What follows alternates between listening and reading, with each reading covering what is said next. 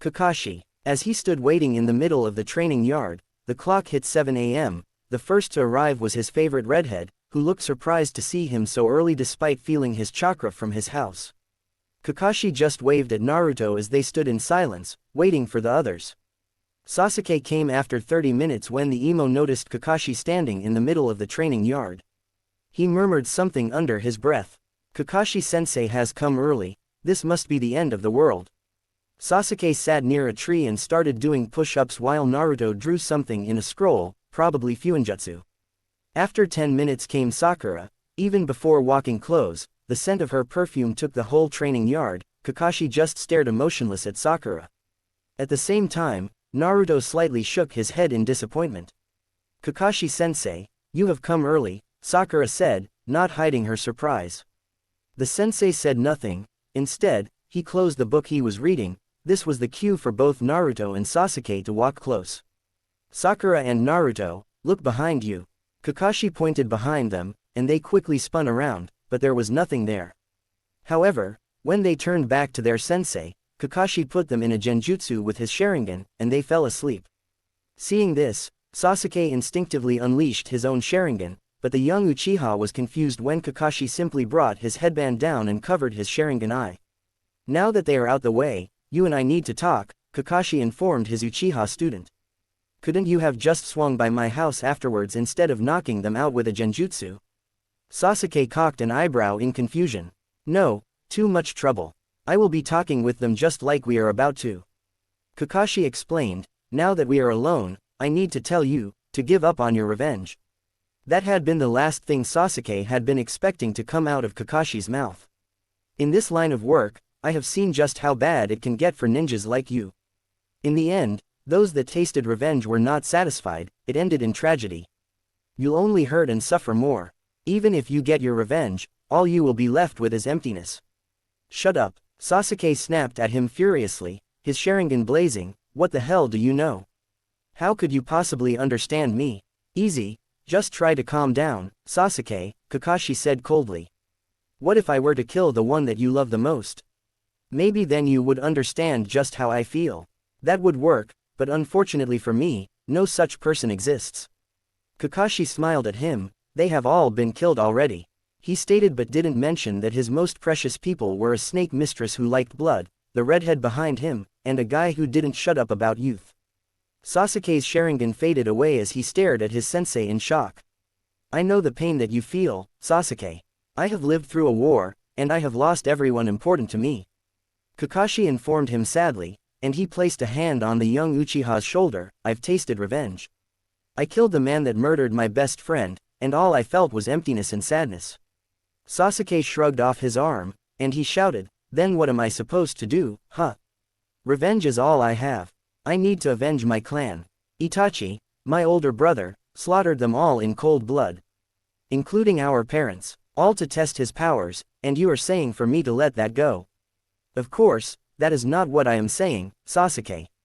Kakashi told him sympathetically, all I am trying to say is that you don't live your life for the sole purpose of revenge. Itachi must pay for his crimes, but don't throw away yours just to kill him. I know how hard this must be for you to hear, Sasuke, because I was similar to you when I was young. What do you mean? Sasuke demanded. My mother died when I was very young, I don't even remember her anymore, and my father was an excellent shinobi, and I admired him more than anyone. I wanted to be just like him, Kakashi revealed, and Sasuke couldn't help but think back to when he felt that way about Itachi. However, during the war, he chose to abandon an important mission to save his comrades. Unfortunately, the people of the Land of Fire, the shinobi from the village, and even the comrades that he had saved all hated him for it. He fell into disgrace, and in his shame, he killed himself. Sasuke's eyes widened. I was the one that found him, and so I swore that I would always follow the rules, even if it meant abandoning my comrades to complete a mission. For a time, I hated my father for what he did. I was so bitter. I eventually changed thanks to my teammate, Obito Uchiha, and he taught me how important it was to protect my comrades. Unfortunately, he died in the war, and he gave me his Sharingan eye to help protect our friends and me. You are the same as me, Sasuke. You cling to your hatred and need for revenge because it is the only way it kept you from falling into despair. The feeling in Sasuke's legs left him, and he fell to the ground, backside first. His head was lowered, and his fists were clenched tight enough to draw blood. You and I have had a rough life, but there is still some light for us, Kakashi told him, and the two of them glanced over at the sleeping forms of Naruto and Sakura. We still don't know each other all that well, but we have both felt the light reach our hearts thanks to them. Sasuke's eyes widened, and he looked up at Kakashi in shock. Go home, Sasuke, and think over everything that I have said carefully. We will resume training tomorrow. If you want to talk about what happened here, that's up to you. I'll listen if you want, but if you don't want to talk about it, then I won't press you. Kakashi told him, I'm not your father or your brother, and I am not an Uchiha. You and you alone can only decide the path you choose. All I am trying to give you is a path that has a future, a path where you can get justice for your family's murder, and you can find happiness. Don't let Itachi rule you, Sasuke. He has ruined your life enough, don't you think? Sasuke didn't reply. The young Uchiha simply stood up, and he walked away with his hands in his pockets. Kakashi sighed. That had been a lot more difficult for him than he had thought it would be. He didn't like talking to people about his past, but Sasuke needed someone to understand him somehow. He hoped that he had done the trick. Next, he would talk to Sakura. He released the genjutsu on her with a quick kai, and she woke up groggily. What happened? Sakura muttered, and with a glance around her surroundings, she noticed somebody important to her missing. Where is Sasuke? He has gone home, Kakashi startled her. He and I needed to have a chat, and now it is time for you and me to have one. Why is Naruto asleep? Sakura questioned him after she stood up. When you and I are done, then he and I will talk. Kakashi informed her, now I need to tell you something important. What is it? Sakura said impatiently. She was anxious to look for her Sasuke. You need to stop pursuing Sasuke, Kakashi told her bluntly. Sakura's eyes widened. What? Why? Sakura, both you and Sasuke are only 13, almost 14 years old. Sasuke isn't the type of person that is interested in having a girlfriend. Kakashi explained, right now, he is sorely focused on avenging his clan, and he is so full of hatred that the concept of romantic feelings and love is unknown to him. I have taken steps that will hopefully help curb his hatred, but there is another factor that has to be taken into account. What is that, Kakashi-sensei? Sakura said, depressed. Sasuke is extremely proud of his clan, and he will obey the law and principles of his clan. Usually, the clan's head would marry a fellow Uchiha that could rival him in strength, but since there are no female Uchihas left, Sasuke will then look to someone powerful within the village when he is older. Kakashi explained to her, the Uchiha clan respects strength, and at the level you are at right now, Sakura, you're not even on the radar. Sakura flinched at his comment, and she looked away, hurt. The feelings of inferiority that she had long since suppressed started to build up within her again. Sakura, just why did you become a ninja? Kakashi asked her. You need to remember that if you continue like this, it is only a matter of time before you lose in a mission, and when that happens, you will either fall, or a friend of yours might die saving your life, Kakashi said coldly, remembering Obito saving his life. I seriously doubt it was to win the heart of Sasuke. You would be way too young for you to have those feelings. Sakura didn't respond, but her eyes did widen at the question. You seem to have lost your way, Sakura. Take the day off and think about the reasons why you wanted to become a ninja. A ninja that doesn't know the reasons why they are training to be a ninja are the first to perish. Kakashi told her, tell me the answer tomorrow. Kakashi watched his young pupil walk away with her dead down. She was upset, he knew that. However, he hoped she would understand that he was only trying to make her a better ninja. To be honest, he didn't have a clue how the Uchiha clan worked when it came to marriages and the duties of the head of the clan, but he knew that Lai would help Sakura inspire him to be a stronger ninja. At least, he hoped that it would. So that's what you told them, Naruto suddenly said as he stood behind him. Kakashi didn't look shocked that Naruto apparently could withstand a Sharingan genjutsu. Knowing how many seals he had drawn in his body, he half expected everything Naruto might ever need was sealed in a pocket somewhere. Naruto, I wanted to talk with you. You said you wanted to rebuild Uzushiogakure. That means leading your own people. The only thing I'm asking is, do you know the risk and why? Kakashi asked carefully, knowing Naruto didn't like that much to talk about it. Naruto simply stood in his place before putting his hands behind his head. My father sealed Kyuubi inside me because he believed that the people of this village were different, that they would see me as a hero who's keeping Kyuubi inside. We both know how that went, but tell me Kakashi, I know why they avoided me. If I had been in their place, perhaps I would be wary, but they stepped on me, starved me, beat me, sold me overpriced everything, called me a demon, called my mother a whore for giving birth to me. They told me my parents abandoned me. Everyone who beat me or tried to partly did it because of their hatred, but mostly they did it because they could, because of a sick desire to feel themselves powerful. Why would I want to raise my children amongst these people? My father was the Hokage, and my mother was an Uzumaki princess and a hero of Konoha that is still mentioned, and they hated me all the same. Mia Kid. Kakashi stood silent at his words, remembering them very well. He saw Naruto's eyes had turned red as he was talking. Kakashi couldn't help but spit on the people that did this to Naruto. Even if Naruto was raised from the very beginning by a loving family, people would glare and call him names whenever he left the house. Their hatred blinded them to the fact that Naruto was only a kid who needed love. Very well, tomorrow same time here, Kakashi replied and left the training yard. Kakashi appeared in front of the memorial stone. He couldn't help but think of Minato-sensei and Kushina-san. Kneeling in front of the memorial stone, he put his hand on the grass. Minato-sensei, what should I do? Naruto, he, along with Sasuke and Sakura, were making their way towards the academy. Yesterday Kakashi told them about the Chunin exams and that he had registered them. Naruto didn't care much, but this could be an excellent opportunity to challenge himself. Since 2 days ago, both Sasuke and Sakura have been extra quiet. Usually, Sakura couldn't keep her mouth shut, but right now, she was as silent as the grave, and Naruto welcomed this change. While Sasuke was always quiet, this was too quiet even for him. The young Uzumaki, of course, knew the reason and hoped that they would listen. Sakura was a failure so far in every sense of the word, while Sasuke, Naruto hoped he would give up in his quest to kill Itachi Uchiha. They walked down a hallway and came to a line of students standing outside of room 301, which was strange because Naruto could have sworn they only walked up a single flight of stairs. In front of the door stood 2 Chunin, and they seemed to be barring the way, keeping the other genin from entering the room. Naruto looked closely at the sign, then the Chunin just smirked. Clever, a genjutsu over the sign to discourage the genuinely gullible. The bullies are also nice. Most people would be fooled by their transformation, but what is he doing here? Out of the throng of students, 3 stood out to Naruto the most. They stood out because he and Sasuke knew one of them, and Sakura knew 2 of them.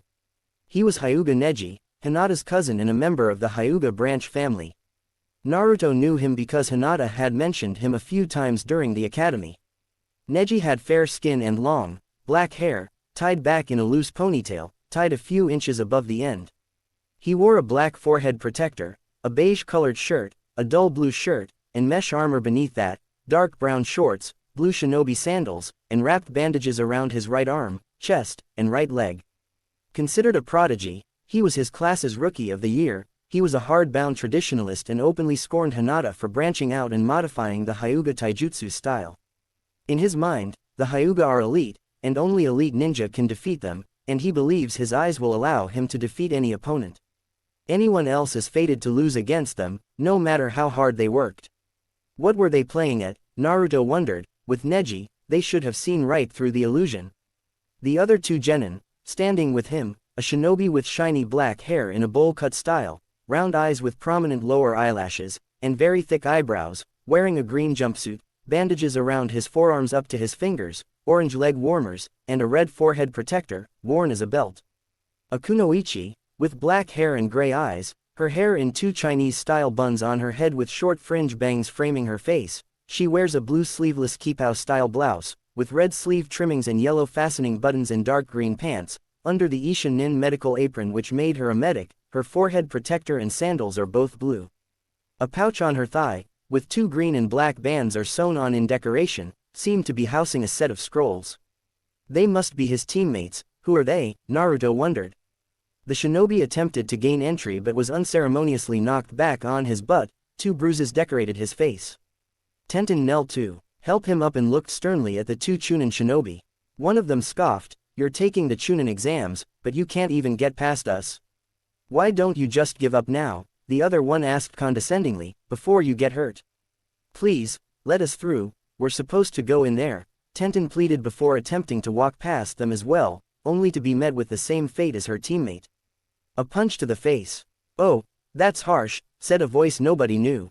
Did you say, harsh? One of them said, don't kid yourself, we're being nice by comparison. The exams are gonna make this look like a picnic, he informed them. Some of you won't survive the exams, the other one told them, others will be wrecked for life or go crazy. It's always life and death for Chunin. You think being Chunin is a joke? The first one asked. We're qualified to lead missions, the lives of your squad members are in your hands, so you better be able to take the heat. Delicate little girls don't belong here, he finished. Naruto narrowed his eyes. When he saw the way he talked to Ashara and Fu, he saw the third teammate immediately standing up. You should watch your tongue. I don't like people who talk like that to my teammates, the genin said. I agree, Naruto suddenly said as he stood in front of them with a smirk. This gained the attention of everyone since almost no one had seen him move, except a few. He's fast, Neji, and the third teammate of Fu's team thought. You must be the Senju, Naruto Uzumaki Senju, one of them said, causing Naruto to gain even more attention. This made Neji narrow his eyes even more, the boy with green clothes to look at him interested while Tenten looked at him in awe. Naruto said nothing but just glanced at Asha and Fu, who smiled at him. Just drop the genjutsu, this is just the second floor, Sasuke said from behind him. Naruto understood the true meaning of the genjutsu. Oh, so you figured it out, one of them said before he rushed towards Sasuke, only for both of them to be blocked by the weird-looking boy with the green jumpsuit. He used his legs to block me, Sasuke thought, surprised and feeling the strength behind his feet. I thought we weren't supposed to gain attention, Lee, Tenten said, walking over to them, followed by Neji. I'm sorry, Lee said, moving his feet away before turning to Naruto. I want to fight you. Ghost. He could hear multiple heartbeats from where he stood, almost all of them were the same, without emotions, but he could hear the heartbeat of a few of them that still held feelings inside them. The man didn't know why that was, perhaps Danzo could never indeed disappear someone's emotions is. It is hard, but everyone has their breaking point, even the ones without feelings. His feet stood against the ceiling, his head moved towards the sound of the door opening, he recognized Danzo's heartbeat immediately. Still, he felt something different, his heartbeat was faster than usual, his breath was quickened, his moving pace was more rapid, the air around his muscles was harsher. The air around everyone reacts to someone's moving, even a tiny movement such as the muscles of a finger change the air around. He could detect these changes, and from the heartbeat, he could tell Danzo was angry. He heard him sit in his usual chair, and his neck moved towards the multiple heartbeats that had kneeled in front of him. Report weapon 9 inches, the voice echoed throughout the place. Danzo-sama, the team has failed to capture the Uzumaki girl, the emotionless voice of the man in front of Danzo was heard. His muscles around his cane tightened, causing a sound of cracking to reach his ears. His teeth were hitting each other, and the muscles around his forehead and eyes moved. For now, do nothing, the exam will start soon. I want all 3 Uzumaki and my new weapon captured. Failing is not possible, Danzo spoke with a dangerous tone as his heartbeat increased to 140 per minute. Unknown to Danzo, few of his emotionless weapons were feeling fear, but Ghost could tell from their heartbeat. Someone might try to hide their feelings behind a mask, but they could never stop their heartbeat from telling him the truth. Leave, Danzo spoke with a firm tone commanding them. As he walked away, Ghost could feel the air moving strangely around his right arm. He wondered what that was but decided to deal with what he came here for. An Anbu root reached his room ready to change his clothes for the Chunin exams. As he started preparing his bag, his hands moved to the secret pocket in his bag, pulling out a little book. He still didn't know why he still kept this book. In front of the cover it was his drawn. His hand stretched out for someone to grab it, but that part was empty. No one was drawn. Unknown to him, a man stood hanging in the ceiling. He did a hand sign, a purple seal on his palm stretched and covered his whole hand in purple, at the tip of his fingertips. He did a hand sign. Locked in, he whispered and jumped from the ceiling behind the root Anbu who had his head downwards. Without wasting another moment, he raised his right hand, and his fingertips started shining. He stood in front of the root with a single move and put 2 of his fingertips at his forehead. Seal caused the heartbeat of the root to slow down immediately, slower and slower. His body fell to the floor, but the man stopped his body before hitting the floor. His heartbeat had disappeared, and the new seal on his forehead started doing his job. 5 down, 4 to go. Naruto. He raised his eyebrows at the challenge coming from the bushy brows, just the way he was posing, and his green jumpsuit made the redhead question his sanity, but at the same time, he knew just who exactly could be his sensei. I have an eternal rival, and his only reason to exist is to be a pain in my ass. Naruto chuckled slightly as he remembered Kakashi's words about Guy. Naruto returned his attention at Lee, who still had his eyes on him. Naruto had heard from Guy himself that he had a prodigy of hard work on his team. Naruto knew the one in front of him was the one prodigy. Knowing that he knew this one couldn't be underestimated, a smirk spread on his lips. Very well, Lee, Guy-sensei had mentioned you. Let's see how good his special student is. Naruto accepted the challenge, much to the surprise of everyone around him. Lee wondered how Naruto knew Guy-sensei while Neji was interested to see how strong was the Senju. Tenten had to admit that the redhead wasn't bad looking, and his whiskers marks made him look quite cute. Neji's eye twitched when he saw Tenten looking at the redhead as if he was some important guy. His face turned cold again. The fate had declared him the winner. Naruto, perhaps you should leave this for later. The exams will start within an hour, Ashara suddenly suggested as her eyes analyzed the weird jumpsuit freak. At first glance, he looked like he belonged in a circus, but Asha knew well not to understate her opponents, and she could see evident visible bruises around his foot. At the same time, his hands were covered in bandages. Don't worry, Asha-chan, we will finish this soon, Naruto replied and made his way towards a training ground near. Sasuke noticed the girl with red hair like Naruto's, and he had to admit she looked much stronger than Sakura. While his eyes checked the redhead girl, Sakura was visibly fuming. How dare that girl catch the eye of her Sasuke, but as she glared at the redhead. The words of her sensei ringed in her ears like a bell. Do you want your friends to die because of you? Sakura felt a cold shiver in her whole body, her arms crossed, her skin felt cold, and the image of Sasuke from sensei's genjutsu showed in her eyes again. No, I will protect him, I will protect both of them, she thought, and her mind returned to the issue in front of them. Naruto and Lee stood a bit far from the others. The redhead knew he wasn't the best at taijutsu, he knew kenjutsu. Sasuke activated his Sharingan. While Neji looked interested in the redhead, he wondered if he was just like a loser as his teammate. While Tenten looked concerned for Lee but couldn't help but wonder how strong Naruto was. Fu and Ashara stood silent, while Ikashu, the third teammate of Fu's team, had his eyes on the redhead. Lee suddenly moved in front of Naruto, who used his forearm and blocked the attack. Naruto moved again with low Jonin speed towards Lee, who looked surprised before dodging to his right and showing up behind Naruto. Hitting him in the back, sending Naruto flying, Lee jumped with his arms and legs and showed behind Naruto ready to kick him, when a fist hit him straight in the face sending him crashing against a wall. The debris flew everywhere, and the smoke covered the area around the small crater. Naruto made sure not to use his full strength, otherwise, he might accidentally harm him a great deal. Sakura and Tenten sighed in relief that the fight had ended, but the others knew Lee was still in the game. Lee suddenly ran towards Naruto, the redhead raised his hands to block. Still, the bushy brows started running around him. Naruto's eyes followed him. As Lee began to throw small attacks for any opening to exploit, Naruto saw another attack coming but didn't move to block it. Lead hit his chin. As Naruto spit out blood before Naruto could crash with the wall, Lee showed up underneath him and kicked him up in the air before jumping in front of him with a leg coming down like an axe towards his chest. Everyone was surprised when a massive explosion hit the center of the training yard, creating a much more giant crater. Naruto! Sakura screamed in fear. The smoke cleared, and her eyes widened to see Naruto standing above Lee. The brushy brow's leg was on Naruto's left hand caught in an iron grip. The Uzumaki's right hand in front of Lee's face. The bushy brow spit out a bit of blood but still smiling. What happened? Sakura found herself asking, not being able to see much of the fight. Naruto grabbed his leg before it hit his chest and with his right hand grabbed his chest and smashed him down against the floor.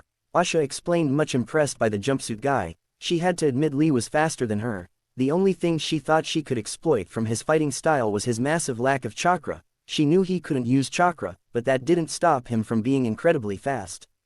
Naruto stood up and smirked at the hidden weights around Lee's legs. He wondered how fast was Lee without them. While Lee couldn't see Naruto's weight seals around his arms and legs, he knew Naruto hadn't given it all. That was a good fight, Lee. I'm looking forward to our rematch, Naruto stated and pulled out his hand for him to shake. Lee smiled back and shook his hand, but a new white smoke appeared near them before anyone could see anything. Team Fu and Team 7 looked in confusion at the sudden appearance of a turtle.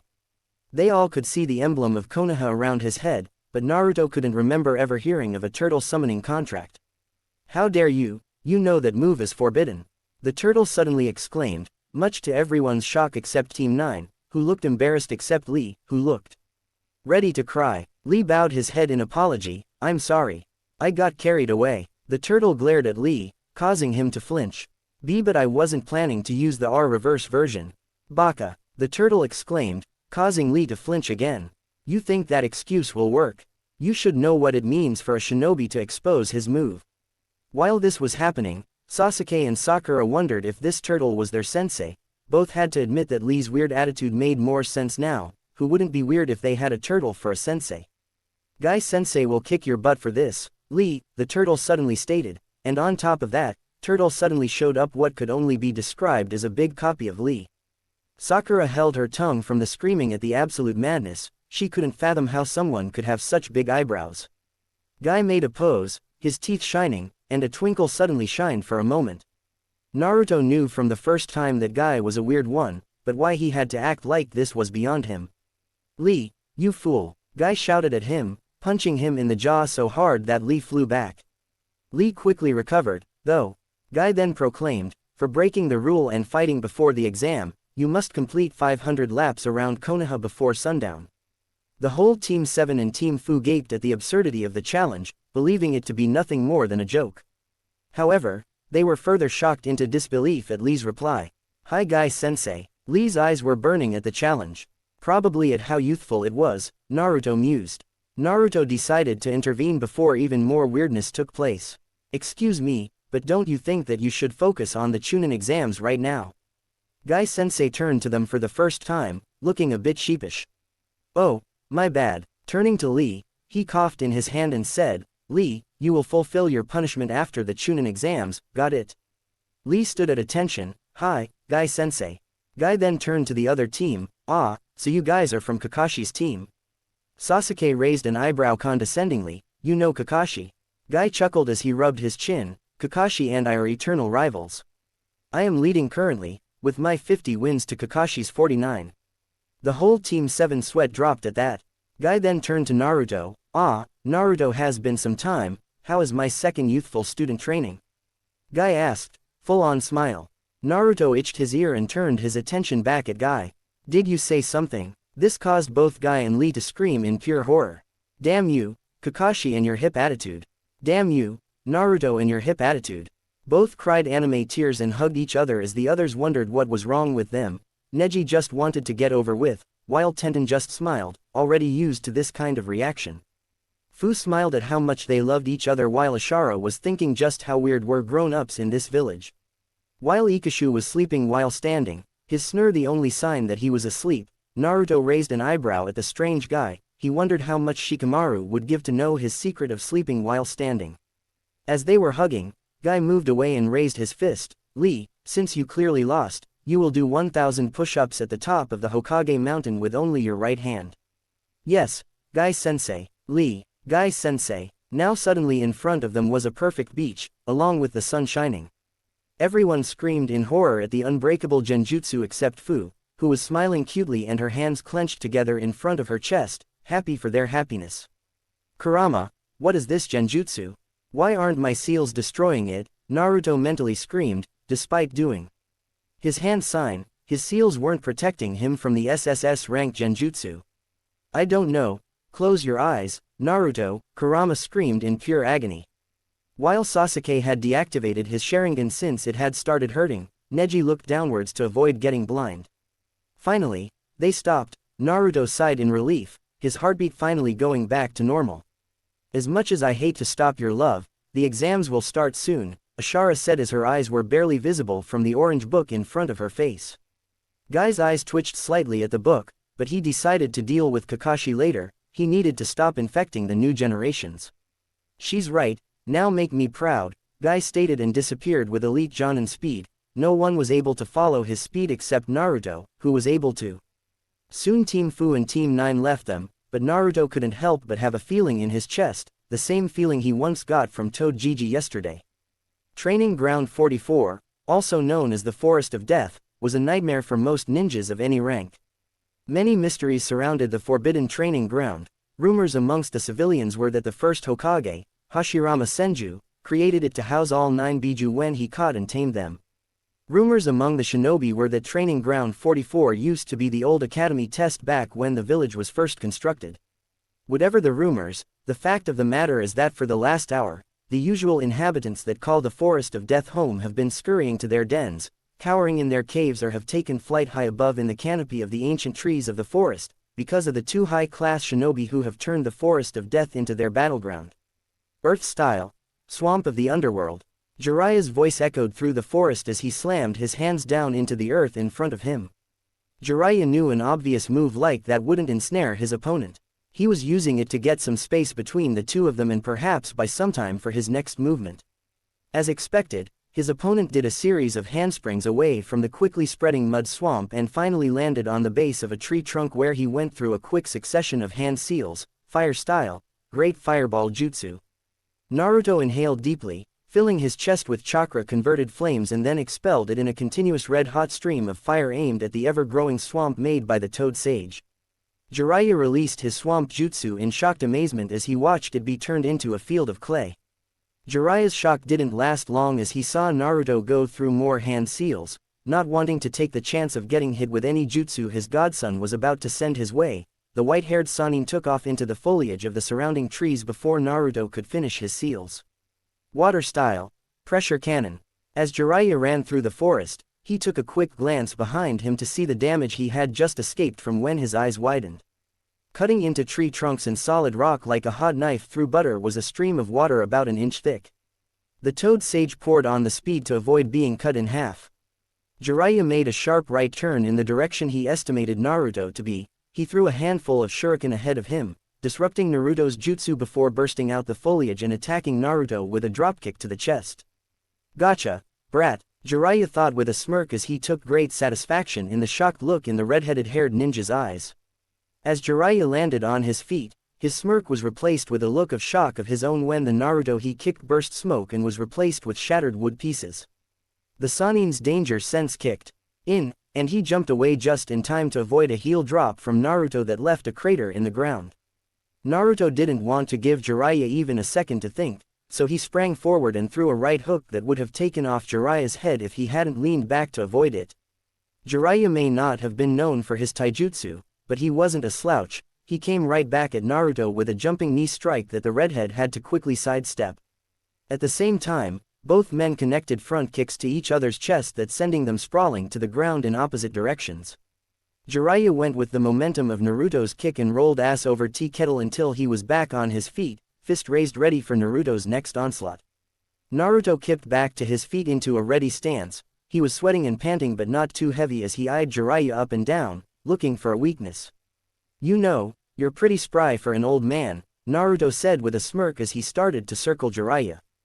Jiraiya chuckled lightly with a smirk of his own. "You're going to wish you looked as good as I do when you're my age. You forget I'm an Uzumaki. By the time I'm 50, I'll still look 25, Naruto said with a full-blown smile as he and Jiraiya continued to circle and inch towards each other. "No one likes a smart ass, you brat." Jiraiya and sprang forward with a straight right punch. Naruto sidestepped the punch and rolled along Jiraiya's arm, and countered with an elbow strike aimed at Jiraiya's back. Still, the more experienced ninja dropped to his hands and delivered a double mule kick to Naruto's stomach sending him skidding along the ground. Jiraiya ran forward to press his advantage but was tripped up by a hand coming from beneath the ground, causing him to fall to one knee. The 1 second it took for Jiraiya to dispel the clone was all Naruto needed to press his advantage. He was already back on his feet and back on the attack. He stunned the white-haired ninja with a low kick to the inside of his right knee and followed it with a spinning backhand that sent the older ninja on his ride into the dirt. The Toad Sage recovered quickly, and the two clashed together in a symphony of meaty thunks and whacks as they traded hit after hit. Pained grunts echoed throughout the clearing as Jiraiya and Naruto continued to decimate the landscape in their intense sparring session. The two ninjas sprang apart, panting and bloody but with smiles on their faces. The smiling Jiraiya swiped a trail of blood from the corner of his mouth and spread it on his palm. Naruto raised a surprised eyebrow as he crossed his arms in an X over his chest. "You're going to summon one of the toads? I thought this was supposed to be a spar," Naruto said in amusement. "I guess I'm having too much fun. It has been so long since I didn't know the outcome of a battle that the old warrior blood is starting to heat up," Jiraiya said as he started going through the seals for a summoning jutsu. Naruto's entire body tensed as he prepared himself to go to the next level. Summoning J. Gravity Seal. Really? Both ninjas paused as they felt a chakra signature fast approaching their location. "I guess that's the end of round 1, old man," Naruto said as he dropped his arms to his side. "Whoever that has just saved you a world of hurt, redhead," Jiraiya said as he stood up from his crouching position. Naruto laughed before he noticed that his godfather's eyes became serious all of a sudden. He felt his eyes had focused on his Uzumaki symbol on his right arm. "Toad Gigi, is everything okay?" Naruto asked, slightly wary of what was happening. His godfather instead smiled and started rubbing his white hair. "Nothing." Naruto just remembered something, Jiraiya lied. Naruto knew immediately. He wanted to ask again to see if he could help. "Why don't you go to your home? Tomorrow is the Chunin exam," Jiraiya said with a slightly commanding tone that Naruto had never heard before. The redhead said "good day," before leaving. As Naruto left, Jiraiya remembered something. "Nagato," he whispered to himself, remembering his red hair. Jiraiya knew he wasn't much of a sensor without Sage Mode, but he could feel the similarities between Naruto's chakra and Nagato's chakra. "Rinnegan, is that it?" Single quote. Naruto escaped his thoughts when they made it to the real exam room. They were surprised to see Kakashi-sensei there waiting for them. "Glad you came, Sakura, for your sake and the others," he said. "Now, you can all formally register for the Chunin exam," the silver-haired man continued. "Why, what do you mean?" Sakura asked in confusion. "Well, you see, only groups of 3 are allowed to apply for and take the exam. That's the way it's always been," Kakashi explained. "But sensei, you said the decision to take the exam was up to the individual," Sakura asked. "That's right, I did," the silver-haired Junin replied. "Was that a lie?" the lone kunoichi of Team 7 asked. Kakashi turned to look out the window of the hallway. "Sort of. It is an individual decision, but it affects all of you. I didn't tell you before because I didn't want the other two possibly pressuring you. At the same time, I didn't want you feeling obliged to participate because of any feeling you might have for Sasuke or Naruto. I wanted you to decide your own free will," the Junin said. "Wait a minute, do you mean if the others had come, but I decided not to come with them?" Sakura paused. "It would have been the end of the line. If you hadn't come along, I couldn't have let the others in. But it's a moot point. You're all here and for the right reasons." Their sensei smiled at them. "I'm proud of you, I couldn't ask for a better team." Kakashi stepped aside so that his genin, hopefully, soon to be Chunin, could enter the first exam room.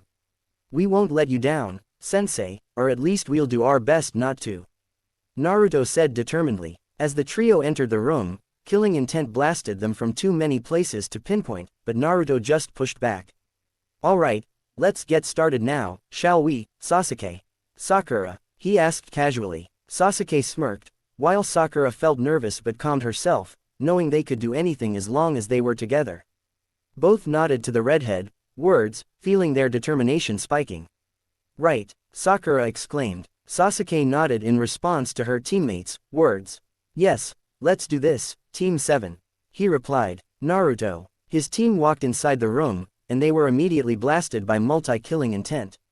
Every genin there releasing their ki trying to look intimidating. Sakura started shaking from the amount of ki around her, while Sasuke just shrugged his shoulder but felt a slight weight around his body. While Naruto just looked bored, a smirk slowly made his way to his face and took a step forward. "How about we give these people a taste of their own medicine?" Naruto asked Kurama, who smirked slyly. "Let's see how many won't pass out," Kurama replied. After saying that, Naruto leaked a tiny bit of ki to be noticed by everyone, seeing almost everyone had turned in his direction. "You call this killing intent? My grandma can do better than this," Naruto stated in releasing half of his ki, taking almost everyone by surprise. Some started falling unconscious immediately, their eyes almost popped out from their eye sockets, their face turned pale, but Naruto noticed a few groups that didn't look affected or less than the others. His senses spread and found the Shukaku Jinchuriki. Glaring at him, but keeping his ki in check, his siblings looked pale and were shaking, but Naruto wasn't sure if it was because of him or Gaara. His senses found the Kumo teams, amongst them was Matabi Jinchuriki. Yugito had her eyes on him, her tongue licking her red strawberry lips, wetting them. Her legs were slightly crossed, and her eyes almost looked like Matabi's eyes.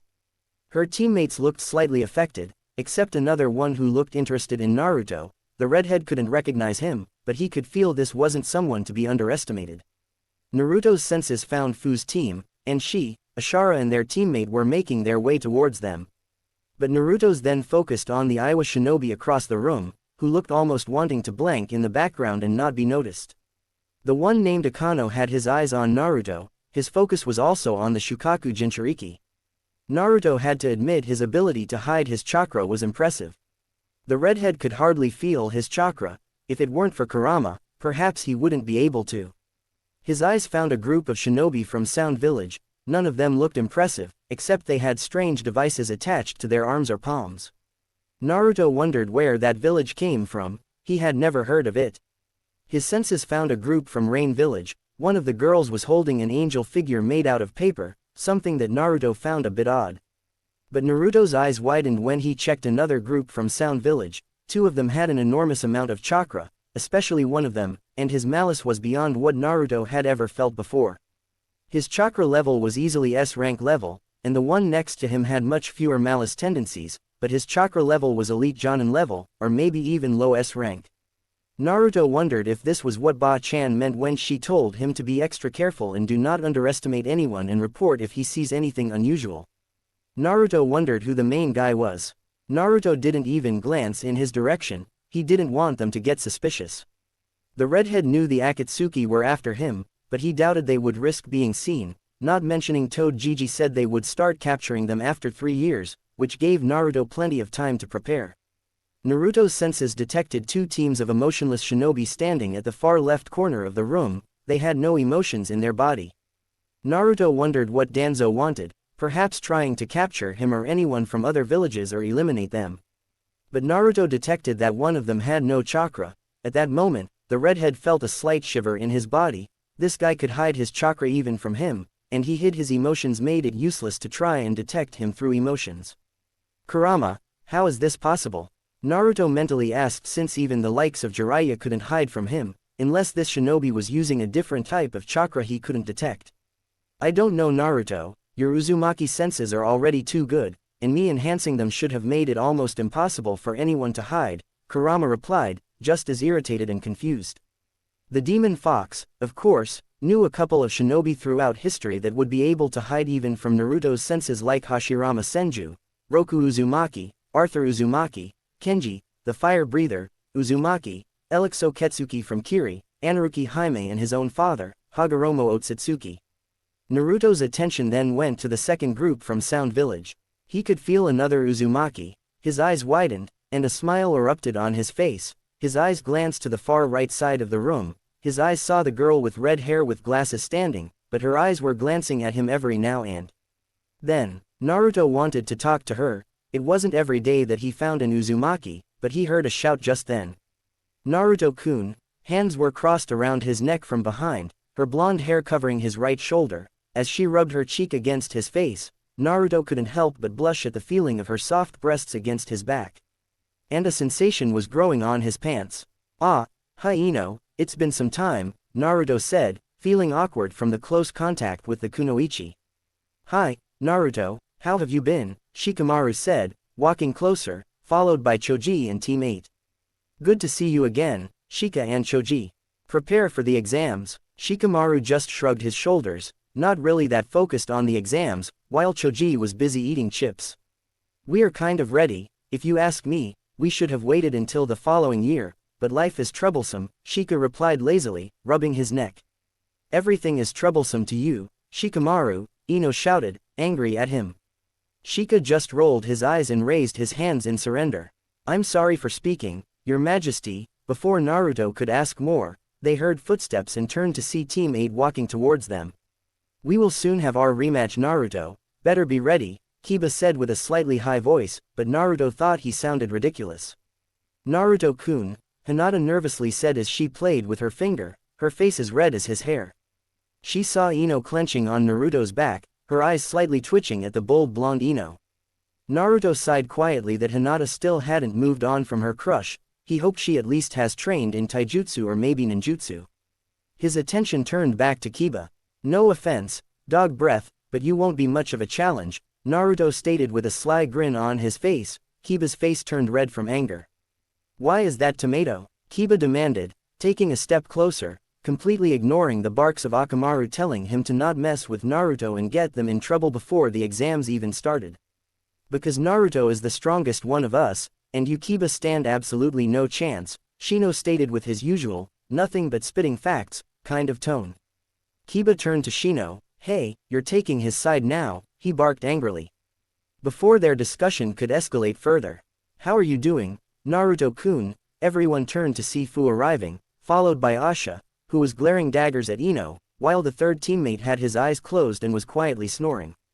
Fu-chan, Asha-chan is good to see you, Naruto said warmly, something that was noticed by Ino and Hinata. The Hyuga heiress couldn't help but notice the warm and soft tone Naruto used when he talked with the new girls. She wondered who they were and if any of them had stolen his heart. Ino narrowed her eyes at the new girls and didn't help that Naruto made her let go of his warm back. Not only was he handsome, but just the feeling of his body also made her want to hug him tightly like a pillow. Sasuke noticed Ashara and wondered how strong she was. If she was anything like Naruto, he wouldn't be surprised if she was a much better kunoichi than a certain pink-haired girl. Who are your friends, Naruto? Wait, red hair, are these the girls you mentioned? Shikamaru said, remembering that Naruto had talked that he had two friends from Taki village. His eyes saw their emblem tightened around the arm of the green-haired girl, around the waist of the redhead and around the shoulder of the third one who looked to be sleeping while standing. Interesting, Shikamaru thought. Indeed they are, everyone. These are my friends Fu, Ashara and Ikashu, Naruto replied, and he took a step forward towards Asha. Everyone greeted them in return, even Sasuke. Did you notice the Uzumaki girl on the right side? Naruto whispered in her ear. Fu heard him as well. Asha said nothing but nodded her head in agreement. Shikamaru found it odd but thought that it was nothing troublesome. In another corner, Team Guy was looking at the exchange between Naruto and Team Taki. Lee had to admit that Naruto had quite a good taste for women, while Neji narrowed his eyes. Just the thought of her angered him, let alone seeing her here, but in the end, it wouldn't matter, the fate had chosen him the winner. While this was happening, a certain red-haired girl couldn't keep her eyes away from the redheads talking together. She knew her senses weren't lying to her, but she still couldn't believe that there were more Uzumaki in the world. Her eyes instinctively glanced in the direction of her master but immediately moved her eyes away. A cold shiver spread in her entire body, crawling her skin, and her throat felt as dry as the deserts of Suna. Despite seeing them, she couldn't believe it, but Orochimaru-sama said there were no other Uzumaki. She reminded herself, did her master lied? She quickly shook her head in denial. No, Orochimaru-sama would never do this, she told herself repeatedly. Her hand touched the cursed mark on her left shoulder, close to her neck. The cursed mark looked like a whirlpool, except for lines coming together in the center. They looked like dark chains. Karen turned to look at the Uzumaki duo again and wondered if she could just go over there and introduce herself as a member of the Uzumaki clan. The thought of her clan made her remember. One day, Karen, you will find your family, the will of life still lives inside you. Karen felt saddened when she remembered the bite marks of her mother, and now the same thing was happening to her. But Orochimaru-sama saved me. I owe it to him, she told herself. In a corner, Iwa Shinobi was looking at Naruto Senju. Akano looked at the Senju with narrowed eyes, his right hand covered in bandages shaking slightly, something his sister noticed. Ika, she murmured and pointed the finger at his hand. He put his left hand on top of it, the shaking stopped. Do you see it? His sister suddenly asked, looking at the Senju like an eagle looks at his prey. Indeed I do. Do you think the old man knows? Akano asked, seeing his yummy level was still balanced. That caught him by surprise. Since the kid from Suna had his yummy level almost completed, he wondered what memories or good people were keeping him from entirely falling over the edge. Usually, Jinchurikis had that kind of yummy level because of their treatment, but the Senju differed. I don't think he knows, but even if he does, should we kill him? You know what his She stopped mid-sentence when Akano raised his hand to stop her. You know how I feel about revenge. We are not like Sayako, we don't know the real story, Akano said with a slightly high tone and his hand on her shoulder. Despite being told from a young age that their parents died protecting Iwa from the barbaric Minato Namikaze. Your father died protecting Iwa from his enemies. Minato slaughtered men, women and children without mercy. That was the usual response from the sisters in the orphanage. They would tell them that Iwa only protected their territory, and Konoha attacked without any provocation. But Akano couldn't help but ask himself, why Iwa is still standing. From their words, Minato, the Yellow Flash, slaughtered the army, but why didn't he just advance further into Land of Stone territory and completely conquer it, to that last rock? Calm down, Firecracker, no need to get all red, Lulja said as she was eyeing someone from the Konoha team. Before Akano could say anything, they heard a voice, and he turned to see a guy with glasses walking over to the Konoha teams. Naruto saw the glasses guy slowly advancing towards them. Much to his surprise, he had a Konoha emblem on his forehead. You should try to be quiet, you are gaining too much attention to yourself, the guy said, smirking slyly at them. The others saw that everyone indeed was looking at them, except Naruto and Ashura, who could feel them. And you are? Sasuke asked, not liking the smirk on his face. My name is Kabuto Yakushi. As you have noticed, there are quite a few outstanding teams this year and even better candidates, he stated, raising his arms. That took the attention of everyone in the room, almost everyone leaned closer to listen. Kabuto, you say, I don't think I have ever seen you before, Naruto stated, his voice a hint of accusation. Well, you see, I don't really like that much to be in the spotlight, he started rubbing his neck nervously. Then why are you talking with us? Right now, you're in the center of the spotlight, Naruto retorted.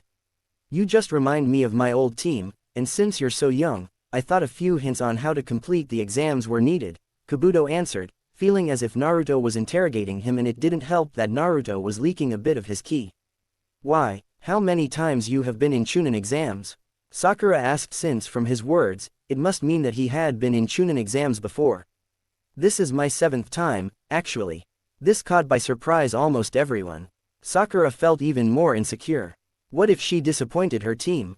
How could she look at Sasuke if they lost because of her? In increasing insecurity, Hinata slightly lowered her head, but she felt a hand on her shoulder. She turned to see Shino. Don't worry, Hinata, you're stronger than you think, he stated with a genuine smile on his face. Hinata smiled back and turned to look at Kabuto. Wow, you must really suck, Kiba mocked him. Or the exams are just that hard, Naruto retorted but couldn't help but feel the malice coming from him, and his chakra level was high Jonin and not mentioning he smelled of snakes. You said you could help us, how would you do that? Ino asks, hoping for any advantage. And you're asking the guy who lost 6 times for help, Shikamaru said sarcastically, earning a glare from Ino. Kabuto ignored the pineapple head and pulled out cards from his pocket. The cards were white blank. With these, what are they? Sasuke asked, looking interested. These are ninja info cards. If I add chakra, it will reveal to me every information I have gathered throughout the years and about the teams participating this year. Making the card on his finger show a bunch of hidden village symbols with numbers near them. What is this list? Sakura asked. This shows how many teams are from each village. There are 9 Konoha teams, 1 Suna team, 2 Sound teams, 1 Iwa team, 3 Rain village team, 2 Kumo teams and several teams from minor villages, Kabuto stated, causing Neji to get closer when he heard that Kumo had teams in the Chunin exams. That's quite a lot of information you have, Naruto said with a hidden meaning that Kabuto noticed. What can the other cards do? Shikamaru was finding this whole thing troublesome. In basic terms, they're cards with information burnt into them using my chakra. I've gathered information on this exam for the past 4 years. Meaning I have got a lot of information on many different people and places, stated Kabuto, where he then started to explain what the Chunin exam was all about. Once Kabuto had finished explaining what the exam was about, Sasuke decided to ask a question. You say that you've information on a lot of different people. Does that mean you've information on the combatants in this exam? Yes, I do. Is there someone you're interested in? Asked the boy, with a ghost of a smirk, where Sasuke just nodded. Well, the information I've on this year's examinees is not perfect, but I've burnt and saved them onto my cards, which includes all of you, stated Kabuto. Now tell me what you can about these people you're interested in, and I look them up for you, said Kabuto. Gaara of Hidden Sand, Rock Lee of Hidden Leaf, Ashara Uzumaki of Takigakure and Naruto Uzumaki of Hidden Leaf, spoke Sasuke. At hearing this, Naruto looked at Sasuke with a bit of surprise since he could understand why he was interested in Gaara, given Naruto had warned him about him, as well as Lee. But Naruto had not expected Sasuke to ask about Ashara. Hearing this, Ashara narrowed her eyes at him and turned to look at the guy. I want information on Akano Agenka of Iwakure, Ikamana Agenka of Iwa, and Lulja Lataka of Iwa, Ashara spoke. When he listened to the names Kabuto almost froze. Everyone knew the Agenka clan died during the First Ninja War. This caused Yugito and her team to walk closer. She approached and stood close to Naruto, who noticed her well-developed body, especially. Bad Naruto, stop it, stop being like Ero Gigi. Naruto beat himself mentally while Kurama laughed like crazy. Hello Yugito, couldn't help yourself. Naruto started smiling with a warm tone. You know I'm quite curious for my own sake, she replied with a slight lick of her lips and swaying her hips slightly, something Kiba immediately noticed. What is your name, beautiful chick? How about you spend time with an alpha? Kiba walked closer, his arms spread out and his chest high.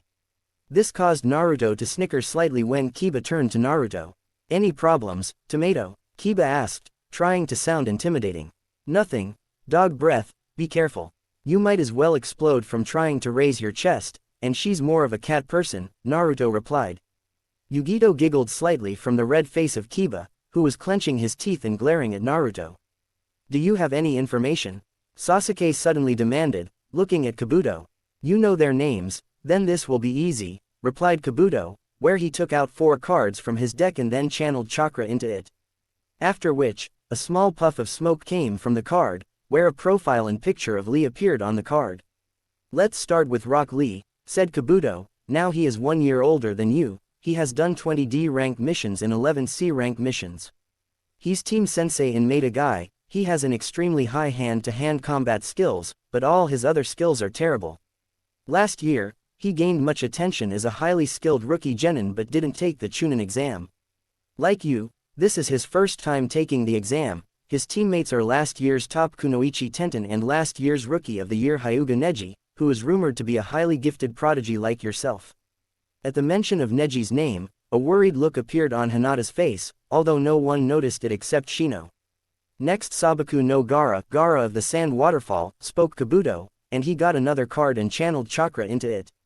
Now he is the same age as you and has done 8 C rank missions and, this is amazing, he has done a B rank mission as a genin, said a surprised Kabuto. This caught quite a few by surprise.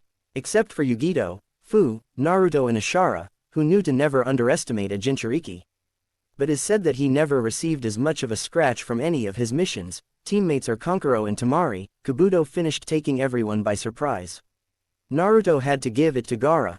That must be Shukaku's ultimate defense that Kurama had told him about. Ashara Uzumaki, she has completed 31 D missions, 3 C missions, 1 B mission and what's this 1 A rank mission. Her speciality is chakra chains, and she's called a prodigy in Kenjutsu. Her teammates are Fu of Taki, and Ikashu Hoshi, Kabuto stated. Every eye was on Ashara, whose face darkened at the mention of A rank mission.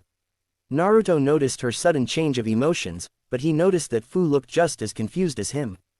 Kabuto pulled the 4th letter. Now, Naruto Uzumaki Senju has completed 53 D rank missions, 6 C missions, 1 A rank mission and 1 S rank mission, he said, earning gasps from everyone. Naruto figured that when he executed Mizuki, that counted as S rank. Sakura and Sasuke looked at Naruto, confused about what S rank mission he was talking about. His speciality is Fuinjutsu, Kenjutsu, Taijutsu and Ninjutsu. He only sucks at Genjutsu. Naruto narrowed his eyes dangerously. Does he know? The redhead asked himself. He's good at wind-style jutsus, and he also knows a few fire jutsus. His teammates are Sasuke Uchiha and Sakura Haruno. Kabuto finished. Naruto stopped his ki when he understood that Kabuto didn't know about his empty seal Fuinjutsu, and especially for his secret Fuinjutsu. Kabuto then pulled out the 5th letter and revealed information for Akano Agenka. Now for Akano, he has. Kabuto stopped talking when he saw that his information about Akano was blank. So, Naruto turned to see the Iwa shinobi had approached them. he saw Akano smirking at the blank paper. "What information do you have for me?" Akano further asked, looking down at Kabuto. The said guy was sweating from his forehead, just the way his chakra felt was as if there were two types, which is impossible unless he's a Jinchuriki, and I was Jinchuriki were, Roshi, who's around his 50s, red hair and Han who's at his early 40s. Kabuto said nothing but pulled out the sixth card, but again, no information even for his teammate. Pulling the seventh card revealed decent information for Lulja. Kabuto sighed in relief. Well, Lulja Lutaka has completed no D, C or B rank missions but only 7A rank missions. Her speciality is a new Earth style, called Earth Walking. Her teammates are Akano Agenka and Ikamana Agenka. Kabuto, earning a slap on the shoulder from Lulja. You forgot to mention that I like handsome men. 4 eyes, she pouted. This caused a few eyebrows to rise. That's quite useful information you have there, Kabuto. If I didn't know any better, I would say you're an excellent spy, Naruto stated, with his hand on his shoulder. Kabuto was caught off guard by his speed. When did he get to me? He thought and saw that everyone was looking at him with suspicion. Would you mind giving me information? Naruto asked with a warm tone, releasing his Ki. His grip on his shoulder started hurting. Sure. I want information in a red hair with glasses and is from Hidden Sound Village, Naruto demanded. Kabuto felt like a prisoner right now. He felt his whole body sweat. Why is he so strong? He grabbed the 8th card. Karen Uzumaki. She has completed 9D missions, 2C missions, and 1B mission. Her speciality is healing, and that's it, he said. Naruto's eyes went to Karen, and he wondered why she was suddenly avoiding him. Before anyone could say anything else, a large explosion happened in front of the class, revealing a man standing almost 2 meters tall. All right, worthless maggots, playtime is over. Naruto. Everyone went quiet for a moment, then suddenly rushed to take a seat. Naruto sat in a chair and just waited for the exam to start. Taking his seat, he saw that the person who took the seat at his table was none other than Yugito. 5 minutes later, all of the genins had been seated in their pre-designated seats, completely separating the members of each team. He was stealing glances around him to try and map the seating system of the room. He noted many Konoha Chunin all around the room, sitting in chairs and intently watching every genin. At that moment, Ibiki Morino, their examiner, coughed, gaining attention from every participant. Listen closely. There are many important rules for this first test. I'll write them on the board while explaining them. However, questions are not allowed. He looked over the nervous genin and grinned mercilessly. The first rule: all participants start with 10 points, corresponding with 10 questions in the test. This test uses a subtraction system, meaning if you answer all questions correctly, you'll end up with 10 points. For any failed question, you lose 1 point. The second rule: this is a team test. Your passing is based on the combined score of your teammates. The third rule: anyone caught cheating during the exam will have 2 points subtracted for every offense. For that purpose, we have testing officers spread all around the room. If you lose all your points for cheating, you'll be asked to leave. Ibiki explained, his hand with the chalk moving up and down the board. Naruto was listening closely to the speech with a frown. You have to realize that the ones who are pathetic enough to get caught cheating will be destroying themselves. As shinobi trying to achieve the level of Chunin, be proud ninjas. Oh, and the final rule: those that lose all their points, either by getting caught cheating or failing to answer, will be failed along with their teammates. The last rule caused the whole room to break out in sweat and murmurs, Sakura furiously banging her head on the desk and even Sasuke widening his eyes in surprise. Naruto recalled one piece of information he had heard from Anko before concerning Ibiki Morino, his current examiner. Ibiki Morino, the best and, at the same time, worst, interrogator of the Konoha torture and interrogation force. What the hell is this kind of person doing here? The exam will last 1 hour. You can turn the tests around and begin. Naruto hastily glanced at the test and read the first question. You are in a situation where the enemy used wind release, Great Sickle Weasel Jutsu against you, and the only jutsu in your arsenal is fire release, Great Fireball Jutsu. Will you be able to win? Explain. The hell, what kind of question is that? It's too hard for a genin. Of course, the fire element is stronger against the wind. However, you have to take the level of the technique into account. If the wind jutsu is a higher rank, then you can win, but only then. The Great Fireball is AC rank but can be stronger the more influential the user who uses it. But still, The problem doesn't specify how strong the user is, so the answer is the fire jutsu. Second question. You are standing on the ground, you see several opponents surrounding you, the only jutsu at disposal in your arsenal is Shadow Clone, Wind-style Great Breakthrough, and Fire-style Fireball. Naruto stopped reading and massaged his temples. He reread the question, and he understood it. First, use Shadow Clone and make another clone. With that done, make the clone use Wind style while you use Fireball to burn down the area along with any enemy left around. These can't be questions for a genin. Even Shikamaru would have trouble with this, and he's loads smarter than I am.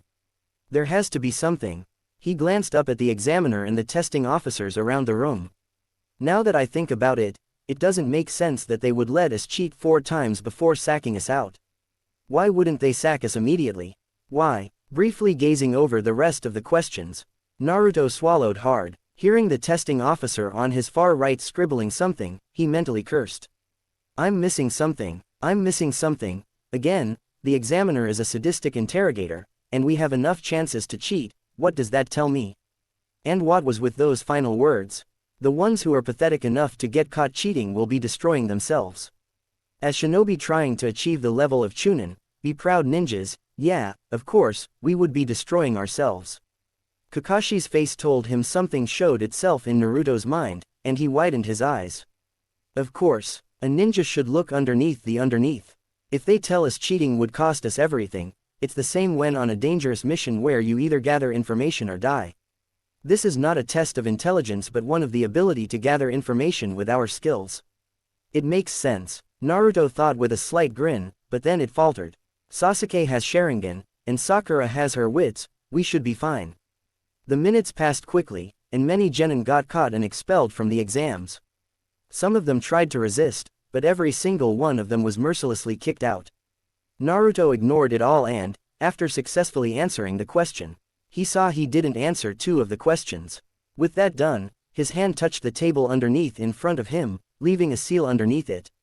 The words slowly moved away, and the seal reached the guy closest to him. The seal stopped shifting once it reached his chest, and spread creating branches.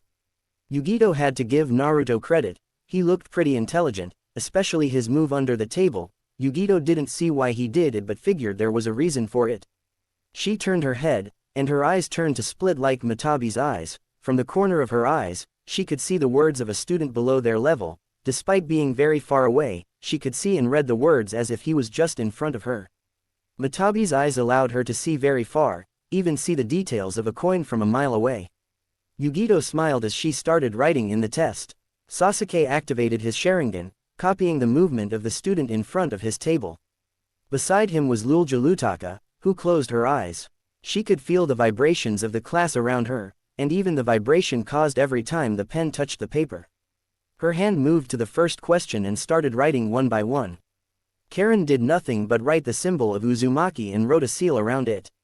The seal completed, her red eyes glanced at everyone in the room. Her eyes noticed Naruto Uzumaki.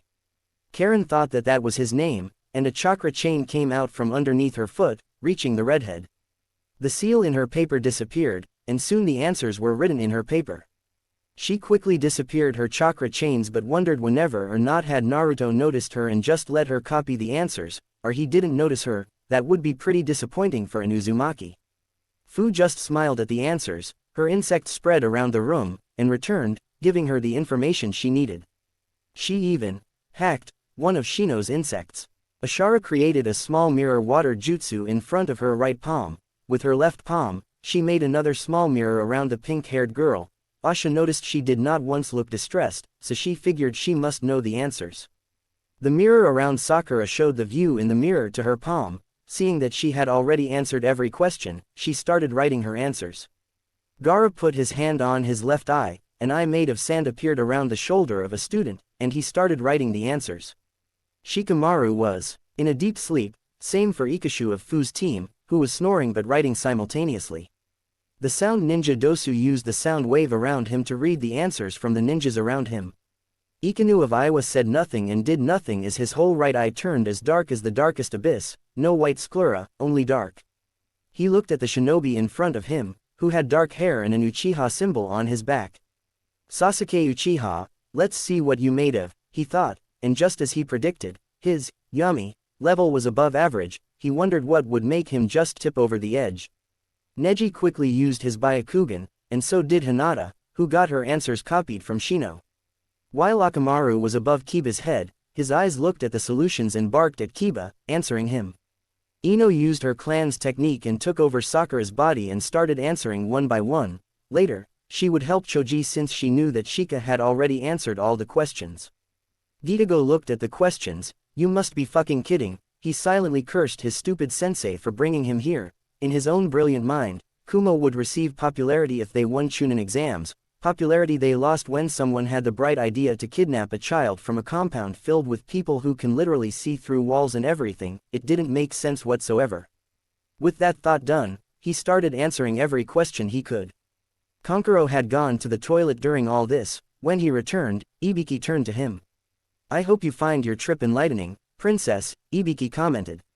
I'm a boy, sir, and is just war paint, Kankuro corrected, running out of patience that everyone was mistaking him for a girl. Could have fooled me, boys usually don't wear makeup and don't play with dolls, Ibiki answered with a clear indication that he knew what he did, and his right hand had 2 fingers raised. Showing that 2 more missteps and he's out along with his team. Kankuro walked back to his seat. Tamari could hardly contain her laughter. Kankuro murmured, traitor, under his breath. Naruto finished his final question. He had noticed the chakra chain of Karen and even felt the guilt, but it was a good sign. He was happy to know she knew Fuinshitsu, and Uzumaki who didn't know Fuinshitsu wouldn't make sense. Kakashi. Meanwhile, in the Jonin lounge, Kakashi, Guy, Kurenai, and Asuma were all relaxing as their students took the exam.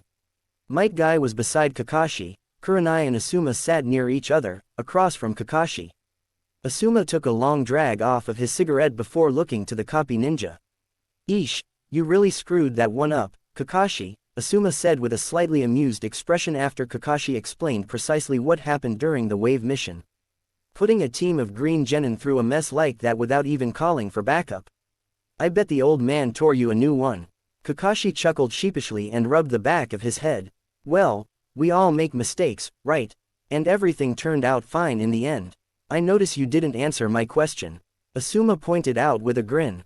Don't you think it is a little unfair that you used to train Naruto, and you have him in your team? Kurenai started looking at the one-eyed shinobi. Last time I checked, Kurenai, all your genins come from clans, right? That statement immediately ended the argument. That was true, and they could always look for extra help from their families. In fact, Asuma mainly had left it to his students' clans to train them and subsequently got chewed out by his father himself for passing the buck.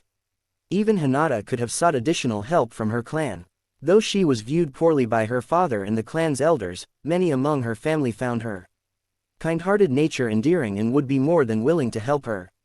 Naruto and Sasuke, being orphans, and Sakura, being raised by a civilian mother, did not have this opportunity. Things are going to be boring for the next month. We can't even carry out missions while our students take on the exam, Kakashi complained, the usual lazy expression he tended to wear holding a hint of boredom. Now you know how I feel. I can't wait for this damn probationary period to be over, Guy said to the copy ninja, grumbling at the end. But I have to agree, this is dull. At least before I had something to do. Asuma chuckled. Don't worry. Those kids might be back sooner than you think. Do you know something we don't, Asuma? Kakashi asked. Asuma shrugged. Just that word, as the examiner for the first stage happens to be Ibiki. Guy sat up and frowned. Ibiki Morino. The very same, Asuma replied. Kakashi's usual, aloof expression gained a hint of concern. They put them with that sadist from the start. Kurenai's brow furrowed, not liking the sound of that and slightly worried about her team. Sadist. Guy raised a brow. You've never heard of him. She's a new Jonin, and unlike you, she never met him before. Not surprising, she never heard of him, Asuma pointed out with a grin. Kurenai rolled her eyes at the slight dig on her status as a newbie. So, who is he? An expert, Asuma began, taking another puff of his stick before turning and looking at the sole kunoichi in the room of torture and interrogation, the special Jonin, Ibiki Morino of Konoha's T&I department. Don't worry, there won't be anything physical. That's not where his skills lie. His area of expertise is mental torture. Kakashi wasn't worried for his team, but he wondered why he just had a bad feeling like everything would soon come crashing down on top of him like a boulder. Naruto. He glanced at the 10th and final question and grimaced. It was almost time. He was spot on as the examiner turned around and spoke. Okay, all of you must have noticed the 10th question. It's time for it. His head finally leaving the test form, Naruto realized that the number of genin had drastically lowered, and barely half of them were still present. That was one thing he liked, but the thing he certainly didn't like was the examiner's sadistic grin. For this 10th question, I'll have to add a few additional rules. I call them rules of desperation. First rule, you must decide whether you will or will not take it. What? Sakura couldn't hold her emotions anymore and yelled in anger. It's quite simple. Either you choose to take the question, but if you fail, not only you will lose the exam but will be forbidden ever to take the exam ever again, or you can choose not to take it and, in that case, your points will be reduced to 0, and you will fail, along with the rest of your team. The silence that followed after that was more than loud. The absence of any sound was so loud, the beads broke it of sweat dripping from the contestants' foreheads. What kind of stupid rule is that? Something like that has never been on the exams before. Some genin angrily asked. The rest of them gulped when the examiner started to chuckle darkly. Hey, too bad for you, brats. You were simply unlucky. This year, I'm the examiner. However, as I told you, you have a way out. Just forfeit and try again next year. Yugito felt uncomfortable and intense. She knew she would most likely know the answer, but what about Karui and Omoi? They would never forgive her if they failed because of her. Her hands started shaking, and her eyes checked Omoi and Karui, who were both pale and trembling. She then noticed that Naruto looked as bored as a person could get, his hands behind his neck, his head resting on the head of the chair. Ibiki saw many were calculating in their minds if they should surrender or try. He grinned evilly, but then his eyes found the redhead without a hint of fear in his entire body. Redhead, you're not afraid, Ibiki challenged him. He thought that the kid was either a moron or intelligent or a bit of both.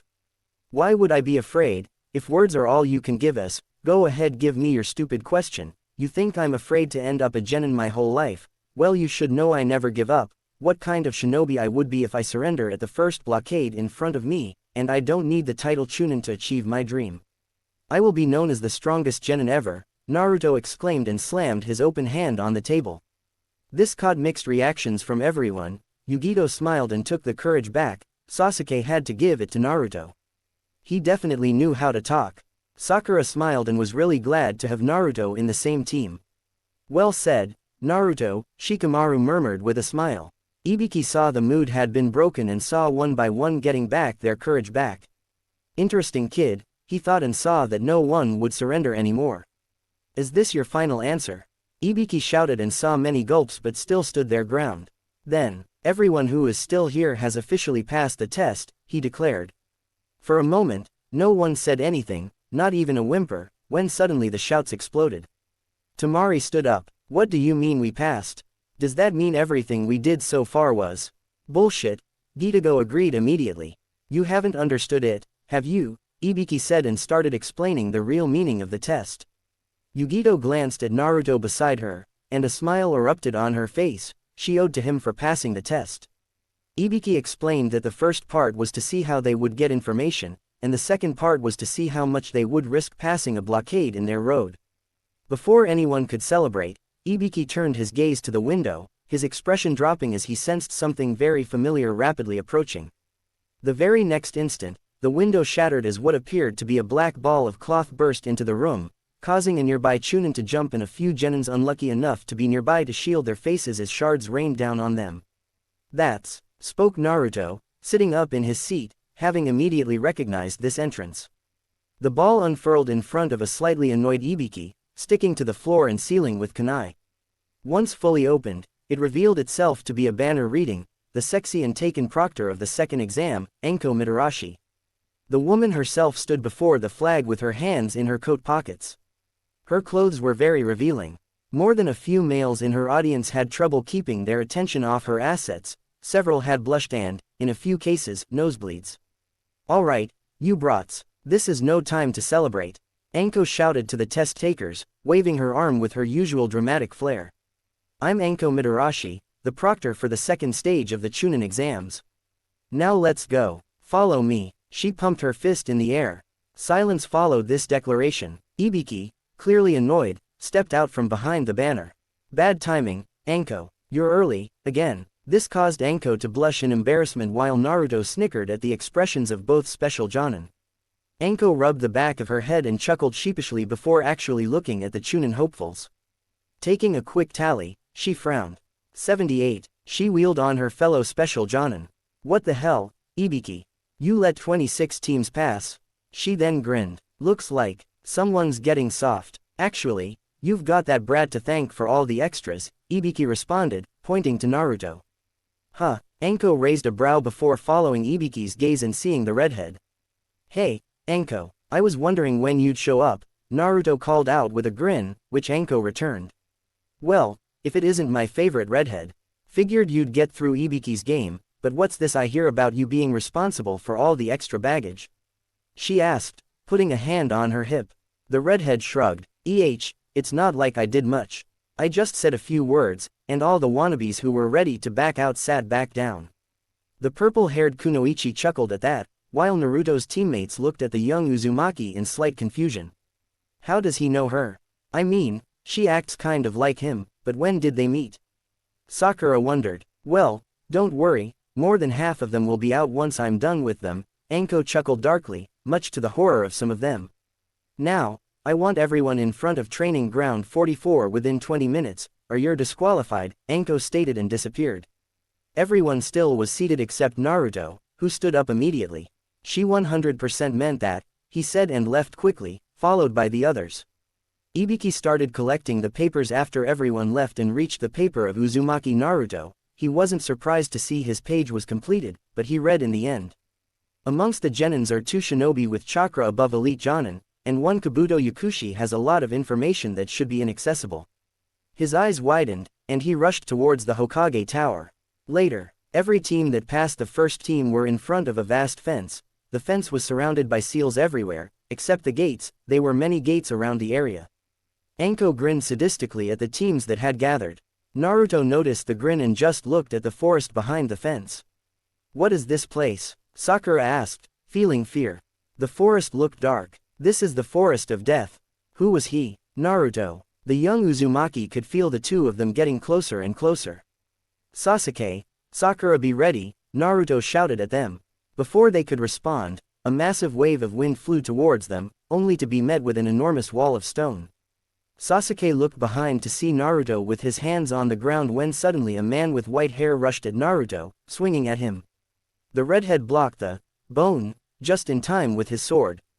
You fight with me, the man said as he attacked again. Naruto blocked his attack again and tried to kick his chest when he suddenly saw multiple bones sticking out of his chest. He stopped himself before he wounded his own leg, but the man attacked again at his heart. Naruto moved his left hand, the bone pierced his palm. Naruto grabbed the bone with his left palm and kicked the man in the head, throwing him to a tree. Naruto jumped away, pulling out the bone. He felt that Sasuke and Sakura were far away from him. Close to them was the shinobi with a large level of chakra. Kurama healed his palm within a minute, and Naruto looked at the man with narrowed eyes. Before we can begin, can I at least know the name of my attacker? Naruto asked, taking the one drop of water sword position. The man threw his hat away, revealing a white-haired man wearing a thin white shirt, bones sticking out of his chest. His right hand moved towards his left shoulder. A bone slowly came out of his shoulder. His skin split open but no blood, as he took on his bone and aimed it towards him. Of course, my apologies. My name is Kimimaro Kagaya. Naruto. Naruto and Kimimaro stood facing off. The two stood still while the wind blew across the field. Kimimaro pulled the bones out of both of his arms to dual-wield swords. Let us begin.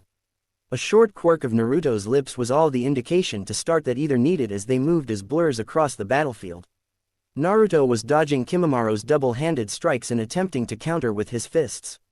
Naruto ducked a dual slash at his head but ended up getting kicked back by Kimimaro.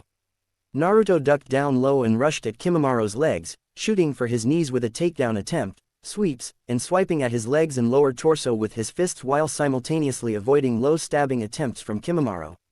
Kimimaro was the best all-around close-range fighter in pretty much all of Otogakur, and a good fighter can tell things about their opponent's style from watching them attack. Kimimaro saw what Naruto gave up in poise and precise movements due to the influx of power he gained in terms of his bloodlust and ways to cause injury to his enemies. If Kimimaro didn't show up to his own power himself, then the attack would have begun to overwhelm him. Kimimaro saw an opening and rushed to stab his chest. His bone pierced his chest but no blood. When he felt his senses go crazy, he tried to jump when a punched him square in the face, sending him crashing into a nearby tree. Naruto pulled out his sword. Kimimaro stood up again when he felt the bones around his face crack. His eyes widened at the sheer strength of the Uzumaki.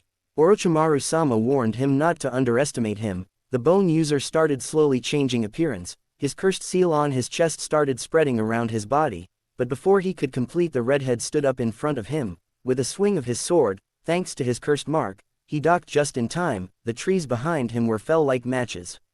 Naruto was about to attack again when Kimimaro suddenly coughed blood. This confused the redhead since he knew he hadn't hurt any of his eternal organs, or maybe he's sick. Naruto swung at Kimimaro before the two vanished and began clashing once again.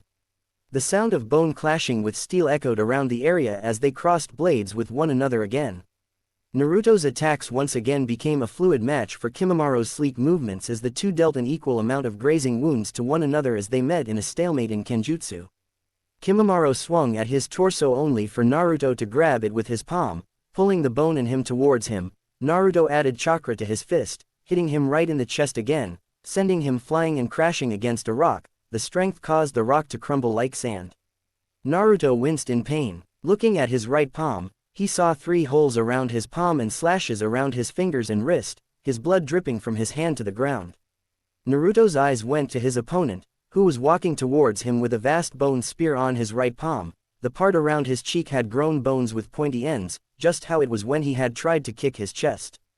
The redhead narrowed his head. He needed to change the game. His teammates needed him, and he couldn't stay here and waste time with Kimimaro.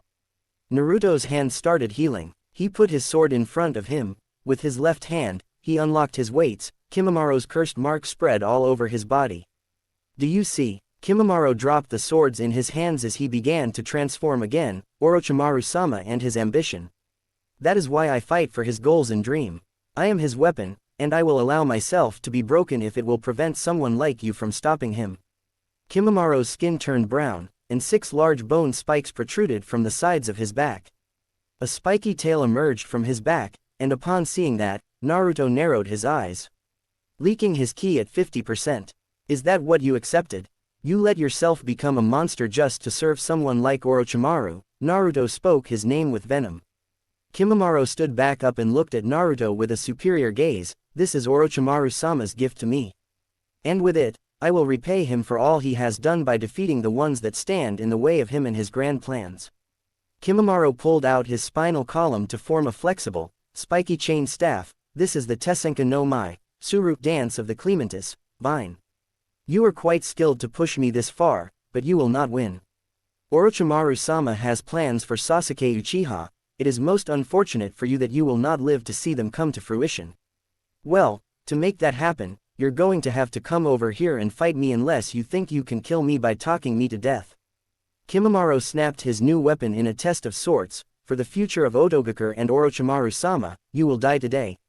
Naruto set his sword in a ready stance and gazed out at Kimimaro coldly. For someone that seems to have a fetish for saying that they're going to kill me, you sure do a lot of talking. As they rushed at each other again, the redhead immediately noticed the added speed. He had to give it credit. Kimimaro was much stronger like this. As they two clashed, Naruto added wind chakra to his sword, causing to cut the bone slightly. Much to Kimimaro's shock, they kept fighting, strikes after strikes. The bone user used his bone to wrap Naruto's right arm, sending him towards him with high speed. Naruto's eyes widened as Kimimaro's left hand was engulfed in a colossal bone covering his whole left arm. Die! Kimimaro screamed, piercing Naruto's chest, but only for the real Naruto to show behind him. Kimimaro was sent flying, but the bone user stopped himself and turned towards the redhead. Impossible, that was the real one. Did he change position? No, he must have moved extremely fast and created a clone, but when? Before Kimimaro could think further, Naruto rushed at him with his sword. Kimimaro started dodging one after the other. Not to his knowledge, Naruto's left hand kept touching the trees around. He kept dodging, as they returned to the ground. Naruto swung again only for the bone user to use his big spear around his left arm to deflect the sword. Kimimaro moved fast, but to his surprise, the redhead smirked. Suddenly several red chains were tightened around his left and right arm. He tried to break them, but in vain. When his eyes widened to see several red seals drawn around the trees, and the chains were coming out of them. "Did you think I was throwing you against trees for fun?" Naruto said as Kimimaro remembered the redhead touching the trees with his left hand on multiple occasions. Naruto was in front of him. His right fist was engulfed in red chakra. Kimimaro immediately grew bones around his chest and face, but this time, the red chakra destroyed the bones and hit his chest, causing him to crack and break, sending him flying through multiple trees. The trees fell from the strength, dirt and debris covered the ground. Naruto could still feel his chakra, but before he could do anything, the bone user stood up and used a hand sign. Kimimaro started sinking in the ground like water. His whole chest was destroyed, and blood spilled out of his mouth. "Orochimaru-sama should have completed his mission by now," he whispered. Naruto didn't stop to rest but immediately went after his teammates, ignoring the pain in his right hand. Hokage office. Then Ibiki came in and told him about an accusation that was made by one of the Chunin hopefuls. Apparently, there was a leak within his office.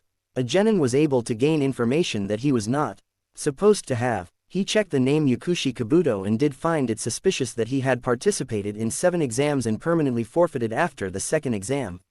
Sure, he could have gotten the information after all those exams, but that couldn't be.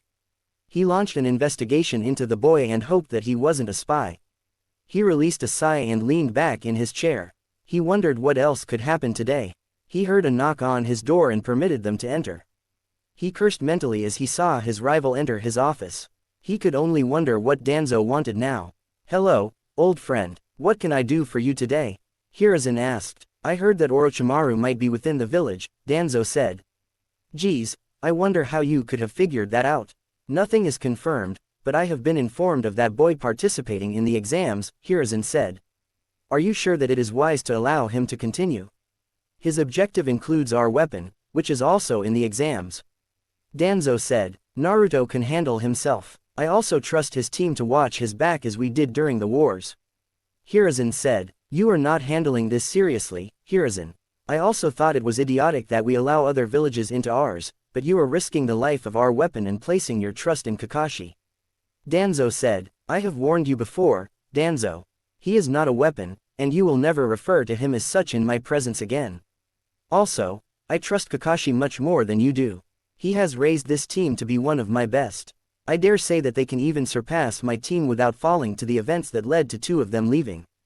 I cannot touch Akano because he is protected by the guidelines that make up the exams. Until they are over, I can do little." Hiruzen said. "I still see that you are too soft, Hiruzen," Danzo said. "And yet, I was chosen and not you. Do you wish to know why?" Hiruzen asked. He watched as Danzo's lone eye narrowed. He just turned and left the office without another word. He walked out of the tower and made his way to his home. Once home, he tapped his cane, and a shinobi appeared. "Danzo-sama," the shinobi said and bowed. "I want you to send a team into the Forest of Death and bring a boy named Akano here. Capture his team as well, including the Jonin-sensei." Danzo ordered. The shinobi bowed and vanished. If Hiruzen weren't going to do anything, then he would, as it was to protect the great tree that is Konoha. Suna team. In a standoff, 2 teams, one from the village hidden in the sand and another from the village hidden in the rain. Both teams waited in a wooded clearing, waiting to make their move. The rain ninja was cocky, sneering and taunting the sand genin. They were dressed more for a summer shower than a trek through a forest waiting to kill them. Each team member wore a slick blue and white jumpsuit, a sizable domed hat, and several umbrellas strapped to their back. "Do you believe the nerve of these sand ninja Shiber?" The middle man, midair, drawled, challenging us head-on like this. "Yeah, they're a bunch of fools," his shorter companion, Bayu, crowed. The sand ninjas said nothing, made no move other than to observe the rain ninja coldly. One of them, Shiger, stepped forward. 2 vertical scars ran along the right side of his face, bisecting his eyes and, at the same time, rendering it useless. His left eye glittered brightly, shining with enough cruelty for both. He had the look of a predator about him, or someone who very much wanted to look like a predator. The remaining eye glared at each sand ninja in turn. "Too bad, kids, you should have picked your opponents better. Now you're all going to die. Finally, Gaara of the Sand spoke. In a soft, rasping voice filled with rage and pain and venom. I've heard enough out of you. Let's make this quick. I don't want to waste my time. Gaara was at least 2 feet shorter than the Rain Ninja, but something just wasn't right about the boy. A great overwhelming darkness seemed to flow off him in waves. He was dressed all in black, save for the white sash across his chest and the large gourd tied to his back. Wild, red hair framed his features. His eyes, lined with the dark rings of sleep deprivation, burned with hungry malice. Kankuro winced. Hey Gaara. He cautiously began, wouldn't it make more sense to follow these punks and gather information first? I mean, if they have the same type of scroll as we do, then we're just fighting an unnecessary battle. Shigur's face darkened. He didn't like these pucks treating him like he was nothing right to his face.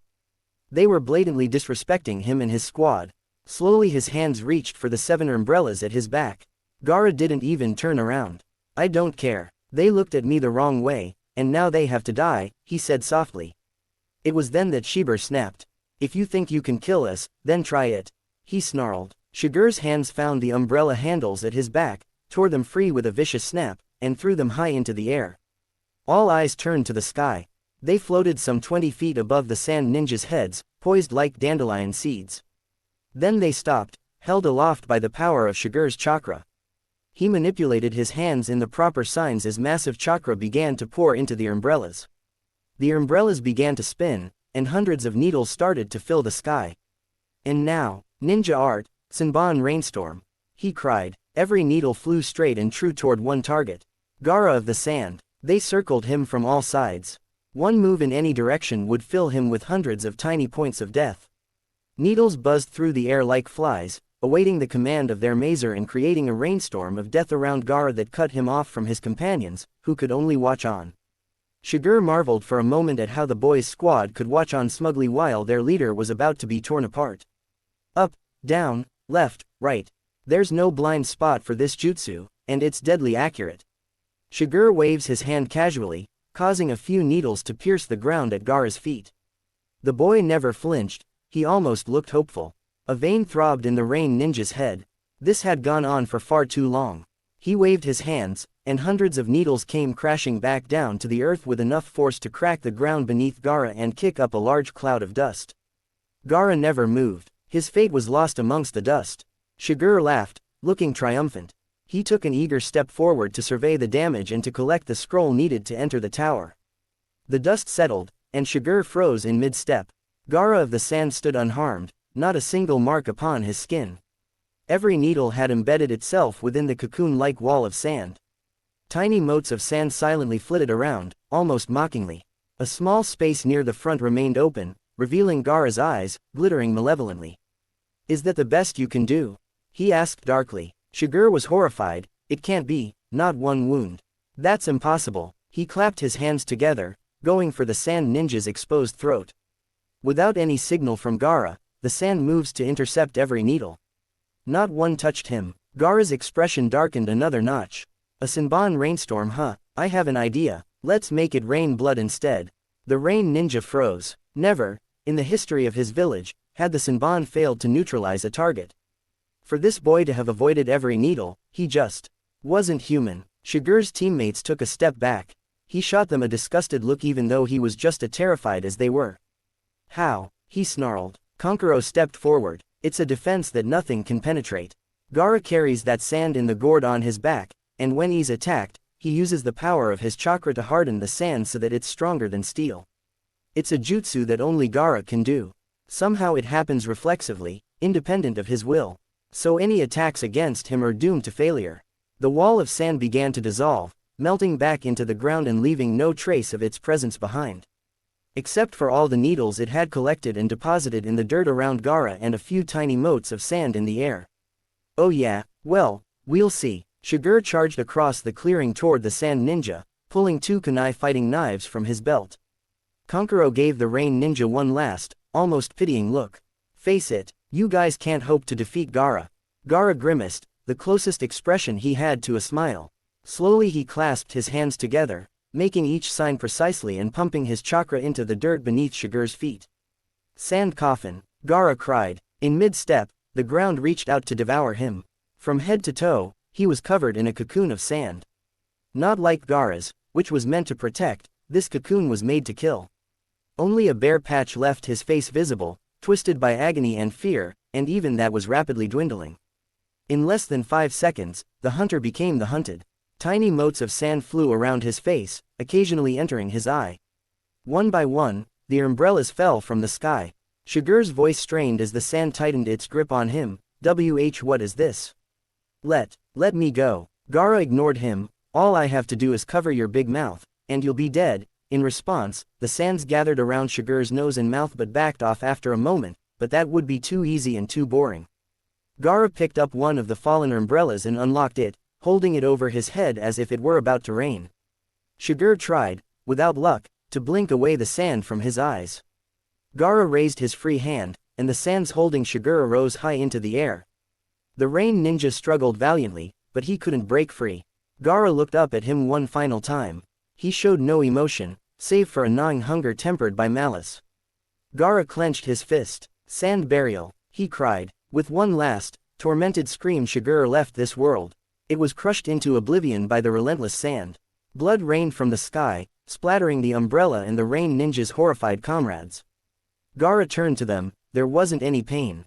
I crushed him with more force than was necessary, so it was over quickly. The scream you heard was from fear.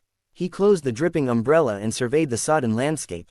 The corpse's bitter crimson tears mingle with the endless sand and feed the chaos within me, making me stronger, he whispered. Midair stepped forward, each step an effort to master his fear, to lay the scroll upon the ground. Just take the scroll. Go on, here. Bayu spoke in a high-pitched voice. Yes. Take it, please spare us. Gaara tossed the umbrella away and reached out to the remaining rain ninja. Once more, the earth reached up to hungrily consume the rest of the squad. They screamed frantically as the sand engulfed them as it did their leader, their sanity shattering along with their bodies. Blood rained from the skies. Kankuro walked forward to retrieve the scroll. Hey, we got lucky, he smiled. It's a heaven scroll. Just shut up, Gaara hissed. It's not enough. It'll never be enough. He walked toward the tower. Heaven helps. Anything that got in his way. Suddenly all three of them heard clapping. They turned to see 3 genins standing there. The one guy in the front clapping as if it was a celebration or some kind. At first, Kankuro wanted to call them in their stupidity to come out after that, but the one in the front sent all 3 the same vibes Gaara usually send. Excellent Gaara of the sand, the Iowa shinobi said as his right eye slowly darkened and turned pitch black, no white areas much to the shock of Suna shinobi. Now, how about we see who can go deeper into the abyss? Sasuke. When the man started attacking and drew Naruto away, Sasuke turned where the gust of wind came from and saw a woman. The woman was chuckling. Sasuke narrowed his eyes. What the hell do you want? I know you have an earth scroll. Luckily for you, or me, I have a heaven scroll. The woman said with glee in her voice and face. Sasuke narrowed his eyes. Just from looking at this woman, he could tell that she was trouble. So, you didn't answer my question. What the hell do you want? Sasuke asked, clenching his teeth and feeling sweat rolling down his cheek. I want your earth scroll. Also, I've never fought an Uchiha before. I want to test myself against the might of the Sharingan. If it's a fight you want, you've found it. Sasuke scoffed and immediately activated his Sharingan. I know, and to raise the stakes. The woman then tilted her head back. She held the scroll above her open mouth. Sasuke thought, why do I feel like I won't like what will happen next? The woman pushed the scroll down her throat, swallowing it. Now, this is more than about some scroll. The only way out of here is if one of us dies. This lady is sick. What the hell did she do that for? Sasuke couldn't help but feel afraid. His body started shaking like a leaf. Sakura by his side didn't look much better. Are you scared of death, Sasuke? I doubt that in your life, you've even experienced death. Let me show you, the monster said maniacally, her tongue coming out, long enough to reach her neck. For a split second, the monster's eyes turned dark yellow. Sasuke and Sakura felt completely frozen as 2 kunai flew and pierced their heads. Both Sakura and Sasuke fell to the ground dead, blood spilt all over them. Ah! Sakura screamed in terror after what she saw, her eyes crying tears, as her hands grabbed her own head, as if trying to cover her ears. The color on her face disappeared. Sasuke wasn't in a much better situation, feeling trapped, feeling terror, his heart beating on his throat, his face turned pale, his breathing quickened. What was that? Before he could think of anything, the monster pulled out 2 kunai and held them in her right hand. Let's see how special you are. The kunai flew towards them. Sasuke saw the vision happening all over again. With little strength left, he stabbed his leg, grabbing Sakura quickly and jumping away. Sasuke ran as fast as possible, his legs running on themselves, his eyes desperately trying to find a way out, but the trees were everywhere, trapping him inside. His eyes found a place high in a tree. Jumping there, he put Sakura, who was still shaking, in the branch. Saw. Sakura tried to talk when they both heard the sound of something moving. Sasuke turned in time to see a giant snake coming towards them, his eyes yellow. Sasuke could only see the monster. Disappear! Sasuke cried out in terror, throwing several shurikens at the open mouth of the snake. He cried out in pain, but Sasuke felt his body stiffen, his blood turned to ice, his eyes widened, feeling like his skin was splitting apart. At the top of the snake's head, the skin cracked, the monster slowly rising up from the snake, her tongue out smirking evilly at them. Sakura could only watch in horror, her arms hugging her legs. Do you want your friends to die for you? Sakura's head suddenly raised, the voice of her sensei in her head. I. Sakura tried to say, but no words were coming out.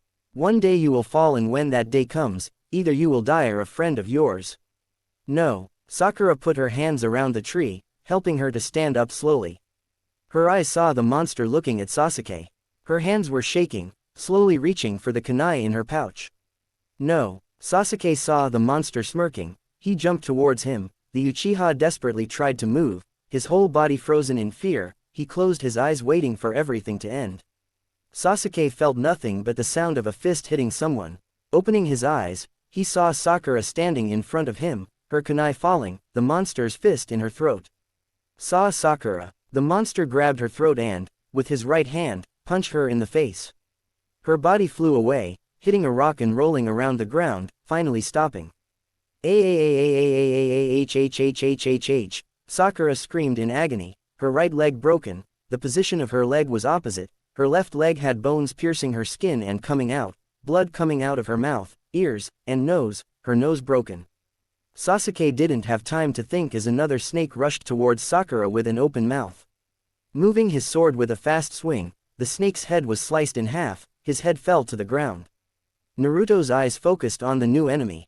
The redhead didn't need an introduction to know the rogue Sannin in front of him, his grin from ear to ear, his pale skin, and snake-like eyes. Looking at the Uzumaki in front of him, Orochimaru licked his lips with his long tongue, his eyes filled with glee, his eyes looking at his new prey in front of him. His eyes glanced at the little Uchiha behind the Uzumaki, still breathing heavily, his hand on his chest, still desperately trying to catch his breath. Sasuke, take Sakura and leave, Naruto ordered, not taking his eyes off the snake. It took a few seconds for Sasuke to register Naruto's words. If it were any other situation, Sasuke would insist on fighting, but the key of this enemy was enough to make him see his own death and wasn't even a genjutsu. Last time Sasuke remembered being so scared, feeling like in a cage, no way out, was when Itachi had activated his Mangekyo and made him see his family being killed by him. Turning his head, Sasuke grabbed Sakura, who was unconscious, carrying her. He jumped away, leaving Naruto behind, who raised his right hand and unlocked his shoulder seal. My godmother told me you were a snake, but I never thought that she meant literally, Naruto stated, his body engulfed in blue chakra. Orochimaru's eyes widened and filled with even more malice and glee. Let's see if your clan is as strong as remembered. Naruto abridged one shot, just for fun, not related to the story. Sasuke looked at Itachi with terrified eyes. He had killed the whole clan and their parents. Why did you do this, Itachi? Sasuke asked, barely holding his tears. They were using our Wi-Fi, Sasuke, Itachi answered with no remorse and a smile on his face. That's not so bad. They found your secret photos, Sasuke, Itachi said with remorse. Sasuke's eyes almost popped out from fear. No, anything but that. No, you promised they were secured, Sasuke cried. I'm sorry, Sasuke, I'm afraid they found your real name is Sasuke, Itachi said. No number no, Sasuke cried as Itachi activated his Eye of Infinitive bullshit. Allow me to show you, mindfuck. No, I'm not here for your games, Orochimaru, Naruto growled. Without looking, he brought his forearm up to block the thrusting strike of the sword of Kusanagi as it protruded from the mouth of a snake that had appeared out of the trunk of the tree Naruto was standing on. I insist, Orochimaru said sinisterly. He leapt forward, snakes blossoming from his sleeves. Naruto deflected several more sword strikes as he nimbly leapt back. As he landed, he inhaled deeply and released an intense stream of flame into the onrush of snakes to incinerate them completely. Orochimaru burst through the flame unharmed and attempted to land a series of blows utilizing his most complex hand-to-hand combat styles. To his surprise, Naruto managed to match his moves in a way that only another master of the technique should be able to do. That knowledge, however, enabled him to dodge in time as Naruto twisted unnaturally and attempted to bury a kunai in his side. I see my old comrade has trained you quite well, Orochimaru said. Yay, he talked about you. He told me that if I ever see you to leave you a message, Naruto said. To his surprise, Orochimaru stopped fighting and looked interested. Next time we met, I won't hold back like last time, Naruto said with a dangerous tone that somehow reminded Orochimaru of his old teammate. He, of course, knew his teammate hadn't used Sage Mode last time they fought, despite the snake wanting him to use it out of curiosity. Naruto narrowed his eyes, and he remembered many times that his toad Gigi mentioned Orochimaru. He had said it many times that he blamed himself that Orochimaru was out there hurting people. I could have done something, despite trying to lie to myself. I failed Naruto. If I had used Sage Chakra, I would have defeated Orochimaru, but I didn't. In the end, I couldn't get myself to kill my friend. Naruto knew his godfather blamed himself for all the bad things Orochimaru had done throughout the years. No more. Cut the crap, Orochimaru, and I am in no mood for chit-chat. Are you here to fight me or not? Naruto retorted. Well, I think it's time for us to get started, so don't hold back, Orochimaru said evilly, licking his lips. Naruto did not respond, as he knew that Orochimaru would not accept anything less from him. Orochimaru looked at him and then suddenly drew his katana. Orochimaru then took up his own fighting stance, showing off his own smirk as if this was just a game to him. Orochimaru then showed him how much he learned from his former teammates. With pleasure, Naruto charged at Orochimaru, who then raced towards him. Orochimaru crossed the distance between them in just a few seconds. Naruto's katana clashed with Orochimaru's sword, the redhead swung to his head, but the snake lowered his head just in time to make his own strike. Naruto jumped away immediately, knowing that sword had one of the most dangerous poisonous in the world. For the first few minutes of their battle, Naruto tried to slash Orochimaru using his katana. Despite his attempts, Orochimaru would eventually stop him from using his swords. Is that all you can do, Uzumaki? Orochimaru mocked Naruto as he continued to avoid his attacks. Naruto then focused on changing his tactics as he cried out, Wind Slash. Orochimaru escaped from the wind's crescent shape by jumping out of the way. When he saw Naruto in front of him, his katana slashed open his belly. Orochimaru turned into mud, and he revealed that he had replaced himself. Orochimaru then showed up right behind Naruto, who was already on his guard. Naruto added chakra to his fist and tried to hit the snake's neck to crush his throat, but the Sannin grabbed his hand and couldn't help but wince slightly from the sheer strength behind his fist. Orochimaru punched him straight in the chin. The punch was followed by a powerful kick to the side, which sent the redhead to the ground. Naruto immediately recovered from his hit, taking out a kunai and throwing it towards a tree branch. Naruto landed on the branch and immediately threw several Senbon needles towards the snake Sannin. Orochimaru caught one of the Senbon needles that came at him. His nose immediately smelled it. The poison on it was one used to paralyze the victim. Orochimaru was amused by the fact that Naruto's godmother had trained him well. He noted that Naruto could still rival Kabuto's skill in terms of combat. Naruto's eyes turned red. As he rushed towards the Sannin, the snake opened his mouth. A snake with a sword pierced the Uzumaki in the stomach, only for it to disappear. No smoke behind. What was that? Orochimaru didn't have time to wonder when several red chakra chains chased behind him. Orochimaru made sure to keep his distance. The chains kept chasing behind when the redhead showed up in front of him with a Rasengan in his hand. Take this. The Rasengan hit him in the chest, sending him flying and smashing with the ground. Naruto landed on the ground knowing the snake was very much alive. Kukuku, Jiraiya has taught you well, Orochimaru started, walking out from the crater, his mouth opened, his jaw almost a meter wide open. Naruto's eyes widened seeing hands coming out of the mouth. Another Orochimaru came out grinning with no wounds, and the old one liquefied and turned to acid, melting the ground. I didn't know you could vomit yourself, Naruto said disgustedly. He knew snakes shade their skin, but seeing a human do that. Naruto attacked Orochimaru again, and he tried to hit him with his right arm. Orochimaru quickly caught Naruto's elbow. Orochimaru caught Naruto with a sharp strike to the chin. The latter immediately brought up his knee and hit him with a spinning back kick. Naruto stayed on his feet and quickly recovered. Orochimaru was surprised by the speed and strength of a kick, as he had been unable to block it.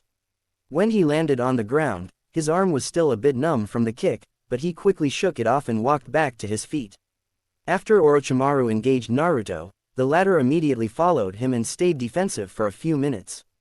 He was also curious about how well Naruto was using various parts of his body. Orochimaru just saw enough, so he decided to kick Naruto in the side. Naruto tried to punch Orochimaru with a left hook, but the latter easily avoided it. Orochimaru then tried to hit Naruto with his right fist, but the latter managed to duck under. Orochimaru avoided facing the Uzumaki by flipping over Naruto, but the redhead used his right leg to him in the face, sending him to a tree. Is that all you can do? Orochimaru taunted him with a smirk. When he got up, he saw a small sticky note on his foot. It was a weight seal, which Naruto must have placed on his foot. When Orochimaru saw the seal, Naruto immediately got back on his feet and charged at him as the snake was trying to free himself. Once he was back on his feet, Naruto raised his fists and slammed Orochimaru's head into his hand. At the same time, he channeled a large amount of chakra into his fists, adding even Kurama's chakra. Orochimaru could not avoid the punch, as his lower leg was stuck in a weight seal, which prevented him from running away. His body was sent flying, hitting a tree at the bottom. The tree fell to the ground from the force. Before Naruto could enjoy his victory any longer, he heard a familiar chuckle from the dust formed after Orochimaru's smash into the tree. Do you think you're the only one who can enhance his skin? Orochimaru smirked. Naruto understood that the snake Sannin had enhanced his skin to take minor damage. He then saw Orochimaru fixing his head back in place, and he was just as scared as he was seeing him. Your strength is impressive, but you're not at the level of Jiraiya or Tsunade yet. Orochimaru avoided punching and kicking Naruto for a few minutes, as he knew that his opponent's strength was extraordinary. When they finally got to the clearing, it was filled with large craters and chunks of trees that had been smashed to bits. Naruto then decided to up the ante, performing a single hand seal. When the former Sannin saw all the clones, he was not worried at all. Naruto and his clones made the game more attractive due to how skilled Orochimaru handled large numbers. After defeating several of the Naruto clones, Orochimaru turned into a wooden log. When the others hit him, he used this log to replace himself. Naruto then used his senses to find him. Once he found Orochimaru, Naruto ordered his clones to fire a volley of kunai at him. He quickly avoided the kunai, though, as he was able to avoid it by jumping away. The snake saw 3 large fireballs coming at him. The flames engulfed him, but Orochimaru immediately got over it, using his Tsunade to eject the snakes from his body. After destroying the clones, he landed back on the ground and attacked the enemies. Unknown to him, Naruto kept adding small red seals around the area. During this event, the Naruto clones fought Orochimaru in a battle that was more than just a hand-to-hand fight. Despite their immense size, the latter was still able to defeat the clones without much trouble. As the fighting continued, one of Naruto's clones made a hand gesture and then shouted, "Doden." At that moment, the ground around Orochimaru started to spiral inward. To prevent getting crushed under the earth, he jumped into the air and then disappeared. Orochimaru immediately dispatched the remaining Naruto clones after landing. However, upon destroying the last of the Naruto clones, he lost sight of the real Naruto. After realizing that Naruto was nowhere to be found, Orochimaru started walking around the trees, thinking that he might find a way to get closer to him. Orochimaru was trying to find Naruto-kun, but the latter was already there. Suddenly, a tree appeared out of nowhere, which wrapped around his body and prevented him from moving. After that, Naruto went to stab the snake Sannin, but before delivering the final blow, Orochimaru managed to break Naruto's genjutsu. After accidentally hitting a tree, Orochimaru jumped up and started looking for Naruto. While he was there, he saw that he was being wrapped up in vines. He remained calm as he knew that this was just another genjutsu. Orochimaru felt disappointed and ashamed that he was still using a genjutsu. He then used the genjutsu, Kai, to free himself. He then realized that Naruto used Magen, Nij Kokoni Arazu no Jutsu, which was a distraction technique used to hide the binding vine genjutsu. With a lot of training, Naruto-kun was capable of using genjutsu. Orochimaru could not move his body correctly, and when he tried to move it, he found seals on the trees. He then realized that Naruto had put him under a genjutsu seal. Since Naruto had captured Orochimaru in genjutsu, he was prevented from moving. As Naruto was about to leave the area, he heard Orochimaru's dark throwing of something. He then appeared out of the ground, without so much as an injury to Naruto. After seeing Naruto draw his sword again, Orochimaru was amused by what he saw. He then charged at Naruto with his blade, but the slash was empty as he tried to avoid getting hit. Orochimaru then noticed that Naruto was using a technique known as the Arasujin no Mai, which is a technique created by Uzumaki Kushina, the Red Death. The concept of this technique was to switch the user's katana from one hand to the other while slashing a target. This technique was very similar to the method of hitting a target with a regular slash.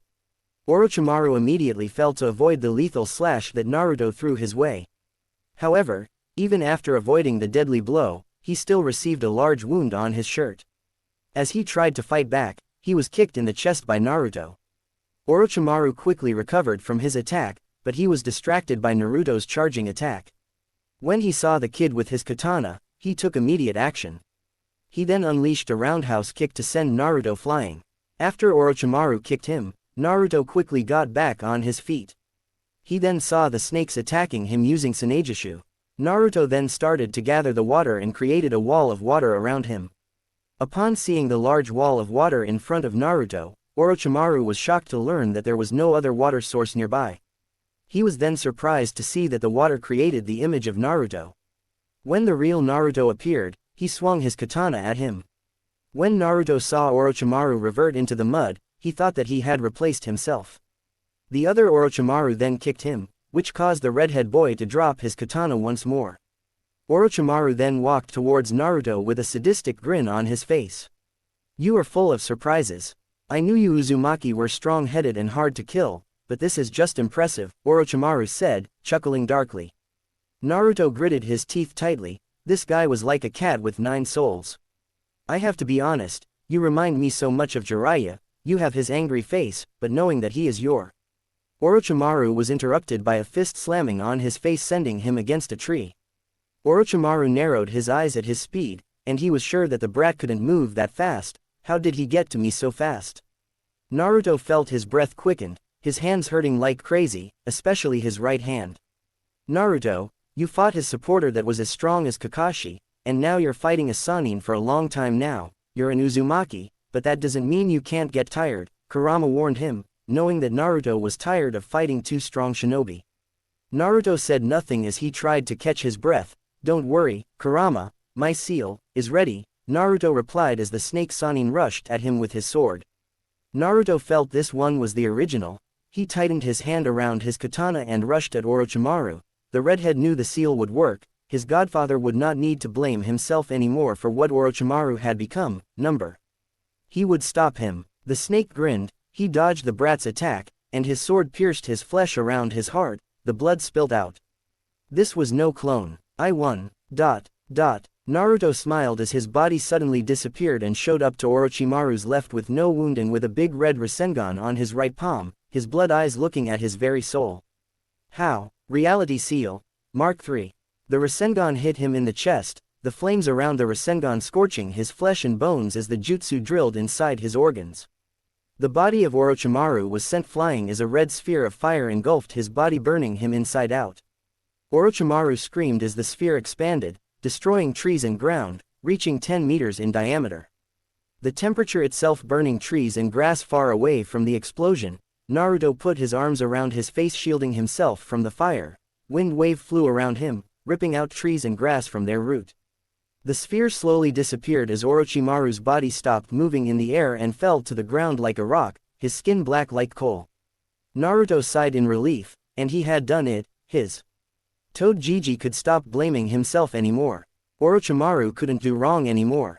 He breathed heavily, but he suddenly felt a huge sharp pain around his shoulder. He looked at his left to see a slash across his shoulder that stopped at his stomach. Naruto suddenly started coughing blood, and his knees failed him as he fell on the ground, his palm on his mouth trying to stop himself from coughing more blood. Naruto, don't worry, just stay put, I will heal you, Kurama told him.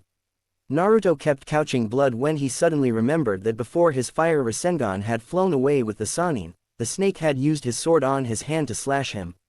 The redhead knew that sword was filled with poison, and it didn't help that it was one of the most dangerous poisonous. Naruto's figure was lying on the ground, almost motionless, resting on his back. The redhead wanted to heal himself, but he used all his chakra to use the reality seal. Naruto clenched his teeth tightly as pain spread around his body. He kept clenching his teeth tightly, his fingers tightening around his palm and drawing blood as pain spread more and more. Finally, not being able to hold back, he let out the loudest scream of pain.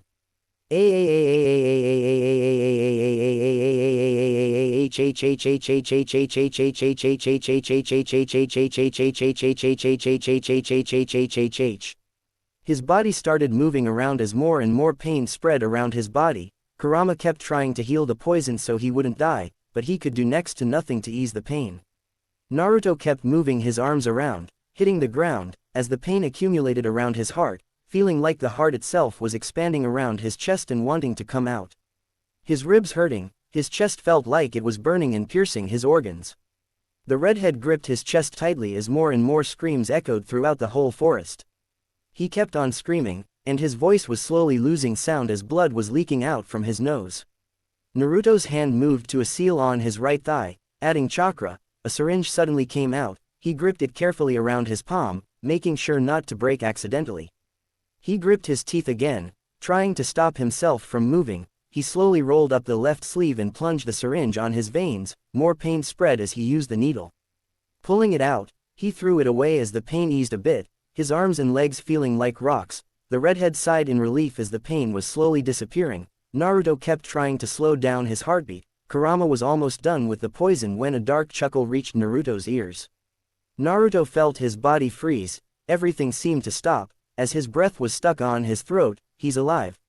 The footsteps coming closer reached his ear. Naruto turned his head slowly behind him to see Orochimaru standing behind him completely fine. Still, his quickened breath and his left hand gripping his chest was the only indication that he was tired as hell.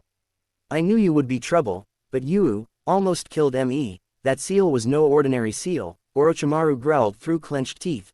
Despite using his shedding skin jutsu, he still felt pain all around his body and was tired to continue fighting. The Sannin knew he couldn't shade his skin again with this level of chakra. Naruto tried to move, but the poison had messed him up pretty badly. He tried to stand up, but his body wasn't listening to him. Orochimaru gripped his sword tightly around his hand as he aimed at the Uzumaki. Say goodbye, ... Fire style. Blue mouse. Several blue flames hit the Sannin square in the chest, sending him flying to a tree. Naruto-kun, are you alright? Naruto heard the voice of Yugito as she kneeled close to him, checking him. The redhead said nothing as his eyes focused on Orochimaru, who slowly came out of the tree, and his clothes burned around his chest. He glared maliciously at them but immediately jumped up, dodging a slash from Karui and Omoi. Yugito, what do you think you're doing? Karui screamed at her teammates, knowing they were in deep trouble. Before Yugito could respond, Orochimaru glanced at them from where he stood before his body started slowly sinking in the tree. This is not over yet, Uzumaki. His body disappeared, and Naruto spread his senses and couldn't detect him anywhere. He let out a huge breath of relief as his vision got fuzzy, slowly blackening. Naruto felt his body shaking, and he knew Yugito was talking to him as he lost consciousness. Roshi rushed towards the village. He knew he needed to go to Konoha as soon as possible. He suddenly felt a chakra spike near his location. Quickly dodging an attack, his eyes turned in time to see several masked nins. His eyes noticed the word, root, in their masks. He narrowed his eyes and wondered who they were. They had no symbol to indicate from which village they come from, but Roshi was sure they weren't from Iwa or Kiri. He knew Iwa Anbu didn't attack like this, and the way they were, emotionless was strange. He prepared his chakra around his arm. 6 dark chains slowly came out from his right sleeve. Demon Monkey, You are to come with us or we will use force. One of them, who Roshi knew was the leader, his chakra level was medium Jonin level. Roshi narrowed his eyes at his tone was as emotionless as a rock. How about? No, Goku said with Roshi's body and was about to engulf his hand on lava when two root fell down, their necks slashed to the bone, their blood spilling out like a waterfall. Before the 7 other root could even react, 3 others fell down dead as well. The leader turned his head around to see who was attacking, but Roshi took a moment and rushed at him, his hand lava and thrust his hand deep in his chest and came out the other side. Reader, his head was cut open, his body fell to the ground, dead. Roshi saw the man who was the one who killed them. What caught him by surprise were his clothes. Despite killing them in brutal ways, he had no blood around his sleeves, nowhere around his clothes as far as Roku could see. Then Roshi noticed his mask, he had no eye holes to see. Who are you, Sasuke? The sound of the leaves moving around the branches, the wind hitting his face, was the only thing he could hear as he kept moving around the forest, Sakura unconscious on his back, his eyes searching for a place to lay low. Jumping again, his eyes saw a small opening underneath a tree. Arriving there, he looked around but couldn't see anyone there. The sound of trees were the only thing he could hear. He kneeled slightly and walked inside the opening. Removing Sakura from his back, he put her body leaning against the body of the tree. Sasuke noticed she had lost all color of her face. Her legs were dripping blood, a long line of blood went from her nose to her middle body, her clothes redder from the blood, her right leg had a bone that had come outside, blood, dirt and mud mixed around her wound, her whole skin around the wound had turned red and swollen. From the wound and lower, the skin was red in soaked blood, her body motionless. Her left foot was almost in the opposite direction than normal, the skin close to the heel had few splits, blood leaking out. Sasuke put his hand under her neck, closing his eyes, he felt a pulse, releasing a sigh of relief. Only now Sasuke noticed the dry blood on his hands, he breathed a huge breath. He ignored the blood. For now, Sakura needed his help. He closed his eyes, trying to remember the basics of helping an injured person. The academy had taught them a few simple things in their 5th year. Sasuke mentally cursed himself for not paying that much attention back then. He remembered calling it boring since it had nothing to do with getting stronger. Sasuke's eyes opened, remembering to add either alcohol or something hot in an open wound to stop it from getting infected. Sasuke slammed his hand in anger. He didn't have either of those things. If Naruto could be here, he would know what to do. Sasuke found himself saying and feeling angry that he was powerless in this situation. He stood up, he started pacing around. Not knowing what to do, he slammed his hand again on the side of the tree, rubbing his hair and clenching his teeth. Damn it, damn it, damn it, Sasuke almost shouted when he remembered about his weapons. His hand moved to the porch, pulling out a kunai. His eyes went to Sakura's wound. He knew that wound get infected, and that was the last thing Sakura needed. I won't let my teammates die on me, he thought and walked outside. His eyes turned to Sharingan and checked for anyone around. After a few moments not seeing any sign of enemies, he put the kunai on the ground. Kneeling close, he used as little chakra as possible. Doing hand signs, he breathed a small fire that hit the pointy end of the kunai.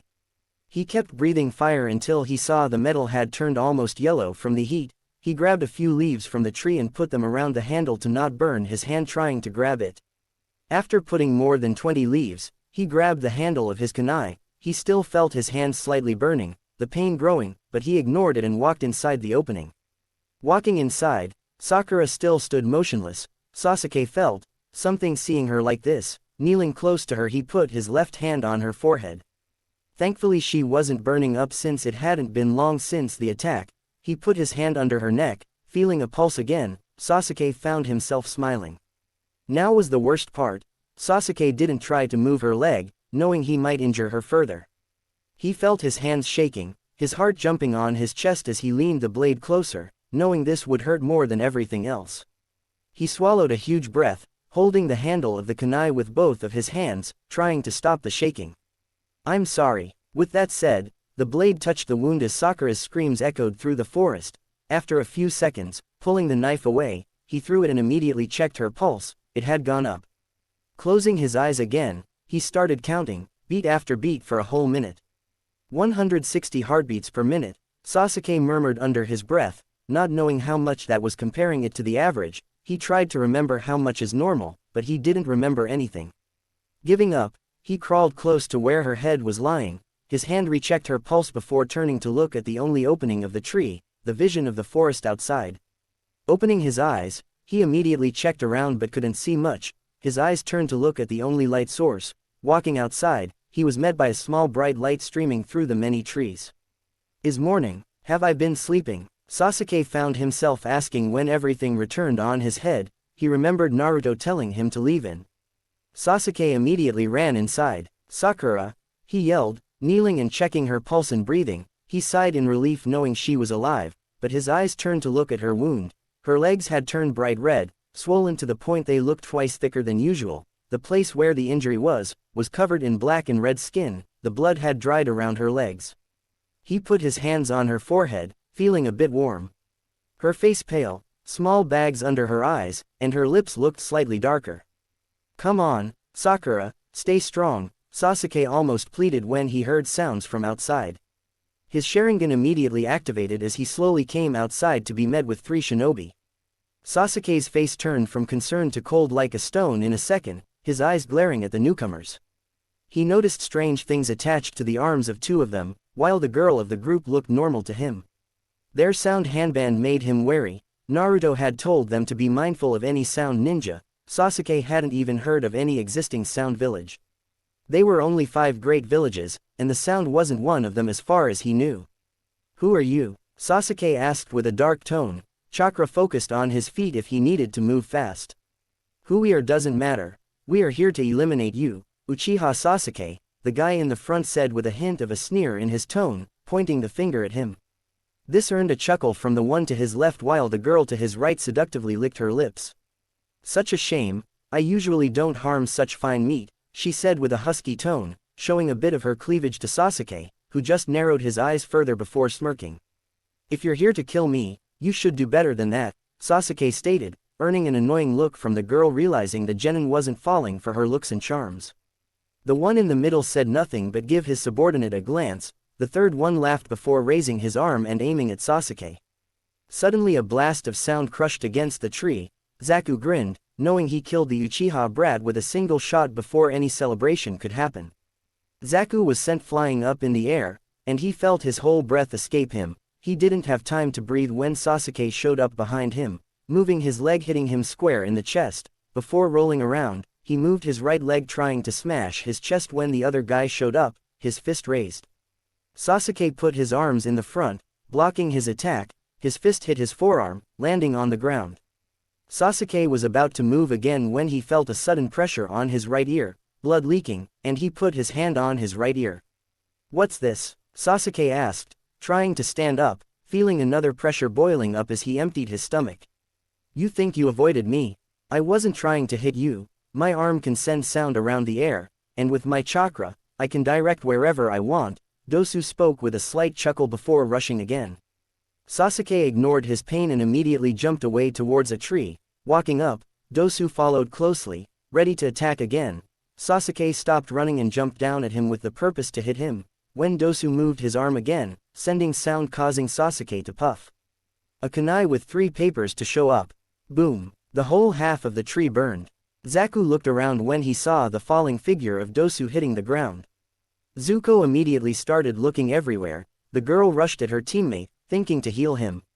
She kneeled only for Dosu to transform into Sasuke, who attacked immediately. She brought her hands in front of her chest as Sasuke stabbed her leg. Zaku noticed the Uchiha very close to Kin. He smirked and immediately aimed his right arm at them, sending a blast of sound. Both Sasuke and Kin were caught off guard as the wave crashed against them, sending them both away. Sasuke put his hands around his head as pain echoed through his skull, his ears buzzing from sound as he could hear and see almost nothing, his nose and ears bleeding. Kin screamed out in agony, holding her head. Zaku ignored her cries of agony and just grinned, seeing the Uchiha was down. Kneeling on his legs like a dog, he started walking towards him as he put his leg on his chest, pushing against the ground, adding pressure to him and laughed and aimed his right arm. He was about to finish him off. Leaf Hurricane. Aahhhhhhhh. Zaku screamed. A leg had hit him in the forearm, as his face was kicked, sending flying towards a rock, causing fractures around his back, his right arm broken. Zaku kept screaming, holding his right arm with his left, pain not stopping, his right arm had turned bright red around his forearm and started swelling. Sasuke slowly opened his eyes, seeing a green jumpsuit freak standing in front of him with his right arm raised. "You won't harm any of my friends," the green freak said, grinning with a slight sparkle. Sasuke forced himself to stand up, using his hands for support. "What are you doing here, jumpsuit freak?" Sasuke asked, already noticing the girl was in a terrible shape to keep fighting because of her stupid teammate, and the guy who blasted him with sound had his right arm broken. Sasuke was about to ask where the rest of his team was when Dosu rushed at them. Sasuke tried to move away, but his head felt like a hammer had just hit his face. "Jump away," Sasuke screamed, knowing the danger, but Lee had already put his hands in front of his face to block the fist. Dosu hit his arms. Lee felt a sudden pressure around his head and ear. He fell on his knees, blood leaking out his left ear. Lee put hands on his ears, feeling a sharp pain. Sasuke clenched his teeth, feeling his head ringing like a bell, and every ring felt like a hammer was hitting him all over again. "You're good, Uchiha Sasuke," Dosu spoke slowly, revealing his sleeve. Half his mask was burned, his skin around his shoulder and chest was burned, but nothing he couldn't ignore for now. Sasuke clenched his teeth, seeing no way out of this one, but Lee immediately stood up and rushed at him. Dosu was about to use his sound again when he felt his whole body freeze. Lee had stopped moving as well. Sasuke looked in confusion when he saw their shadows were very long, going towards a bush near them. "This is very troublesome, but I'm afraid I can't let you harm them." Sasuke looked as Team 10 came out, Shikamaru's shadow connecting with Lee's and Dosu's shadow. Choji stood close as Ino walked towards Sakura, seeing her in bad shape. "Now, you will either leave or what?" Shikamaru asked, looking at Dosu, leaving not many options. Dosu felt a shiver run his whole body. He knew he couldn't move a muscle in this situation. Kin was out for the count. Zaku could hardly move due to the pain, but if he failed his master, he would most definitely kill them without mercy. Before he could speak up, they heard clapping. Everyone turned to look as a team walked out. Their Iwa headbands made Shikamaru curse his luck. Ino felt a shiver through her whole body as she was trying to heal Sakura. "This is very interesting, isn't it? Uzushiogakure no Sato was a village that was world-renowned for their fuinjutsu. So renowned in fact that its famous reputation led to the destruction of the village out of fear during the Third Shinobi World War. 3 villages took part in a campaign against the residing shinobi, the Uzumaki. The Uzumaki clan were fierce but noble warriors ranging from honorable samurai to shinobi and kunoichi, respectively. While the village did not have a large military per se, what they lacked in numbers they made up for in skill and sheer tenacity. After all, quality triumphs quantity, at least, that is what the people of Uzushiogakure believed in. However, the unthinkable happened when 3 mighty nations stood at the doorsteps of the small but significant village of Uzu. Their armies were vast and very intimidating. The Uzumaki, however, were steadfast. Their resolve was steeled. They were ready to lay their lives down to protect what they believed in. Many have heard of the village Konohagakure no Sato and their will of fire. But that saying was soon to be overshadowed by Uzushiogakure's will of life. The enemy, Iwagakure, Kumogakure, Kurigakure, and a 4th unknown party, stood stationary as the Uzu warriors stood upon the walls of their village overlooking their advisory. The roaring whirlpools were almost deafening in the face of silence between the 3 massive armies.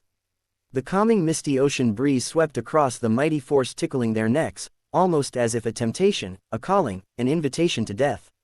Heavy dark clouds hovered overhead, a disadvantage that left them open to Kumo and Kiri's long-range jutsu. A large boom of thunder echoed throughout the lands of Uzu, which was soon followed by a bright flash and then a crackle of lightning. An exploding roar erupted from the mass of all 3 armies. They burst forwards, intent on destroying their foes for their masters. This day would be forever marked down in history as the great loss. They would soon realize that the Uzumaki were not simply trifled with. "Uzukage-sama," bellowed a deep yet powerful voice. A handsome young man, no older than 16, stood at an average height of 5 feet and 9 inches.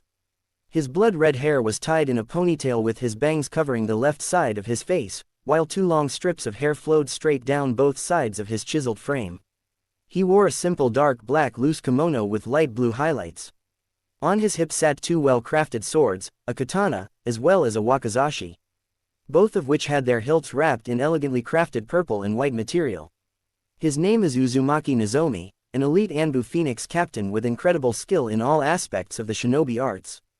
Standing at attention behind his leader, the Uzukage, or as most knew him, Ashina Uzumaki.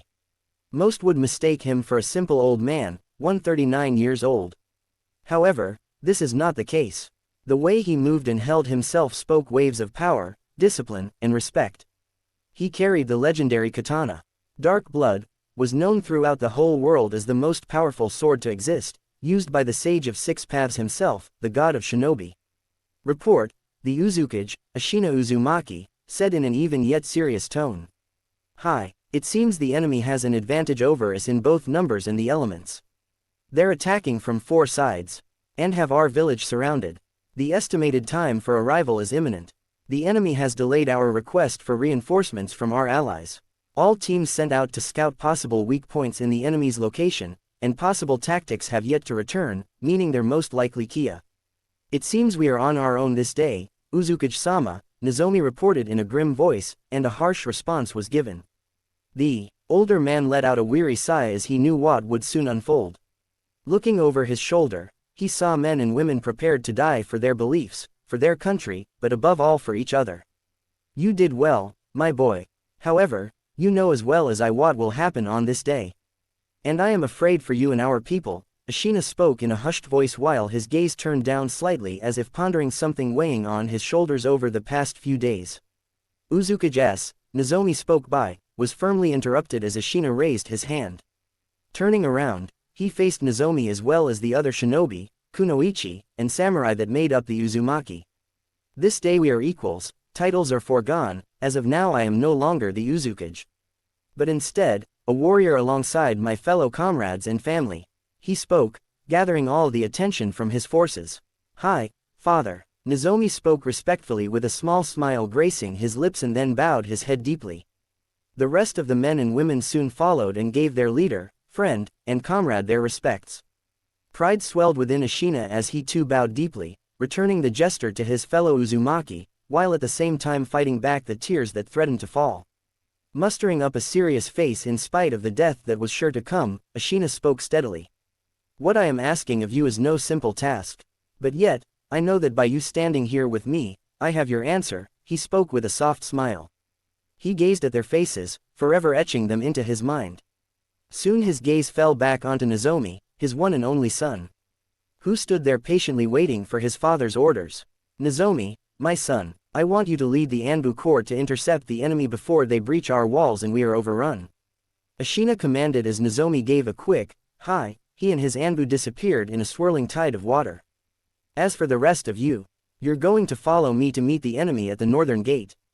He yelled as a loud choir of, hi, rang throughout the area. Going through some quick hand seals, he slammed his hands down onto the walls of the village and erected a barrier protecting the citizens within the village. Withdrawing his katana, he gave a mighty shout. For Uzu, Ashina's mighty roar could be heard by the enemy cage who were a few miles away. And with that, he jumped down to attack the enemy as his forces soon followed him. After Nozomi Shunsen, he immediately appeared in front of the quickly approaching enemy along with his fellow Anbu appearing beside him. I won't let you down, father, Nozomi thought before preparing a very fast set of hand seals for a jutsu. Futon. Datapa, Nozomi shouted as he blew out a powerful blast of wind towards the enemy. He soon followed up with another set of hand seals, Kanashibari no Jutsu. Nozomi thought as his first technique hit the enemy, they were blasted by a powerful force that halted and disoriented them momentarily. As soon as his second technique activated, the enemy found that they were paralyzed and could not move. Tiger now, Nozomi yelled to one of his fellow Anbu and Uzumaki. Right, Tiger shouted already amidst his own hand seals, calling out in a serious and deadly tone, Sweeten, Kokuo. The effect was immediate. A rain of oil fell over the few dozen or so Kaki ninja battering them with thick globs of oil. Quickly releasing his second jutsu, Nozomi flew through hand seals and shouted, Karyu Enden. He exhaled a large stream of fire towards the oil-soaked rock, mist, and lightning ninja. As soon as the fire hit its target, a large fire explosion erupted on the battlefield, shocking and unnerving the rest of the oncoming enemy. Wasting no time, all 25 Anbu, including Nozomi, appeared in front of the next wave of enemy shinobi and quickly flew through a blur of hand seals. Kaden. Hisekisho. They yelled together as clouds of superheated ash bathed the surrounding area around them. The enemy soon covered inside the dense clouds of ash began screaming in pain as their bodies received third-degree burns. Simultaneously Nozomi and his men clicked their teeth together, and the results were instantaneous. Boom! An earth-shattering blast rocketed the small island of Uzu. Ally and enemy alike stopped to witness the large plume of fire rising in the sky. This was to be the start of the Third Shinobi World War. This is the day that Kumo, Kiri, and Iwa will never forget. A day where 100,000 enemy forces stood against a measly 1,500 Uzumaki warriors. And lost more than half of their men and women to battle against a superior foe. For every Uzu warrior lost, over thousands of enemies would fall. This day over 100,000 Iwa, Kumo, and Kiri shinobi would lose their lives. The exchanging of jutsus clashing each other tore the landscape and scarred the once beautiful land of whirlpools. Thick black smoke burned high and could be seen as far as the eye could see. As for the village itself, it was no longer recognizable. Nothing left but scorched ruins, ash, and soot. Die! Screamed an Iwa shinobi as he tried to bring his sword down on an unsuspecting Nozomi. He gracefully maneuvered out of the attack he easily countered with his katana. Doing a simple shunsen to appear behind the shinobi, he then sliced his sword at the shocked man's head. The end result was beheading and the end of another life by his hands. Not wasting time, he quickly fell back into position with the two remaining Anbu. Tiger, Snake, it seems we are all that's left, Nozomi said as he got back into position. They have been fighting for 3 days straight with little to no rest at all. The enemy just kept coming and showed no signs of relenting. Nozomi grit his teeth in frustration. They were losing, and it was only a matter of time before they met the same fate as the rest of their comrades. Hi Nozomi-sama, it seems you're right, Tiger spoke before quickly turning to Snake. They both nodded before rushing behind Nozomi and swiftly brought a hand chop to the back of his neck, rendering him unconscious. Being so tired and weary from constant battle, Nozomi didn't expect a thing, especially from his fellow Uzumaki. Snake, follow through with the Uzukage's final wishes. This is to be your last mission. It was an honor to serve with both you and Nozomi-sama. I will hold off the enemy as long as I can. I hope it will be enough to give you time to make the proper preparations. Tiger spoke in a stern voice. Hi, Tiger Tatochi, Snake spoke as he picked up Nozomi's unconscious body. Before Snake was about to leave, Tiger spoke once again. Please, call me Fumio, Fumio Uzumaki, Tiger said as he removed his mask. Giving Snake a small smile. It was an honor, Fumio-san. You may call me Hisoka Uzumaki. Snake said as he too removed his mask and smiled in return. Amaya's cousin, Fumio said. A quiet, hi, was given a Hisoka, grabbed Nozomi, and disappeared in the traditional Uzumaki shunsen. May Kami be with you, Fumio thought as he turned to face an onslaught of enemy shinobi. I will take you, bastards, to hell, he yelled before going through a few semi-long hand seals. A large explosion occurred, engulfing the entire area, effectively killing all within 100-meter radius. A large grin was all the last thing he managed to give as he too was caught in the blast. And so was the end of Fumio Uzumaki. Sensing that Fumio was no longer alive, he knew he had little time. Hisoka quickly hid Nozomi's unconscious body underneath some debris, hiding him the best he could and then placing a high-level genjutsu and sealing array over his body that would be difficult to detect even for a strong sensor shinobi. His mission was complete. Immediately turning around, he went off to draw the attention of the shinobi in the area away from Nozomi's location. I will be meeting you all soon, especially you, Amaya, were the last thoughts of Hisoka before he too would eventually meet his fate on the battlefield. On one side of the battlefield, Kya Uzumaki kept slicing Kumo shinobi left and right, jumping away, a seal spread all around her body, ready to lose her life for the future of the Uzumaki clan. Her heart beating speed up, as a word, Hun, slowly appeared on her right palm, as the red strike of Kumo, an SS-ranked Sanin landed in front of her. His name is Dakata Gitago, of Clan Gitago known for their red lightning.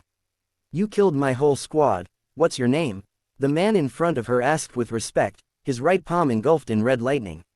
My name is Kya Uzumaki, the Red Rain, Kya introduced herself, knowing who was in front of her, she knew she couldn't win, that left only one option. Kya Uzumaki, I will remember the name. With that, the red strike rushed with his palm aimed at her, Kya didn't have time to block. It activated a healing Fuinshsu on her shoulder as the strike hit her stomach, launching her. She was slammed against the concrete, her stomach bleeding. She quickly stood up, knowing she needed to do something fast, as he tried to strike again, as Kya put her arm in front of the strike as the symbol on her left palm shines. Soul Fuinshsu. Before he could strike again, her palm touched his chest as the strike hit her again. The building crumbled. Kya was lying on the ground defeated, her right arm gone but still with a smile on her face, seeing the Sannin suddenly stop and fall on his knees, spitting out blood as lines spread from his chest around his body, extending purple marks. What did you do to me? The Sannin asked through extreme pain, his nose, ears, eyes, and mouth bleeding blood. Kya smiled as the same symbol spread from her left palm around her body. Soul Fuinshsu, one touch of my palm, and both of us will die. I gave my life to this Fuinshsu, Kya said as pain spread around her body, her vision got blurry, her nose, ears, eyes, and mouth bleeding. A laugh was heard from the Sannin as he barely stood on one knee looking at her. At least I will die, how I always wanted. His body fell on the ground dead, and so did Kya, who closed her purple eyes for the last time. Summoning Jutsu. A light suddenly illuminated the whole battlefield as the phoenix of their leader ascended from the sky, the Phoenix Janus. The leader stood at the top of the phoenix, ready to rain fire on his enemies when suddenly, a shadow fell on him, and as he raised his head, he saw another phoenix, larger than his own and as black as a starless night. The two phoenix collided with each other as the fighting continued. Hiruzen Sarutobi. Now, the Hokage couldn't help himself but look at the two photos in front of him, and he wondered why the sudden appearance of not one but two Uzumaki, not mentioning Naruto reported that one of them was named Karen Uzumaki. It had been a long time, but Hiruzen remembered Kushina coming to him several times after Uzu was destroyed, mentioning if anyone with the name Azinaka Uzumaki and her daughter Karen Uzumaki had been spotted. Azinaka was Kushina's sister, therefore, Hiruzen had sent a squad to search everywhere but to no avail. He wondered if he could have done something more to prevent the destruction of Uzu. Are you certain about this, Hokage-sama? The third Hokage blew out smoke from his pipe as he stared at the large council gathered in front of him. Usually, for out-of-the-blue meetings like this, it was enough for only the advisors to be present, but the clan heads were also in attendance. That was something of a rarity, given that they were currently in the midst of war. The topic of the meeting was not even about war. Well, not their war. Sarutobi Hiruzen placed the pipe down after another exhale of smoke, and he leveled the clan head, who spoke a tired, but stern gaze.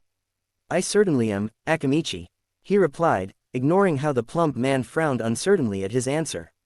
I believe this is a reasonable request from our allies, and it would not harm us to lend our aid to them. But we're at war, Hokage-sama. One of his advisors exclaimed. We don't have the time nor the resources to spare these people. Haven't you thought of that? The jab at his reasoning made him glare at the man, and the threatening aura that filled the room made everyone flinch. What kind of Hokage do you think I am? Of course, I've thought about it. I'm just not the kind of man who would leave his allies to die after such a horrible tragedy. And what a tragedy it is. Sarutobi turned to another member of the advisor council, the one with the dark hair and bandages around his face. He narrowed his eyes as the man casually placed his hands on the table. A prestigious clan like that destroyed out of fear of its unrivaled sealing techniques. He seemed to tut in shame and disappointment, but nobody could tell if he was condescending or genuinely sympathetic. The Uzumaki clan did not deserve to be so unfairly outmatched and annihilated. The third Hokage grunted, I agree. Our allies were no match for the sudden invasion of Kiri Shinobi. They were outnumbered 3-1, and that included children and civilians. He looked at the scroll in his hands, unfolded to display a short, quick request for sanctuary. A swirl-like pattern was printed at the end of the message, indicating that it had been signed and sent by an acting clan head.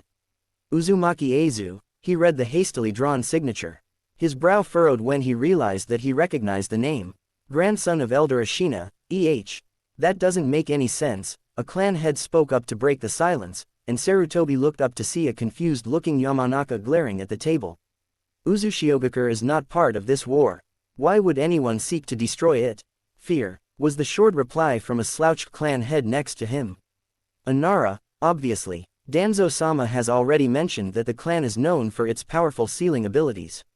With a power like that, any nation would attempt to seize it for themselves, or destroy it. And Uzushio is an ally of Konoha. The head of the Inuzuka clan somberly added, and Nara's head nodded. That's right, getting rid of the Uzumaki clan was probably an attempt to diminish Konoha's power. The Nara head then snorted, leaning back in his seat. Too bad they completely forgot that a clan full of seal masters would have some sort of backup plan in case an invasion happens. Sarutobi nodded at this, and he couldn't help but be thankful for that. Uzushiogakure is indeed comprised of promising and powerful shinobi, but their numbers were barely half of the number of shinobi in hidden villages like Kurigakure. The very name of that village made the Hokage narrow his eyes in confusion and suspicion. That village was not part of this war. What were they planning? Are they planning on joining the war, after all? He thought, tightening the hold of his joined hands. In any case, the bespectacled advisor spoke up, and he turned to the Hokage. What happened to the Uzumaki clan is unfortunate, but I strongly believe this is not our concern. Our efforts should be concentrated on the war that we are currently fighting. Homura is correct. The only female on the advisory council, Udatane Kaharu, agreed. Konoha has many enemies, and if we let our guard down for just a moment, we could end up like the Uzumaki clan. We shouldn't even be talking about this. Sarutobi narrowed his eyes at his former teammates. While what they said made absolute sense, he himself did not want to abandon the survivors of the Uzumaki clan. They had aided Konoha in the First Shinobi World War, and now when they needed help, was it right for Konoha to simply turn its back on them? And not to mention, the Shidaime's wife was an Uzumaki, herself. The way they nonchalantly rejected an ally's request, made him sick to the stomach. But before he could voice out any of these thoughts, he was taken aback when the man whose support he did not expect suddenly spoke up. I say we welcome the Uzumaki clan to Konoha. The conference room was silent. Even the soft murmuring stopped. Everyone turned to look at Shimura Danzo, whose face did not betray anything. The ones who knew him well looked at him in shock. Danzo, Kaharu turned and practically screeched. Do you realize what you're saying? Added Homura, though he was more restrained than his fellow advisor. Danzo was not looking at them but rather at the Hokage whose suspicious gaze he calmly met. The man shifted in his seat to turn towards Danzo. I can't say I'm not glad for the support, but, he paused. What is your reason for thinking this, Danzo? The man leaned back in his seat as he started to explain. First of all, it should be mentioned that the Uzumaki clan is an ally of Konoha. The clan has aided us in the past, surely, we should be gracious enough to do the same in their time of need. Also, the clan is comprised of talented fuinjutsu users. Something that, I believe, would aid us to win this war. The Hokage narrowed his eyes.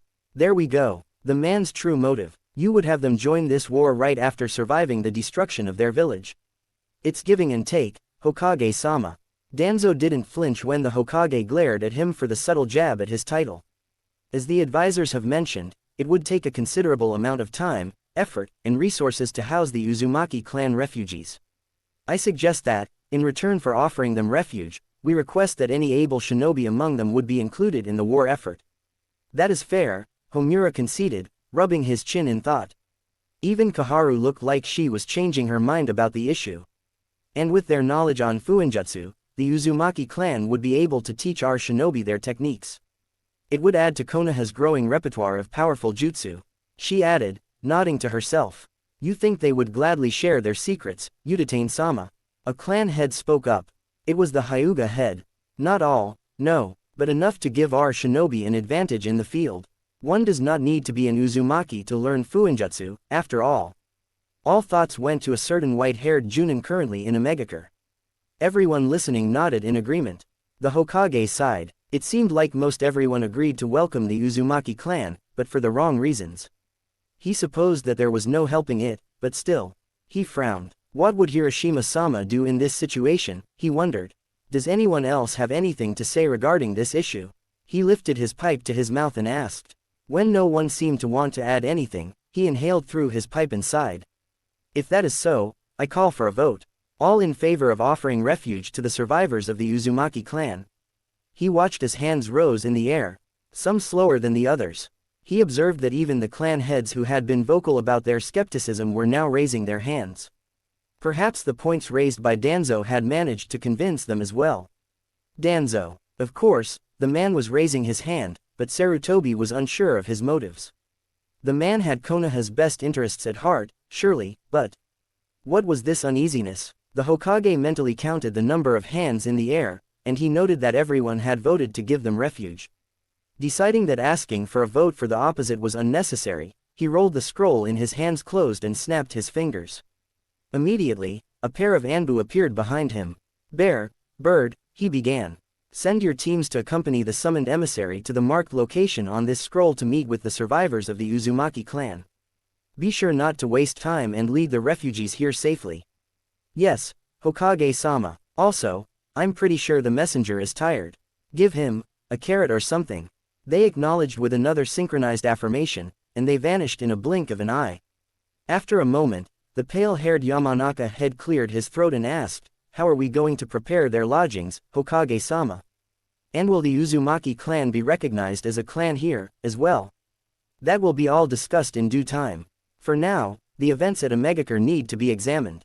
After a 10-minute break, the advisory council and clan heads will discuss this."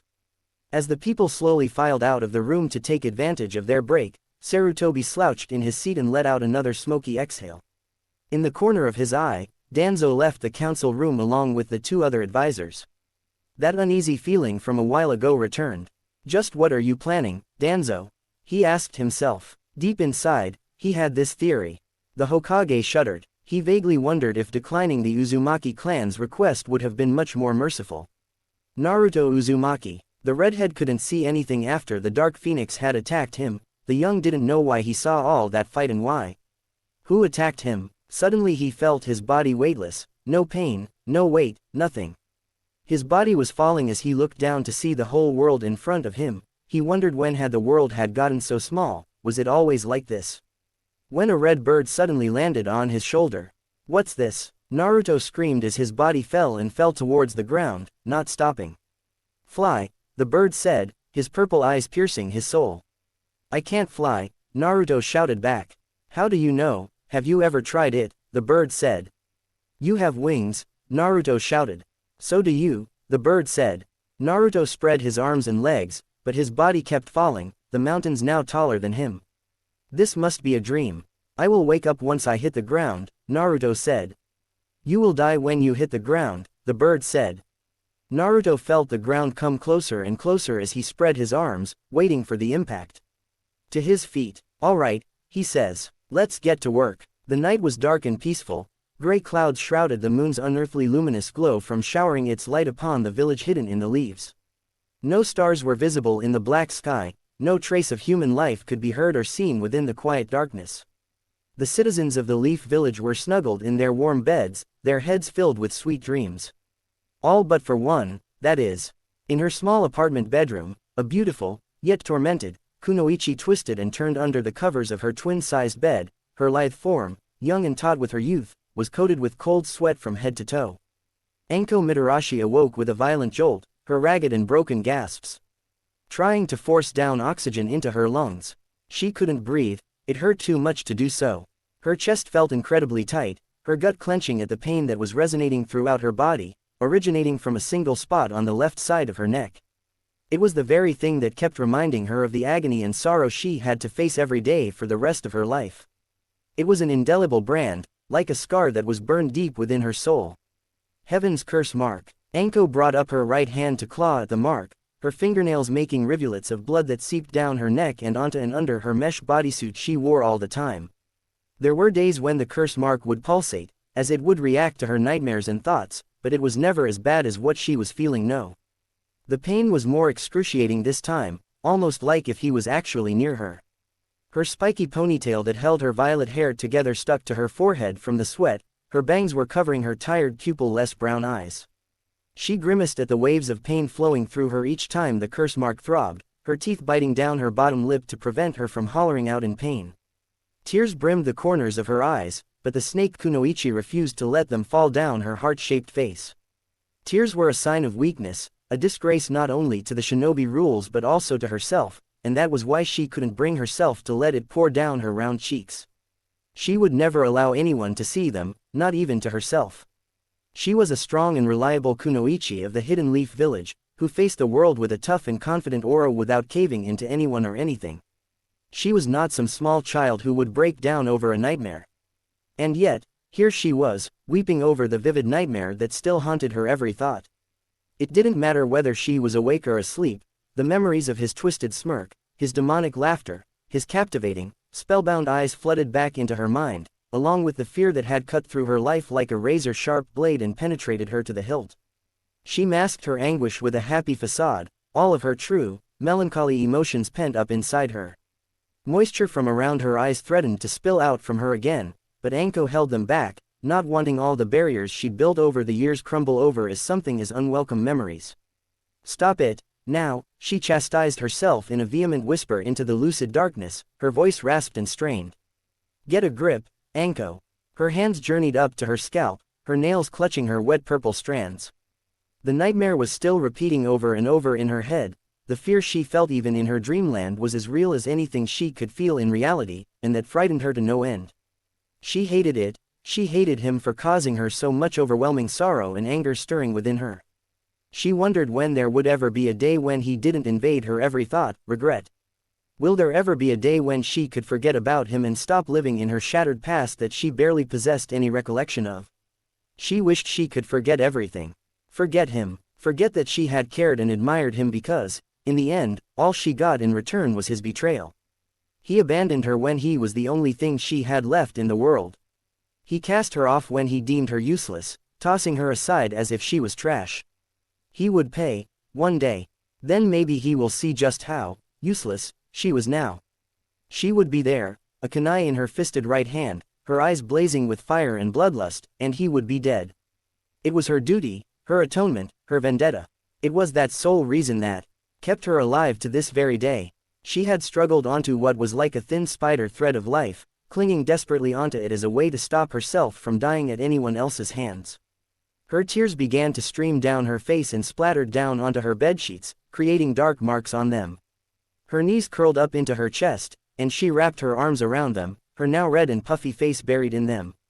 The silence was broken when her muffled sobs and wails echoed in her bedroom, her hot tears stinging her cold skin.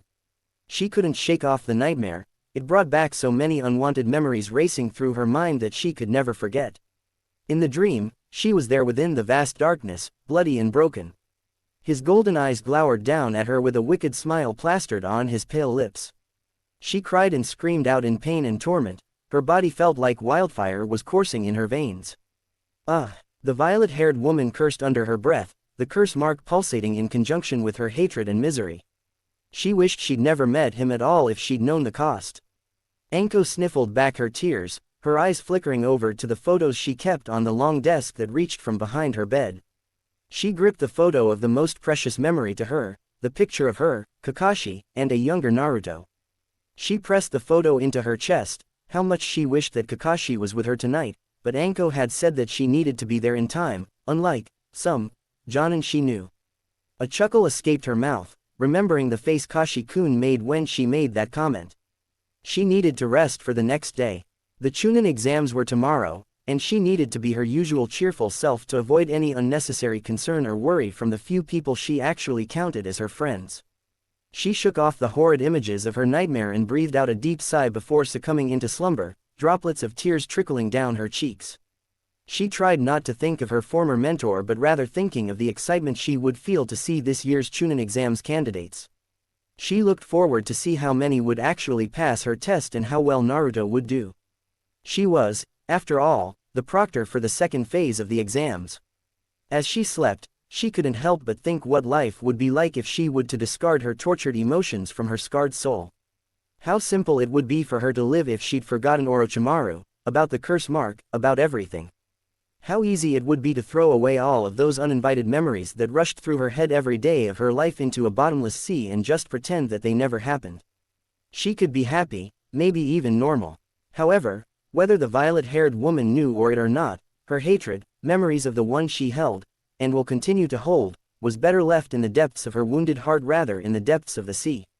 Tomorrow. The forest was dark and large, with densely overgrown trees and enormous, man-eating creatures inhabited inside of it.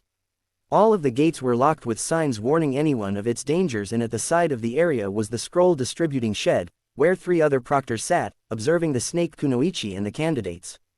It was the perfect spot for the kiddies to undergo the second phase of the exam and move on to the third exam.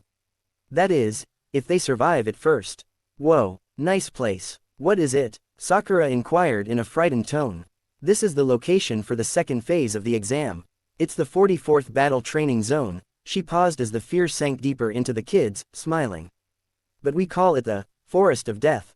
The ominous name of the zone caused an uproar. A group of fearful mutters and worried expressions among the genin, each of them staring deeply into the vast forest. This whole place just completely creeps me out. Anko heard the scared pink-haired girl said. Anko chuckled, smiling broadly. It should. They called it the Forest of Death. And soon enough, you're gonna find out why. After throwing the kunai at Naruto and him catching it with his 2 fingers. Seems like everyone here today is quick-tempered. There must be something in the air. Anko smirked in anticipation at the fun that was soon to come. This is gonna be fun.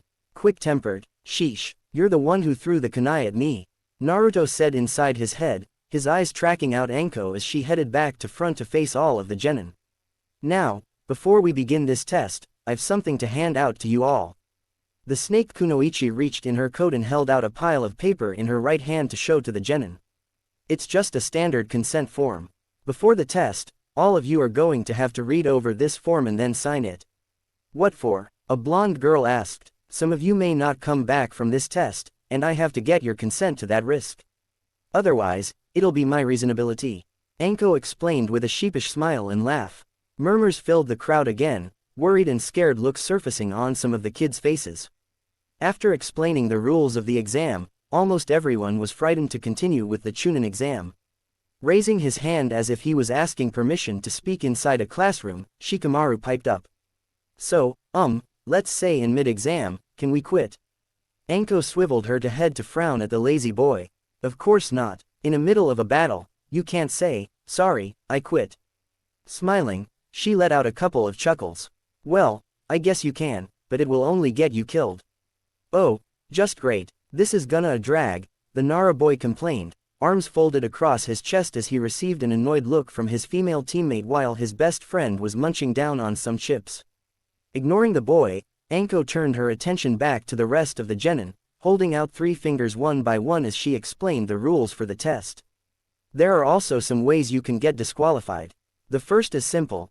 If all 3 members of a team can't make it to the tower with both scrolls after 5 days. Number 2. If a team loses a member or if a member becomes incapacitated and cannot continue. But most importantly, none of you, absolutely none of you, may look at the contents of the scrolls until you've reached the tower. And with that said, all of the kids got into their teams and talked over their consent form, while some of them wandered off on their own to read it over. The air was heavy with anticipation, worried and eagerness. Meanwhile, the other proctors drew up a curtain at the scroll distribution shed, ensuring no one else would know which team had which scroll. It looks like they're starting to understand what's really involved in this test. Anko observed the crowd of genin with her hands in her coat pockets, pleased that some of them just realized how serious this test is. Her eyes lingered the most on Naruto, sitting on the ground, writing something on a large blank paper. She liked that determination in his blue eyes, and something told her that Naruto would make these Chunin exams far more interesting than any other exam ever. Once everyone was ready to hand in their forms, Anko watched as they headed to the shed to collect their scrolls. A slight breeze wafted through her violet hair, and a smile graced her lips. I wonder if any of them will survive this, except Naruto. Staring down at her wristwatch on her right arm, reading it as it was. Close to 2 o'clock in the afternoon, Anko's loud voice carried among the genin. Listen up, all of the teams had received their scrolls, so everybody go to your gate and waited there. When the gates open, the test is on. When it was close to 2:30, the proctors started to unlock the gates, letting the chains slide off the handles. As the clock stroked precisely at 2:30, the snake Kunoichi finally gave out her last announcement. All right, heads up, you maggots. The second part of the test has begun. The gates opened with a whoosh as soon as she spoke those words and in went the genin. It wasn't long afterward until Anko heard a couple of male fearful screams vibrating throughout the forest and to where Anko stood at the entrance. A few hours later, Anko sat on the flat roof of the shed, her legs hanging in the air as she snacked down on her favorite food, enjoying herself while she paid no mind to the carnage that was taking place within the forest of death. Nothing makes dumplings goes down like a little sweet red bean soup. Ah, nice. She happily sipped down the can of soup and then another bite off her stick of dumpling. Guess it's about that time. Soon after I finish this little snack, I'll see how the kiddies are doing. The quicker ones will be finishing soon. I suppose I'll wait and go greet them at the tower. She munched down the last dumpling on her stick. She lazily threw to the trunk of a nearby tree with perfect accuracy without even looking, adding the last stick to complete an outline of a leaf symbol that was made out of at least 50 dumpling sticks, a testament of how much she loved her village as much as her favorite food. There, a perfect leaf village symbol. Anko smiled brightly at her completed design. In a puff of smoke, a sentinel dressed in the standard Chunin exams proctor uniform appeared before the snake Kunoichi, kneeling down on one knee. It was Mizuku, one of the other proctors for the exams. "Pardon, ma'am, there's a problem." What sort of problem?" Anko inquired calmly, swinging her legs from left to right. "Corpses, ma'am, 3 of them," came the urgent reply. However, Anko remained nonchalant about the news. Hearing about dead bodies wasn't anything new. People were killed in the Chunin exams all the time. Whatever they found was probably the remains of a bunch of kids that got themselves slaughtered in the exams. Mumbling, she continued to munch down her dumpling in her mouth as she replied in a slightly bored tone, "Come on. I'm trying to eat here. I think you'll want to see them. There is something strange about them," Mizuku told her. That caught Anko's interest as she swallowed the last of her food down in her throat, putting a finger to her chin. What could be so weird about corpses? Besides being dead, she voiced her thoughts out loud. When Anko arrived at the area, her stomach lurched at the gruesome sight in front of her. She gazed down at the awkwardly twisted positions that bodies were laid face down on the ground and against the Leaf Village's Buddha statues as fear sliced through her. It wasn't the splattered blood across the Buddha statues that bothered her, nor was it the rancid smell of the 3 dead bodies radiating off them. What really frightened the brave and tough Kunoichi the most was the fact that their faces were gone as if something or someone ripped them off. The wind blew in the trees, sending chills down Anko's spine, giving the area an even more terrible aura to it. I went through their belongings, found their identification, ninja from the Hidden Grass Village. All 3 of them were registered for the Chunin exams. Kutetsu Hagane, one of the other proctors for the exams, reported with his arms crossed over his chest. They weren't just killed. All their faces. Anko felt her fingers twitched at the nervousness she felt rising up inside her, almost curling into a fist.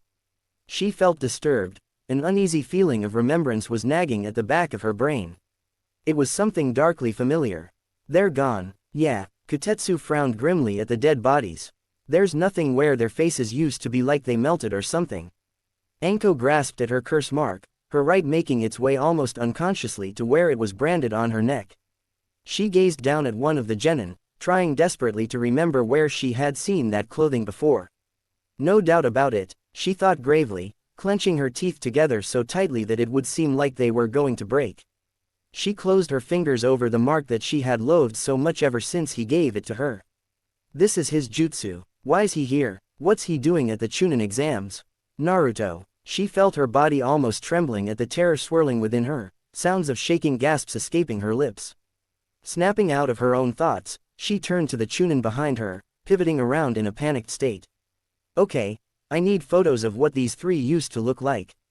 "Where are their ids?" "Right here, ma'am." Mizuku handed her the pictures. She gripped the photos in her hand, recognizing the first image of the grass ninja immediately. So this is the face he stole.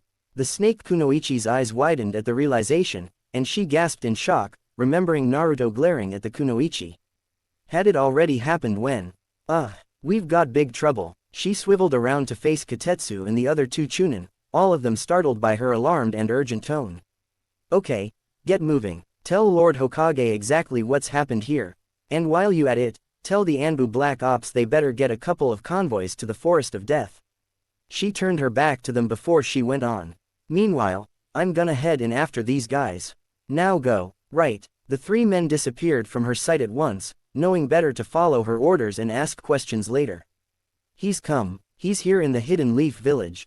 Anko reached for her neck again, her face becoming dark and dangerously serious as a foul wind moved in the air. All of her bitter emotions of hate and fury boiled inside her gut, feeding off the longing to settle the score between her and the man who had cursed her life. He was here. It was time to end it. Hours passed since the violet-haired woman journeyed into the densely overgrown forest of death, racing through the trees and all the while avoiding out the traps and ravenous beasts in the area. The sun was setting soon, its crimson glow shining beautifully over the hidden leaf village. If it weren't for the dire situation she was in, Anko would have stopped and admired the sun's blood-like blaze. She jumped from one tree to another, allowing herself to fall until her hands caught on a thick branch, using the momentum to swing herself upon it to halt her pursuit for her perpetrator, gazing as the sun was sinking further down in the sky. Sun's going down. I gotta find him soon. My odds are bad enough as it'll get worse in the dark. But why now? I hope he hadn't gotten to Naruto yet. Anko shook off her musings, she needed to find him as soon as possible. When night had fallen upon the village like a blanket, it was only then Anko's senses were able to pick his presence up. She darted through the trees, galloping from one branch to another and over many other forest obstacles that stood in her way. Her violet bangs lashed at her eyes, but she ignored it as she increased her hasty pace in the forest of death. I can feel him, he's somewhere close. Anko jumped down from one tree to land in a space between two enormous ones, her body running closer to he was as if she was being drawn closer to him by a magnetic force. She wondered if the curse mark had something to do with it, but she forcefully shrugged off that thought as she used her amazing reflexes and smooth acrobat movements to leap through the trees until she came to her destination. He was upside, his entire body embedded itself a tree, and to her surprise, he wasn't wearing any mask, it was ripped out, showing her his true face. His slit pupil eye opened as she landed down in front of him. She approached him almost casually, without a single hint of fear in her eyes. There was no room for it, not now. She wasn't afraid of him, or maybe she was. She just didn't show it, not in front of him. She looked at him directly with bold eyes, although the aura radiating from his body could frighten any shinobi that came in contact with him. However, Anko was different, knowing there was always that darkness, that malice in his golden eyes, even when she was under his tutelage. She was so young back then, blinded by her admiration to see what he truly was. She was so stupid, she should have seen his true, dark intentions. Orochimaru chuckled softly, amused to see his old student again. Well, Anko. It's been a while. This is no time to reminisce, you're an S-class criminal, top of the most wanted list. You've got to be taken down, and it's only fitting that I'm the one to do it. Anko replied back at him harshly as she slid Senbon needles between her fingers in her right hand, not taking his bait. "'Cause, after all, you're the one that taught me everything, right, sensei?" "Not quite," he answered simply. Anko growled, preparing to throw the needles at him when his expandable, long tongue shot out from his mouth as it started to chase and lash at her.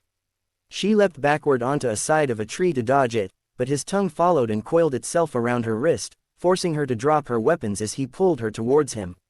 She landed on the branch, and she held out her free hand at her old sensei.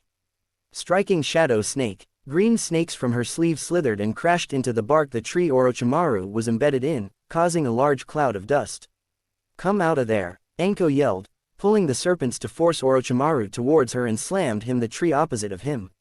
She retracted the vipers into her sleeve and quickly went over to him, pinning her left hand over his right hand against the tree, stabbing them both with a kunai to prevent him from escaping her. Orochimaru was slightly surprised by her actions, observing her carefully with his exposed slit eye. She winced, panted heavily, and ignored the pain and blood flowing from the self-inflicted wound, its tangy smell invading her nostrils like a drug. "Ha, I gotcha. Now then, lemme just borrow your left hand." She entwined her right hand with his left hand, sticking up her index finger and her pinky. Orochimaru gasped slightly, his eye widened in recognition and then drifted back to his old pupil. "That hand sign. Right, it's over. You and I are going to die here." She gasped for air as she stared at him with tired eyes, a small fatigued smirk on her face. Taking in a deep breath, she closed her eyes and thought out the jutsu in her head. Ninja art. Twin snake sacrifice jutsu. Anko stopped midway when she heard an eerie laugh echoing in the air around her. "I'm afraid you will die alone, Anko." Her eyes snapped open in shock, and she gasped, pivoting her head slowly to see him standing on the other side of the massive branch, his pale features looking at her with a sneer. "That's right, substitution." He indicated the duplicate. She pinned to the tree. She whirled her head back to the copy, her eyes broadened even more as it melted into the mud. The moon shone down on them with its luminous light, giving Orochimaru a more oppressive aura to him. Anko heard him laughing at her near-death experience as she shut her eyes down in shame and agony, all of her confidence washing away from her. This was just too mortifying for her to endure, her gut clenching at her desperate attempt to stop him. Sauntering to her with a haughty smile, he spoke to her in a taunting tone. "Of course, you're one of the elite now, a righteous warrior. How naughty of you to be using a forbidden jutsu I taught you. What do you want here, Orochimaru?" she asked, hoping he hadn't hurt Naruto. Just the thought of him giving the blonde a cursed mark made her anger boil. A shadow of anger flashed through his face, much to Anko's surprise. "That's not important to you, my dear student," Orochimaru spoke, hiding the anger inside him. As Orochimaru was about to attack when his body got electrocuted, and a bolt of massive lightning pierced his heart, blood flew everywhere as Anko couldn't believe the hand filled with lightning sticking outside Orochimaru's chest. The Sannin slowly turned his head around, making eye contact with the Sharingan of Kakashi Hatake. Yugito. She watched as the snake Sannin disappeared into the tree, sinking inside it, his body disappeared. Yugito left out a sigh of relief. She couldn't comprehend why a Sannin like Orochimaru was here. But that didn't matter right now, he was gone, and that was what was important. Escaping her thoughts, she rushed towards Naruto. She saw him slowly closing his eyes, drifting off to sleep. She could see the slash across his torso. It was deep, his blood had leaked all over the ground. She put her hands on his shoulders and started shaking him to wake up, but he wasn't opening his eyes. "Naruto, Naruto, wake up," she shouted almost desperately, but Naruto wasn't even giving the smallest sign of waking up. Looking at him, one would think he was dead, but his chest rising up and down indicated that he was still breathing. She put her ring finger just below his jawline. She smiled, feeling the pulse, and it didn't look like his heartbeat was something to be concerned with. "I wouldn't worry about him, kitten, he has Kurama inside, won't be easy to take out the bastard," Nibi suddenly spoke in her head, knowing that Kurama was the strongest Biju for a reason. Yugito mentally nodded. She knew Kyuubi was the strongest. Nibi always warned her to keep away from him, but now it seemed that Kyuubi wasn't how Nibi had described him. Escaping her thoughts, she saw Karui and Omoi walking towards her. Omoi had a neutral face, but Karui was looking at her with disapproval. Yugito had felt the large explosion, the heat coming from it strong enough that even from where she stood, she had seen the grass burning. Omoi immediately had suggested ignoring it since, according to him, this could somehow lead to facing a solid opponent, her having no other option but to release Nibi, which would result in the destruction of Konoha. While the first part was actually correct, but thankfully Orochimaru went away like a dog with his tail between his legs. "Yugito, I told you we shouldn't have come here," Karui shouted and pointed an accusing finger. "What did you expect me to do? In case you don't know, Naruto-kun is like me, I would never leave him in the mercy of a disgusting snake like Orochimaru," Yugito spoke with venom through her clutched teeth. Despite being from Konoha, Orochimaru was very well known in every single other shinobi village, especially to Kumo, since he had abducted several children from the village. Sadly, his hideout had been found a long time after the snake had abandoned it. Inside it, B had described finding the bodies of children and several women, but Yugito knew he had left out the disgusting parts. When they had made their way towards the explosion, Nibi had immediately told her that she could feel Kyuubi nearby. Yugito had rushed towards the location only to see Naruto lying on scorched land, and the trees had been burned to ash. She had wondered what kind of jutsu had Naruto used to cause such a hot temperature. When Orochimaru had shown himself walking towards Naruto, Karui told her that Orochimaru was out of their league. If they fought, they would die with him. Therefore they needed to leave before the snake noticed them. Karui took a step back at the tone used by her friend. She knew Yugito always said that she would want to meet every Jinchuriki at least once, they could be excellent friends. She turned to Omoi to see if he had anything to say, but instead, he was quiet, which was strange for someone like him. Yugito had the right in this. If we see someone needing help and we just turn a blind eye and act as if nothing ever happened, then we are no different than the likes of Orochimaru. Omoi spoke with anger, his lollipop on his mouth broke and falling to the ground. Karui sighed, knowing Omoi's reason for despising anyone who walks away from a person needing help. To him, it wouldn't matter if it were friend or foe. Karui sighed, knowing she couldn't win this argument. "Very well, what should we do with him? We can't just carry him around," Karui asked, looking at her friends but seeing their faces. That's exactly what both of them were thinking. Karui was about to protest when Omoi walked over to Naruto. He kneeled and checked his chest. His wounds are healing, but we should be careful with how we carry him. One little misstep and his wounds might reopen, and we don't have Samui here to heal him, Omoi spoke, looking from Naruto to Yugito, who had an uncertain look on her face. She pondered for a minute. At first, she thought to carry him on her back and find Samui, but Omoi had a point. After a minute of silence, Yugito seemed to break from her thoughts and looked at Omoi. "What do you suggest we do?" Yugito asked with a concerned tone. "I suggest we wait for at least a few hours before deciding to move anywhere. Once his wound is closed up, we can move," Omoi suggested when he looked up to see Ash. Yugito and Karui looked up as well. At first sight, it looked like ordinary snow, but looking at it again, Yugito opened her hand, falling on her hand, the smell of fire fresh all around them. "Let's leave this place. It is not healthy to breathe in ash," Omoi spoke, looking up before turning to the lying figure of Naruto. He grabbed his right arm and put it around his neck, supporting his body on his. Jumping away, they made their way out from the area, Omoi being slow since it could cause the wound to open if he was faster. They soon reached an area. In the middle of a tree was an opening almost like a giant small house for birds. Yugito peeked inside, seeing straw everywhere inside but no source of anything still living inside. A few broken egg parts were lying around, larger than her arm, just one piece. Omoi walked inside and let him lay inside, his head leaning against the tree. Walking outside, both saw Karui giving them a disapproving look before crossing her arms in front of her chest. "What should we do with him? Should we just wait until we find his teammates?" Karui asked with a slightly higher tone. Yugito was really getting annoyed by her constant disapproval of helping Naruto-kun. "First, we don't know where his teammates are and if they are even alive. To begin with, what I suggest is wait 2 days at best. If they don't show up, then we must just make our way towards the tower," Yugito stated. Thankfully they already had the 2 scrolls they needed to pass the exam. All that's left was reaching the tower. Omoi nodded in agreement, while Karui closed her eyes, pinching the bridge of her nose. She left a sight before opening her eyes again. "Fine, let's just hope this doesn't come back to bite us in the ass later," Karui spoke before walking away, looking down to see if anyone was walking around near them. Yugito smiled before she turned her eyes at Naruto, who was peacefully sleeping, his eyes closed. He looked so peaceful to her. She wondered if Naruto had the same type of childhood she and B-sensei had. Later. It had been a few hours now. Yugito had checked Naruto several times to see if his condition would worsen. Thankfully Kyuubi was apparently helping Naruto. Nibi suspected that it should not take that long before Naruto was awake.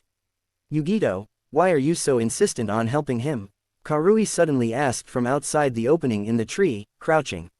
She walked inside, looking at her. "Is it because he's like you?" Karui added, knowing her desire to meet every Jinchuriki out there.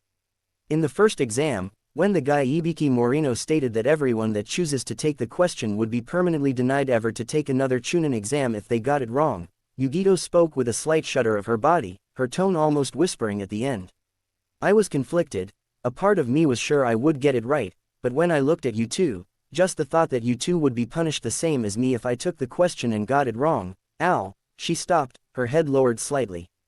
"I almost wanted to surrender," Yugito finished. Karui almost gasped at her while Omoi looked less shocked by what she said. But then, Naruto spoke, and he lifted everyone's spirit, and mine, Yugito added with a smile on her face. Karui spoke nothing but glanced at Naruto, who was still sleeping. She was about to say something when, "Oi, over here," they heard Omoi shout from outside and waving his hands at someone down below.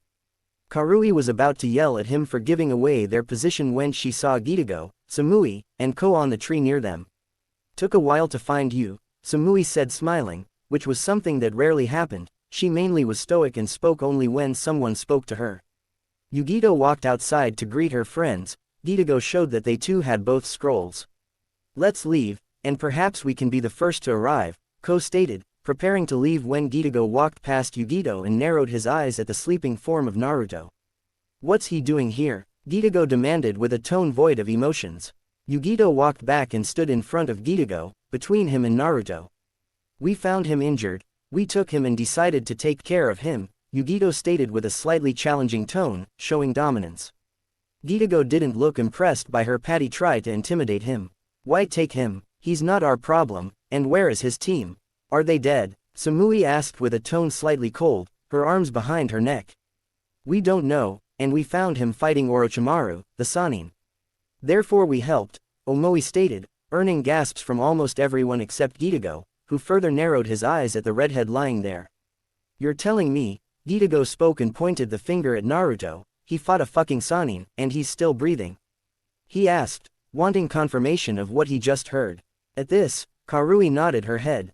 He's our age and already strong enough to hold his own against a Sannin like Orochimaru. No, he can become dangerous to my village, Gitago thought before his hand moved to his pouch tightened around his hips. We should kill him, he stated before he tried to walk past Yugito with his kunai on his right hand when he felt a strong grip on his forearm. His eyes turned slightly to his right, to meet with the eyes of Yugito, who looked with narrowed eyes. Her eyes are like that of Nibi Biju. Just what do you think you're doing? Yugito asked, her grip tightening around his arm. One could swear there was steam coming out of her nose.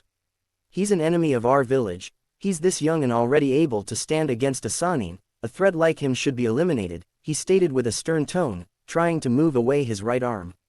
Gitago looked at her eyes directly, telling her to let him go before she regretted it. Hey guys, don't be like this, and you Gitago, just because he's strong, that doesn't mean he will eventually be an enemy to our village, Omoi spoke, trying to ease the tension between them. Karui nodded in agreement with Omoi, in a way they owned to him, and she didn't want to repay him by killing him in his sleep. He's right, if you want to kill him, at least you should do it when he's awake and not behind his back like a coward. That's not honorable, Ko stated with a disapproving tone. Samui kept quiet during all this, as Gitago sneered at Ko. Honorable. We are shinobi, this is what we do, honor is not part of our job. Our job is to eliminate every danger or possible danger to our village, Gitago stated with a finger towards Naruto. Yugito left out a growl at him. He is no danger to us, and neither to you, Gitago, and don't forget that our cage ordered us to not kill Uzumaki Naruto but only to test his abilities, Yugito stated with a smirk on her face. Still, Gitago didn't look fazed by what she said. Yes, but we are in a forest here, anyone could have killed him, from Iwa shinobi to Suna shinobi to shinobi of his own village who wants revenge against the demon fox, he said with a cold tone before he took a step forward towards Naruto. Is better to kill a child on his crib than let him grow up to be in actual danger, he spoke with a hushed tone before rushing towards Naruto when Yugito showed to his right, kicking him. Gitago landed on his feet, and he looked up to see Yugito with long nails glaring daggers at him. You want to fight me for him, he spoke with a mocking tone towards Yugito, who didn't look impressed. She was about to attack again when she heard Matabi on her head. Kitten, we got a problem. Yay, I know I can see him right in front of me. No, another problem. What, my teammates? No, another problem, she screamed in her head. What, I don't? Oh. She looked up along with everyone else. Almost all of them shuddered at the sight standing in a tree near them. The Jinchuriki of Nanabi glared at them with a chakra cloak and 3 tails behind her back. Sasuke. The Uchiha survivor looked at the Iwa shinobi in confusion. His voice, in the end, sounded strange and almost frightening. He felt a chill to his bone. Shikamaru and the rest of Team 10 couldn't help but feel that something was not right with him. Even the sound shinobi felt sweat rolling down his cheek. He couldn't help but feel the pressure around the air. Who wants to go first? Inaki asked with a strange tone. His voice sounded like 2 people speaking simultaneously, but the second voice sounded strange. Sasuke instinctively glanced at Sakura. Ino had taken care of some of her wound. He wondered if he could fight. His hearing and head, in general, was pretty messed up by being hit by a sound wave and the other guy sending sound on his ears. He felt a constant headache, and his limbs felt light. Before Shikamaru could ask what he meant, he and everyone else gasped and shuddered when they saw his right eyes turning pitch black. No white area, just a black eye. Staring at it felt like staring in an endless abyss. Sasuke felt the air suddenly feel heavy. He felt like elephants were stepping on top of him. He could hardly stand on his feet. His bones around his body felt like cracking. He heard the sound like a glass shattering. His right hand snapped. Sasuke screamed in agony as he fell on his knees, looking at his hands in both confusion and fear. His hand looked as normal as could be, but the pain felt so real. His hand shaking, his heart beating on his throat like a hammer. His skin felt like something crawling around. He felt cold, his skin freezing, tiny blades piercing his skin, bleeding. He felt his cheek, His ears, and most of his face burning like he was in a freezing hell, his eyes desperately looked around but could see no one around him. His eyes looking around for anyone, nothing but the forest, no one around, he turned to look where Sakura should be but didn't see her there. "Sakura," he shouted, looking around, his eyes Sharingan as he kept trying to see where she was. "Sakura, she's dead." Sasuke grabbed his head, stopping the voice on his head. No, she's not dead." "Shut up," he shouted, as everything changed. Suddenly he stood in the ice cage back at the Naruto bridge. The mirrors made of ice looked back at him.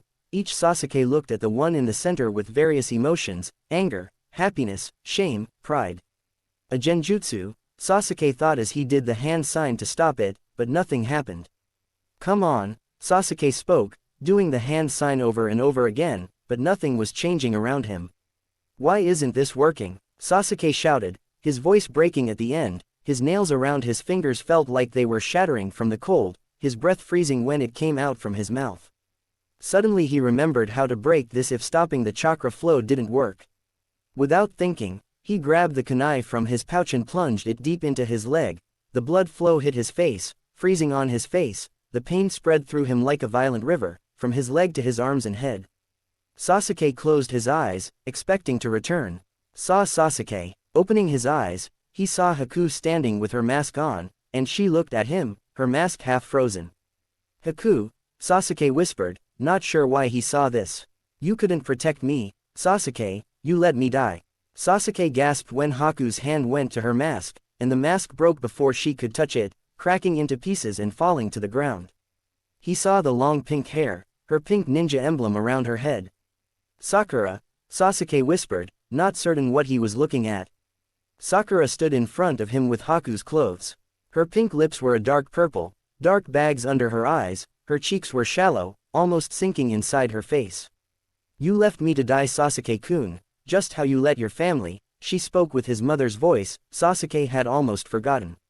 No, this isn't real," Sasuke shouted at Sakura. "This was not real, this is not reality.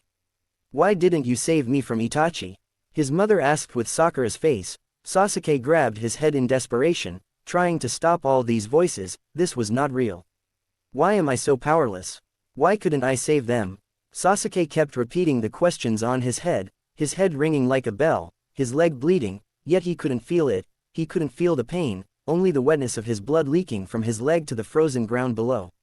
Everything changed again, and he dreamt that he was back in his house, in the Uchiha compound, still standing and looking down on the rotten corpses of his parents, his mother's eye. Looking back at Sasuke, almost as if she was alive, their smell of sickness, their flesh slowly falling from their bodies as worms eat their flesh and bones. Until a woman emerged from the shadows and walked slowly in front of him. "Who are you?" he asked. She was all in gray. A hood and veil concealed her features, but he could see the candles burning in the dark pools of his eyes. "Who are you?" "Itachi, I am not your brother, Sasuke." She raised a pale soft hand and pushed her hood back. "Have you forgotten me? Can I forget someone I never knew?" The words caught in his throat. He did know her, but it had been so long. "Will you forget your own father too? I wonder if you ever knew him, truly." Her eyes were dark, her hair spun dark. He could not tell how old she was. 15, he thought, or 50. She walked silently around the corpses. He could never abide being cast away. That was the thing he hated most. "Who are you?" He had to hear her say it. "The question is, who are you? This is a dream, is it?" She smiled sadly. "Look at the mirror, child." He looked at the mirror in the room. He couldn't remember there ever being a mirror. He saw himself standing alone with a Sharingan, a different one, he thought. His Sharingan was like a six-blade shuriken, and behind him stood his family, his father smiling proudly at him. He had accepted him, saw his worth, his mother touching his shoulder with a sweet smile on her face. He felt a hand, but when he looked he saw nothing. Looking at the mirror again, he saw Itachi smiling. "I'm proud of you, little brother. We all dream of things we cannot have." Fugaku dreamed that his eldest son would be a great Hokage, that his younger son would one day become the most fearsome shinobi. He dreamed they would be so strong and brave and beautiful that no one would ever put them down or cast them away. "I am a shinobi," he told her, "and Itachi is Hokage." A tear rolled down her cheek. The woman raised her hood again and turned her back on him. Sasuke called after her, but already she was moving away, her skirt whispering lullabies as it brushed across the floor. Please don't leave me, he wanted to call, but of course, she'd left them long ago. Everything changed again. He found himself standing in a bright room, the music hitting his ears, tears welling in his eyes. His family was here, they were alive. The warmth felt real, their smile felt real. Itachi was smiling at him. It was all a dream, Sasuke thought. The feast was booming around the dining room. His father had thrown it, celebrating for Itachi becoming the Hokage. The room rang with music and laughter, though the cold winds were rising outside. At first, it was all wine and roast meat, and Sasuke was making japes and saw that his team was here. There were a part of his family, Naruto laughing with Itachi, Kakashi, and Sakura. Sasuke wanted to join them, until he noticed that the room was growing darker. The music did not seem so jolly then. He heard discords and strange silences and notes that hung in the air bleeding. Suddenly the wine turned bitter in his mouth, and when he looked up from his cup, he saw that he was dining with the dead. His father sat with his guts spilling out on the table from the great gash in his belly, and his mother was slashed across the chest beside him. Corpses lined the benches below, gray-brown flesh sloughing off their bones as they raised their cups to toast, worms crawling in and out of the holes that were their eyes. He knew everyone, Ashara and Sakura, Shikamaru and Choji and Kiba, and all the others who had taken the Chunin exams. Shino and Hinata sat together, one dripping blood and the other guts. Kakashi had his Sharingan eye ripped out, worms eating inside his eyehole. Zabuza was there as well, and Haku, even the demon brothers, Naruto had killed that day. But there were others with faces he had never known in life, faces he had seen only in stone. The pale, serious face, red lines around his face, the second Hokage. His brother Hashirama stood beside him, and a man behind them just behind.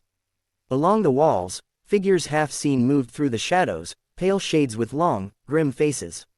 The sight of them sent fear shivering through Sasuke sharp as a knife. And then the tall doors opened with a crash, and a freezing gale blew down the hall, and Itachi came with his katana, the same clothes he had that night. Did you think I forgot about you?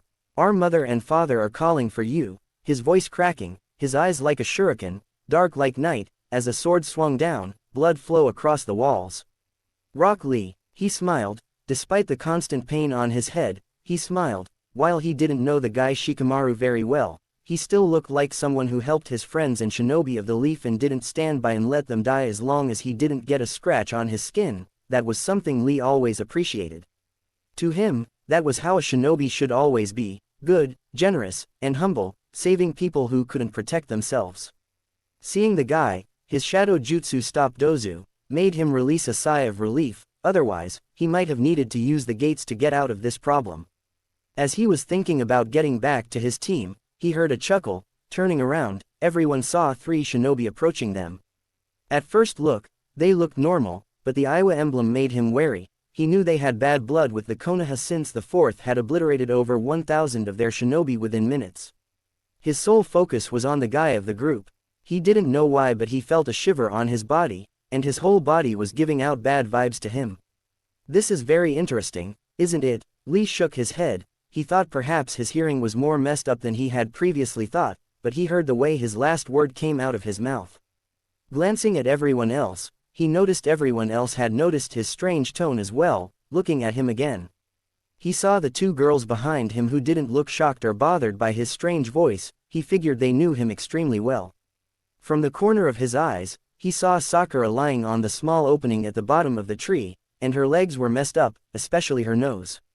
I should get him away from here, Lee thought. He still didn't know if the Iowa team were here to cause problems, but if they were here for that, he needed to get them away from Sasuke and Sakura. They were injured and needed help.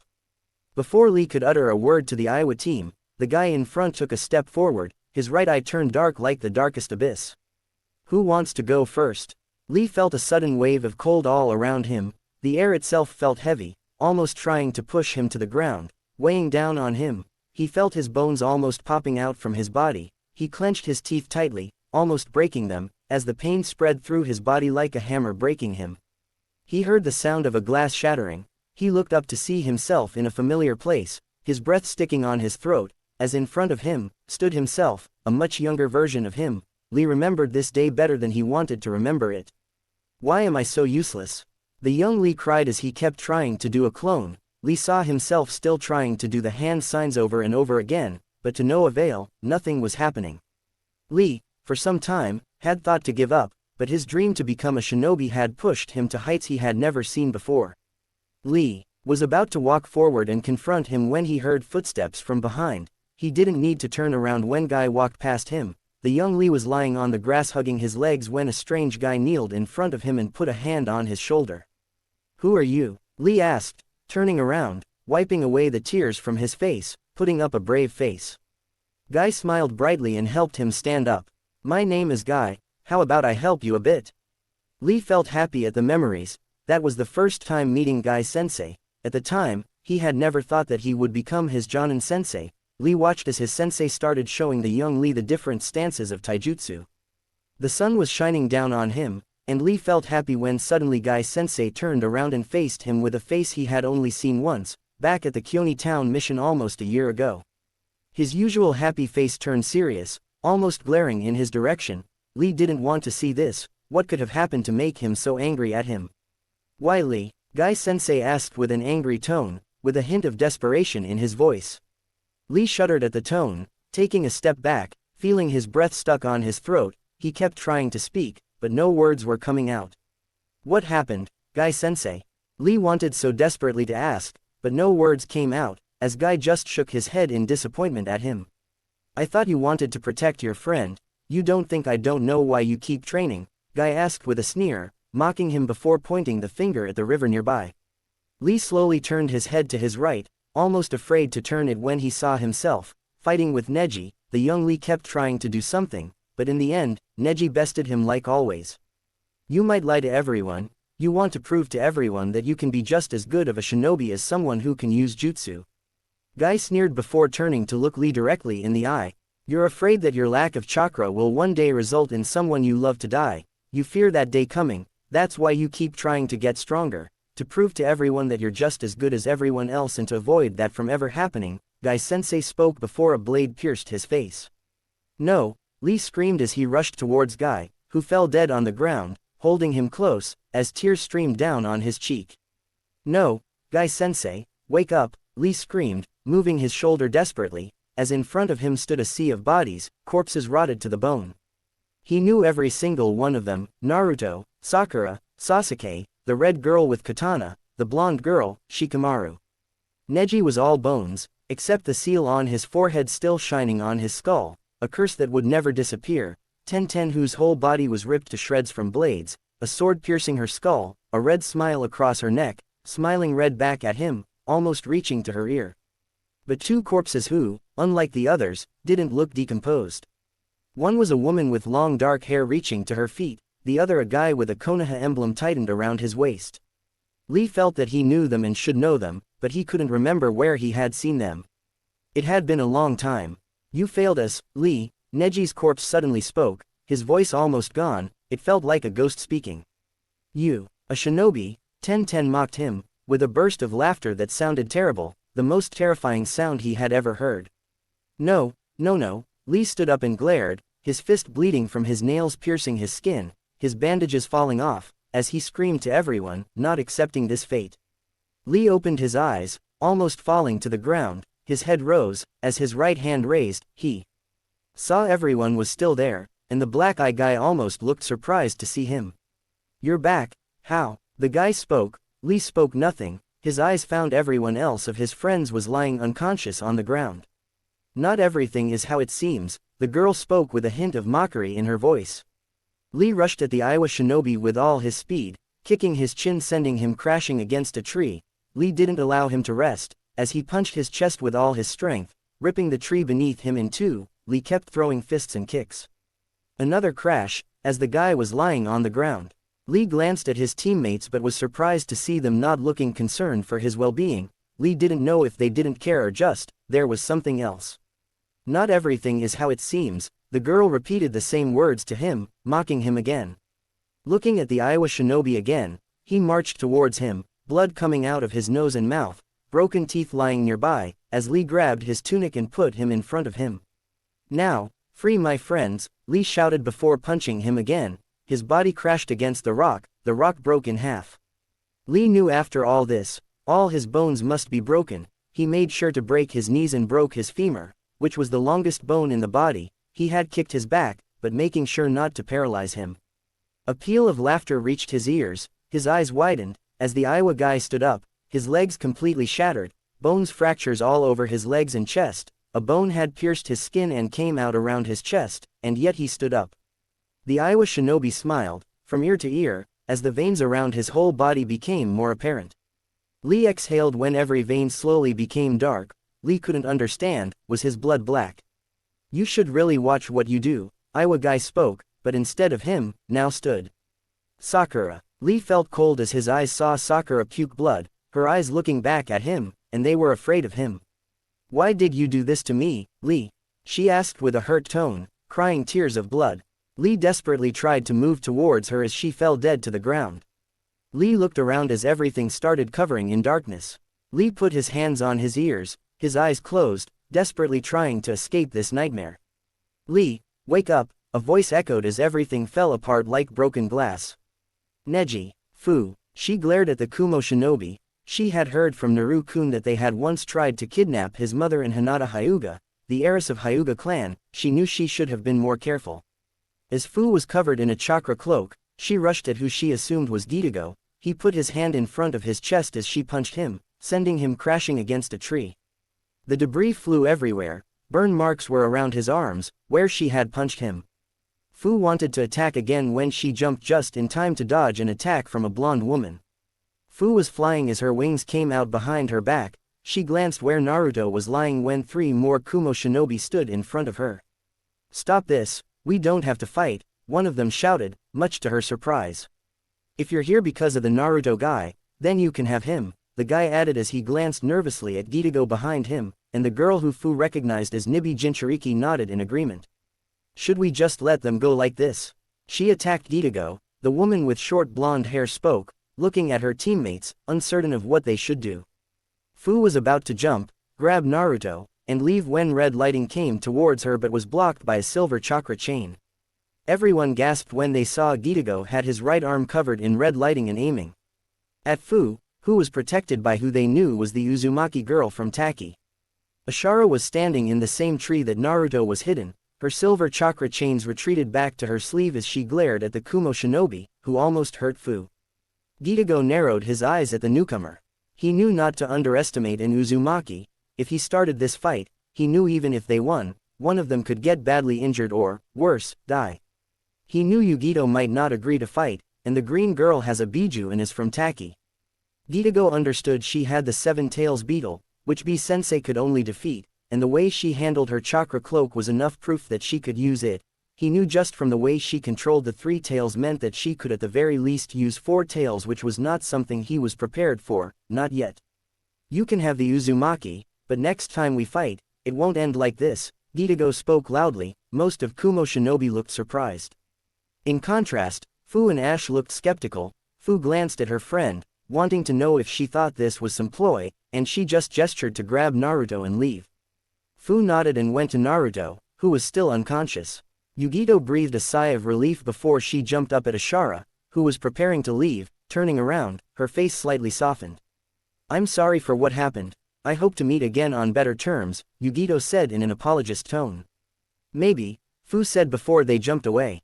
Yugito saw their figures disappearing before she turned and jumped down, landing 3 meters away from her team. She saw Gitago looking at her.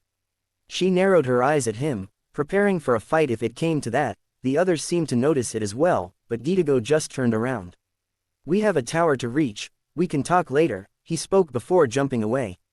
Sasuke. The sun was shining on his face, and he squinted, moving his hand in front of his eyes, making everything appear blurry.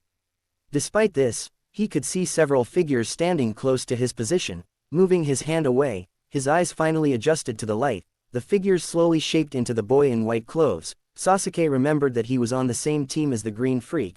Putting his hand on the grass, he attempted to stand up, when a headache hit him like a hammer, his head and skull ringing like a bell. Putting his hands on his head, he closed his eyes tightly.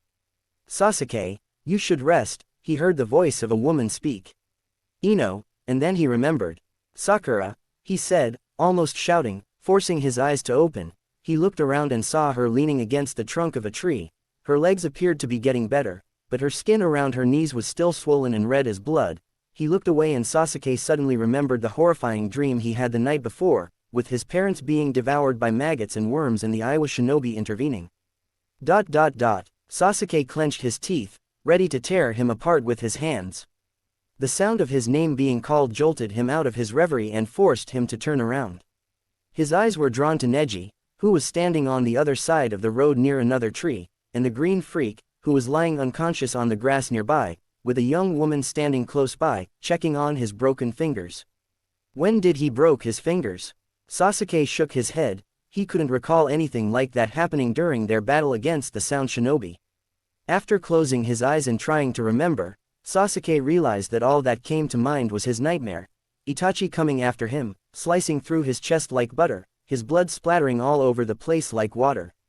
He couldn't remember anything else. Upon opening his eyes, he saw Ino, who had moved closer to him this time. She was kneeling in front of him, her eyes filled with concern, and Neji stood close by, standing and looking down on him. What? The time had come for Sasuke to speak, but he had to speak in hushed tones, almost a whisper. I treated your wounds because you were in terrible shape, Ino explained, though Sasuke was perplexed as to what she was referring to as he was about to inquire. As Ino continued to explain with concern, when I woke up, you were rolling around on the ground, throwing your arms everywhere, almost as if you were trying to hit an invisible enemy. Your whole skin was pale, almost like milk. Sasuke remained silent as he recalled everything that occurred in his dream, with the mirror serving as a reminder. Can you tell me how Sakura is doing?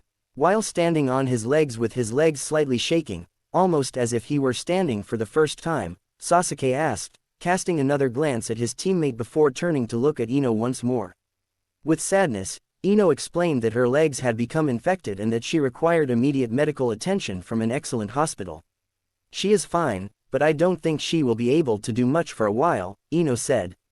Sasuke simply nodded his head in acknowledgement of the information, his face not showing much emotion, and then he remembered. Wait, what's the deal with Naruto?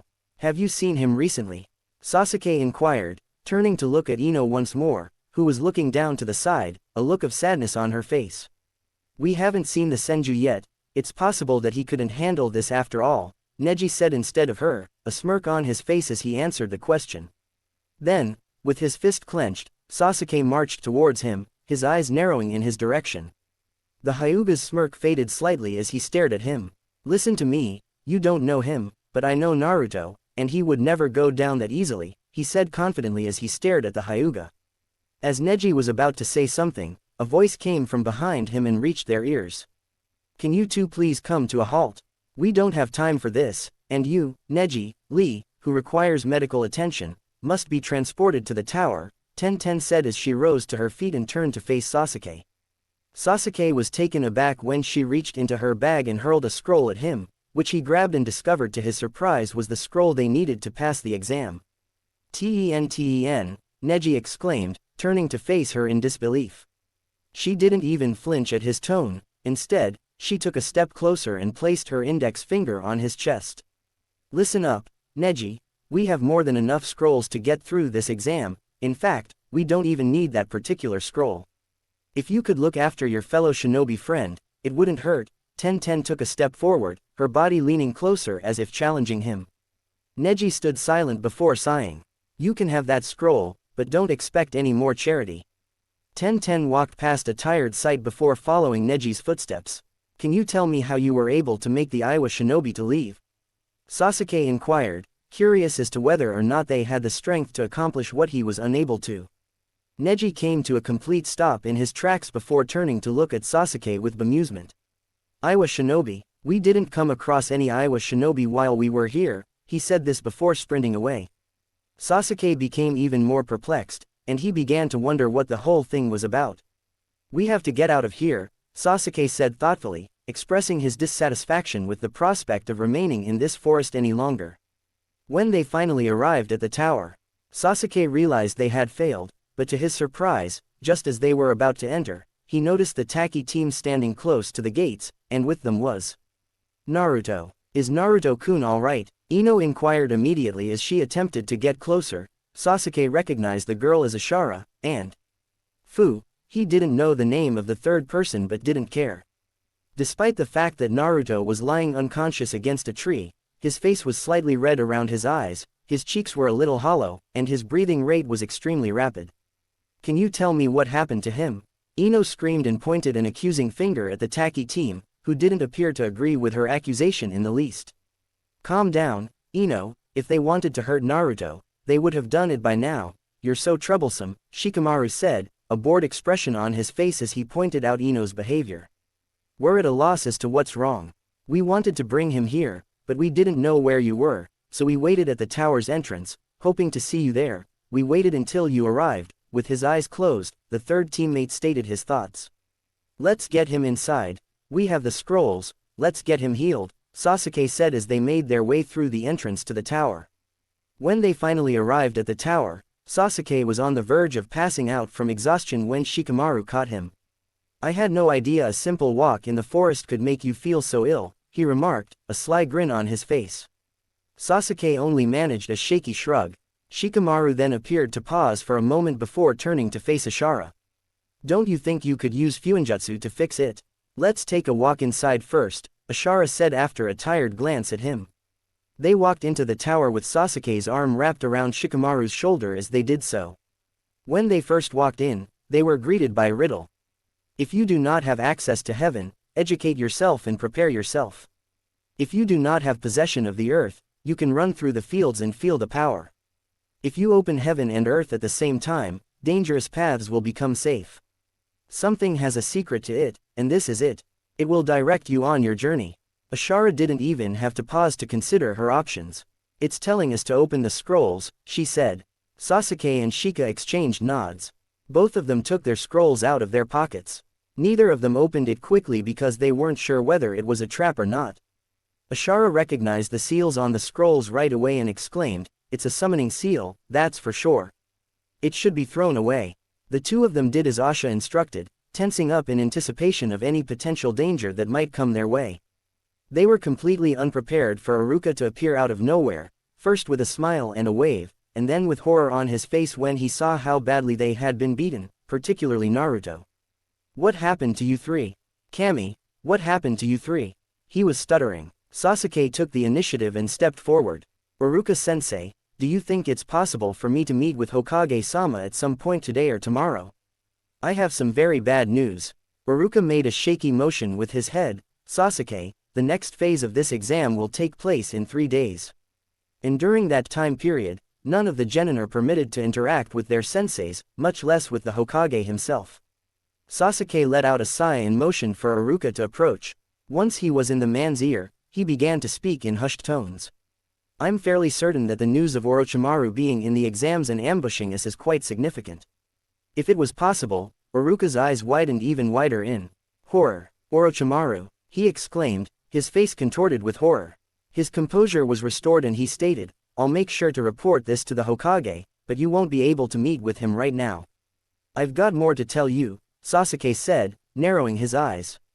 "Then please tell me. I'll pass it along to the Hokage." Sasuke sighed and rolled his eyes. "Iruka-sensei. Due to the fact that Orochimaru is an S-rank missing nin, any information pertaining to him is also S-rank. If the Hokage tells you, that's not a problem.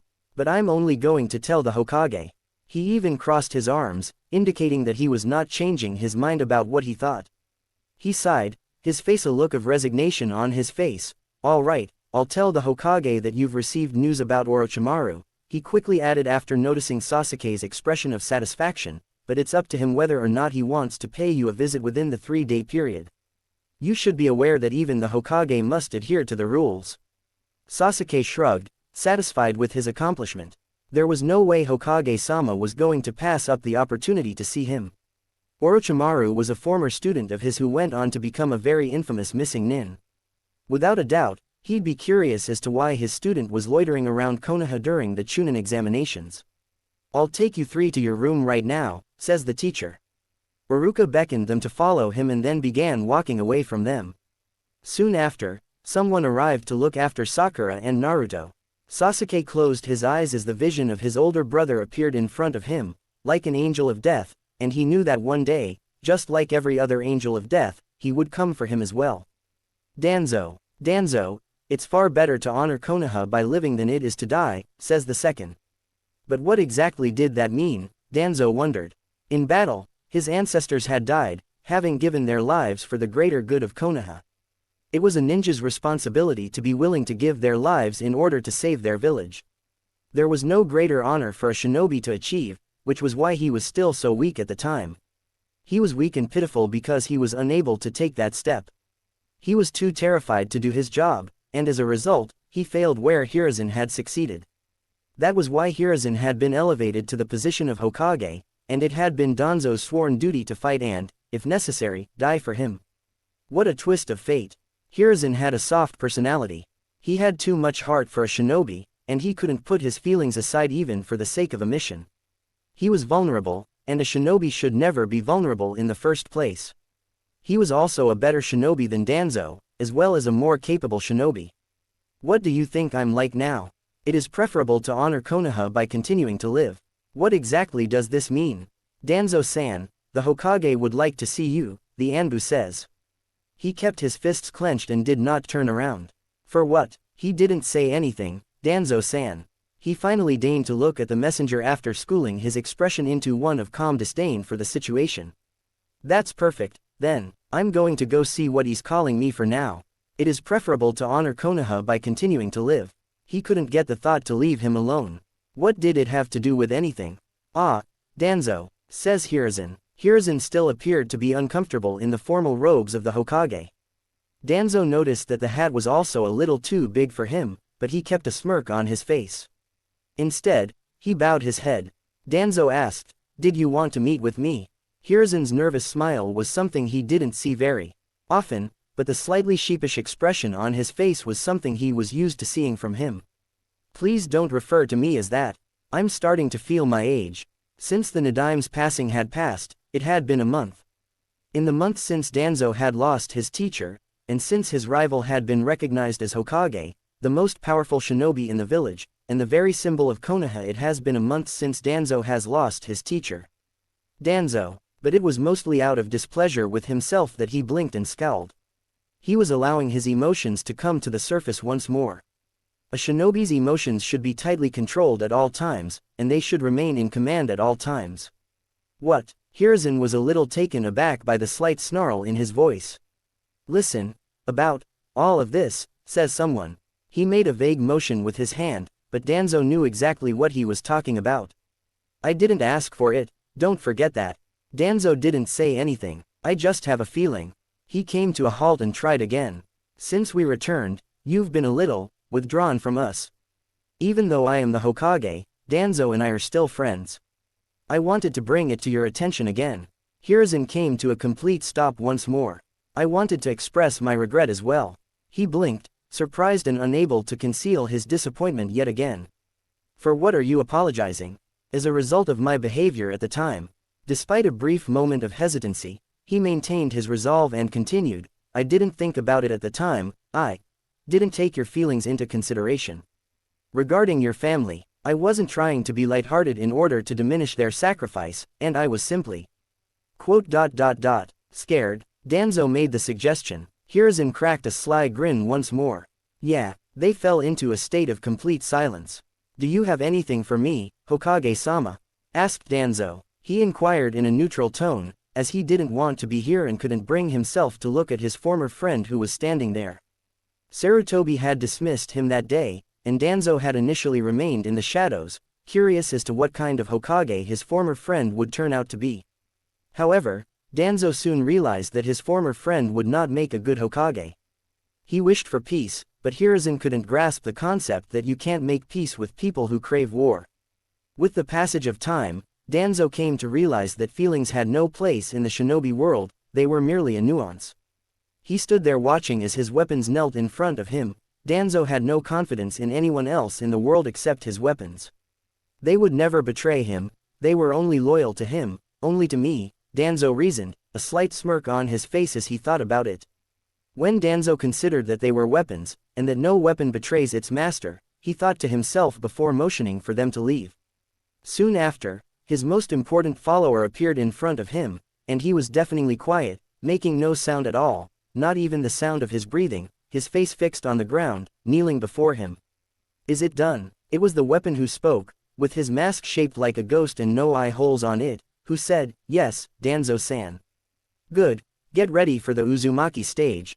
Sasuke, opening his eyes, he heard someone banging on the door. Looking around, he saw he was still alone in the room. Getting in a sitting position on the couch, he grabbed his blue shirt from the head of the chair near the bed. Soon he wore his clothes before he stood up and walked over to the door. Opening it, he raised an eyebrow at the sudden and unusual early visit of his sensei. Can I walk in?" Kakashi-sensei asked with a carefree attitude. Sasuke spoke nothing but stepped aside to let him in. Kakashi stopped leaning against the door's framing. Walking inside, his visible eye checked the room. To his surprise, he saw a book about medicine lying on the chair near the bed, and he looked at the title. How to Heal a Wound. Kakashi read the title with a hushed tone before turning to look at Sasuke, who was leaning against the closed door, his arms crossed and waiting for him to explain. "I wanted to come and congratulate my team for passing the second exam, but looking at the condition of Sakura and Naruto." Kakashi started and noticed how Sasuke's ears perked up at the mention of his teammates, but yet he spoke nothing and gave him an uncaring look. "So what? I just hope they are awake for the third exam," Sasuke said, with an uncaring tone. Kakashi noted his eyes were looking anywhere but to him.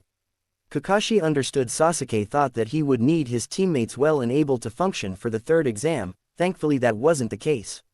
"If it makes you feel any better, you don't need your teammate to start the third exam," Kakashi spoke, paying extra attention to his reaction. He expected perhaps a sigh of relief, but Sasuke looked tenser.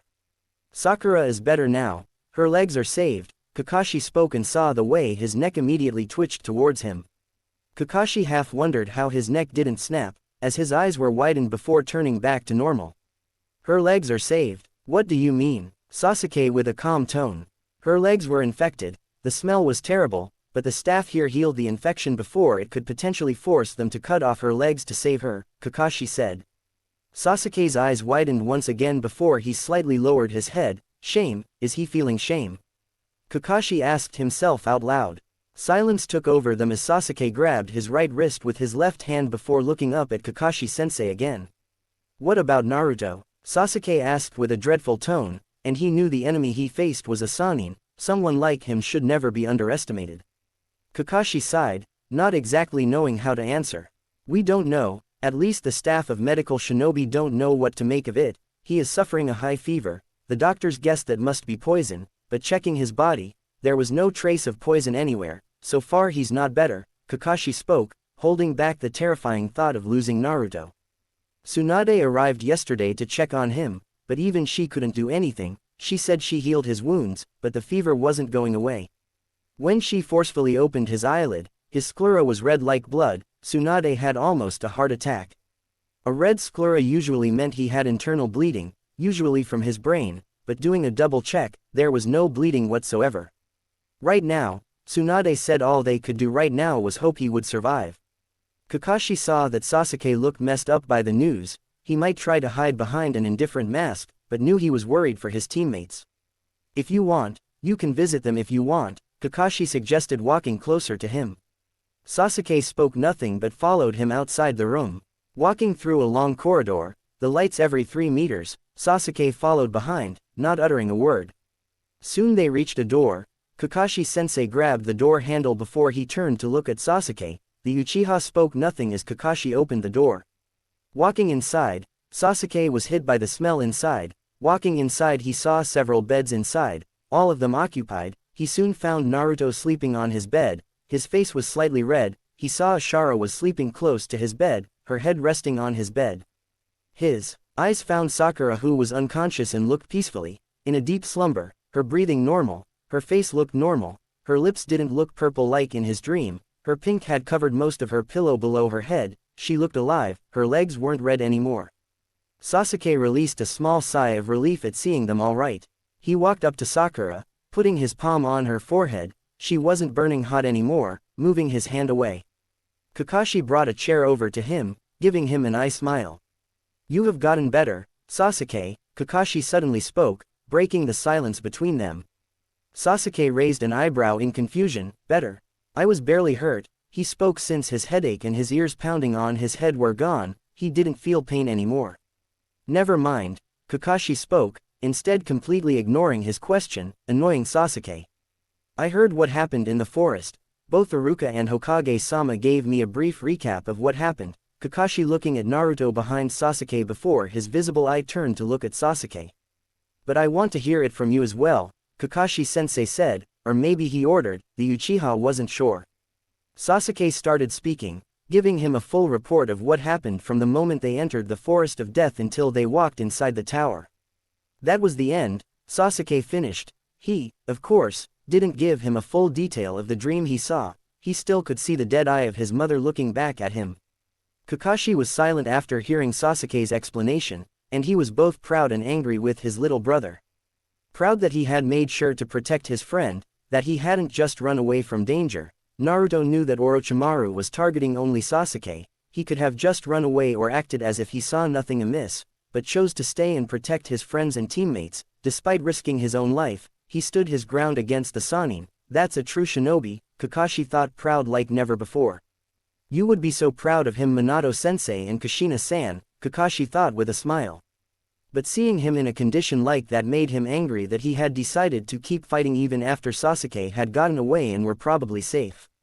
Sighing, he knew it was pointless to dwell on things of the past, despite himself not doing an excellent job at it. Kakashi-sensei, he escaped his thoughts when he heard the voice of his student. Looking up again, he saw Sasuke looking at him with a curious look. Do you think Naruto will survive this? He asked, sounding strong and uncaring, making Kakashi wonder why his student was trying so hard to act as if he didn't care for the well-being of his teammates. Kakashi smiled, making it look like it wasn't that bad.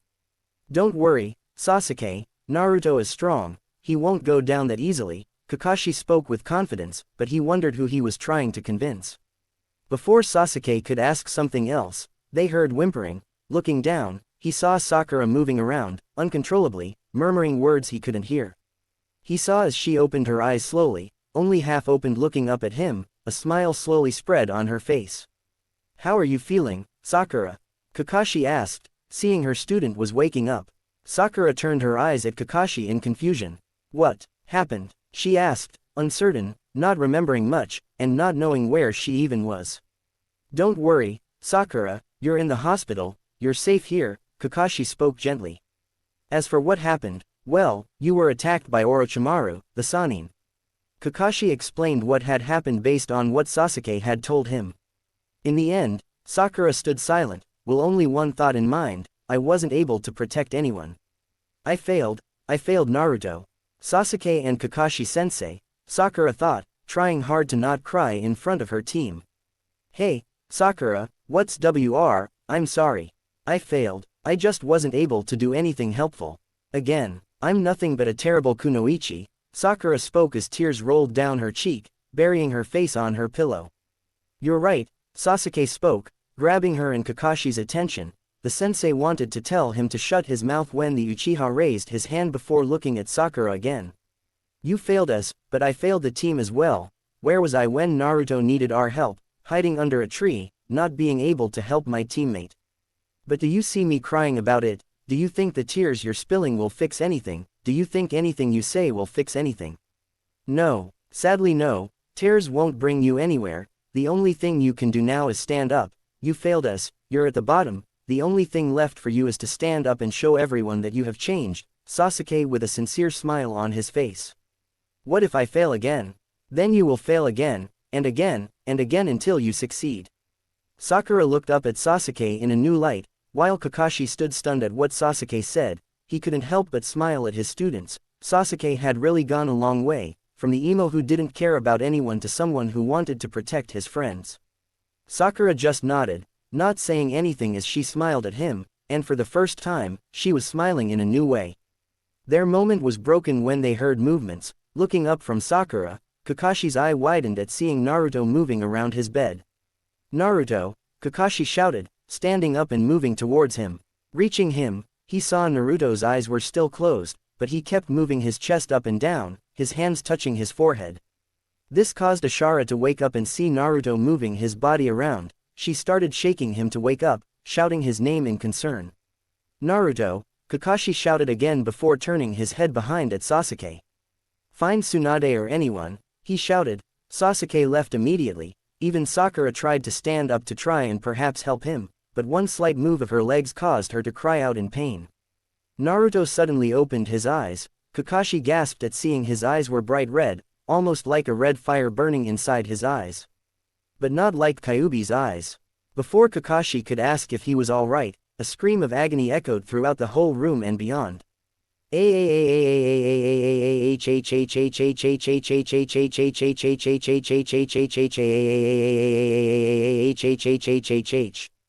Naruto kept screaming as a red circle slowly appeared in the center of his forehead. The ring was small, but the edges looked like it was made of fire, and inside the ring was the word, Yi Si.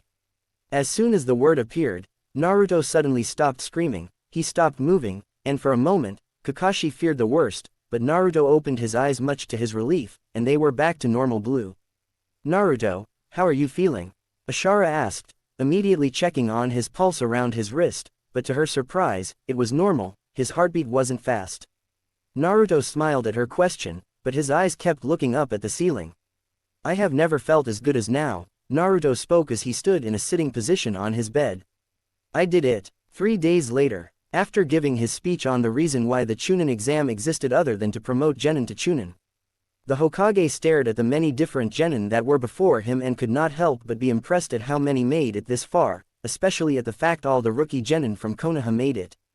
It's impressive that so many made it this far, and many of them are recently made genin. This generation certainly has a lot of promise, thought the Sandaime, before his eyes fixed on Naruto, where a look of relief and concern spread across his face. After being informed that Team 7 had reached the gates, Hiruzen had been relieved, but then his condition was worrying, the fever wasn't disappearing. But even with Naruto in front of him alive and seemingly well, new concerns started to appear in Sandaime's mind. The seal on his forehead hadn't disappeared, despite Naruto reassuring them that he felt good. As Sandaime continued to stare at Naruto, he planned to talk with Naruto about what happened later. Even though his Anbu didn't find Naruto, they had found the area where Naruto appeared to have fought Orochimaru, and given what the Anbu described to him, Sarutobi knew Naruto had given it his all and put up a fight. The Hokage was, of course, not the only one who was surprised that so many genin had made it this far, since the second head examiner Anko was equally surprised. There were 80 genin who entered the forest, and 48 were able to pass it. Sure, I said that I would make more than half of them fail. But still, I never expected more than 10 to make it to this point, thought Anko in surprise. Since out of them, all the teams entered the forest, Kiri, Suna, Taki, Oto, and Kumo each had one team who passed, while the remaining 5 came from Konoha. Eventually, Anko's eyes fell on Naruto and Sasuke, where she narrowed her eyes at his seal on the forehead. As expected, you came out of the forest unharmed, Gaara, thought the Suna Jonin sensei Baki. I'm impressed that your team has made it this far, Kakashi. But as long as my team is here, I fear they'll go no further. Since the next exam stage, personal skills and abilities are critical.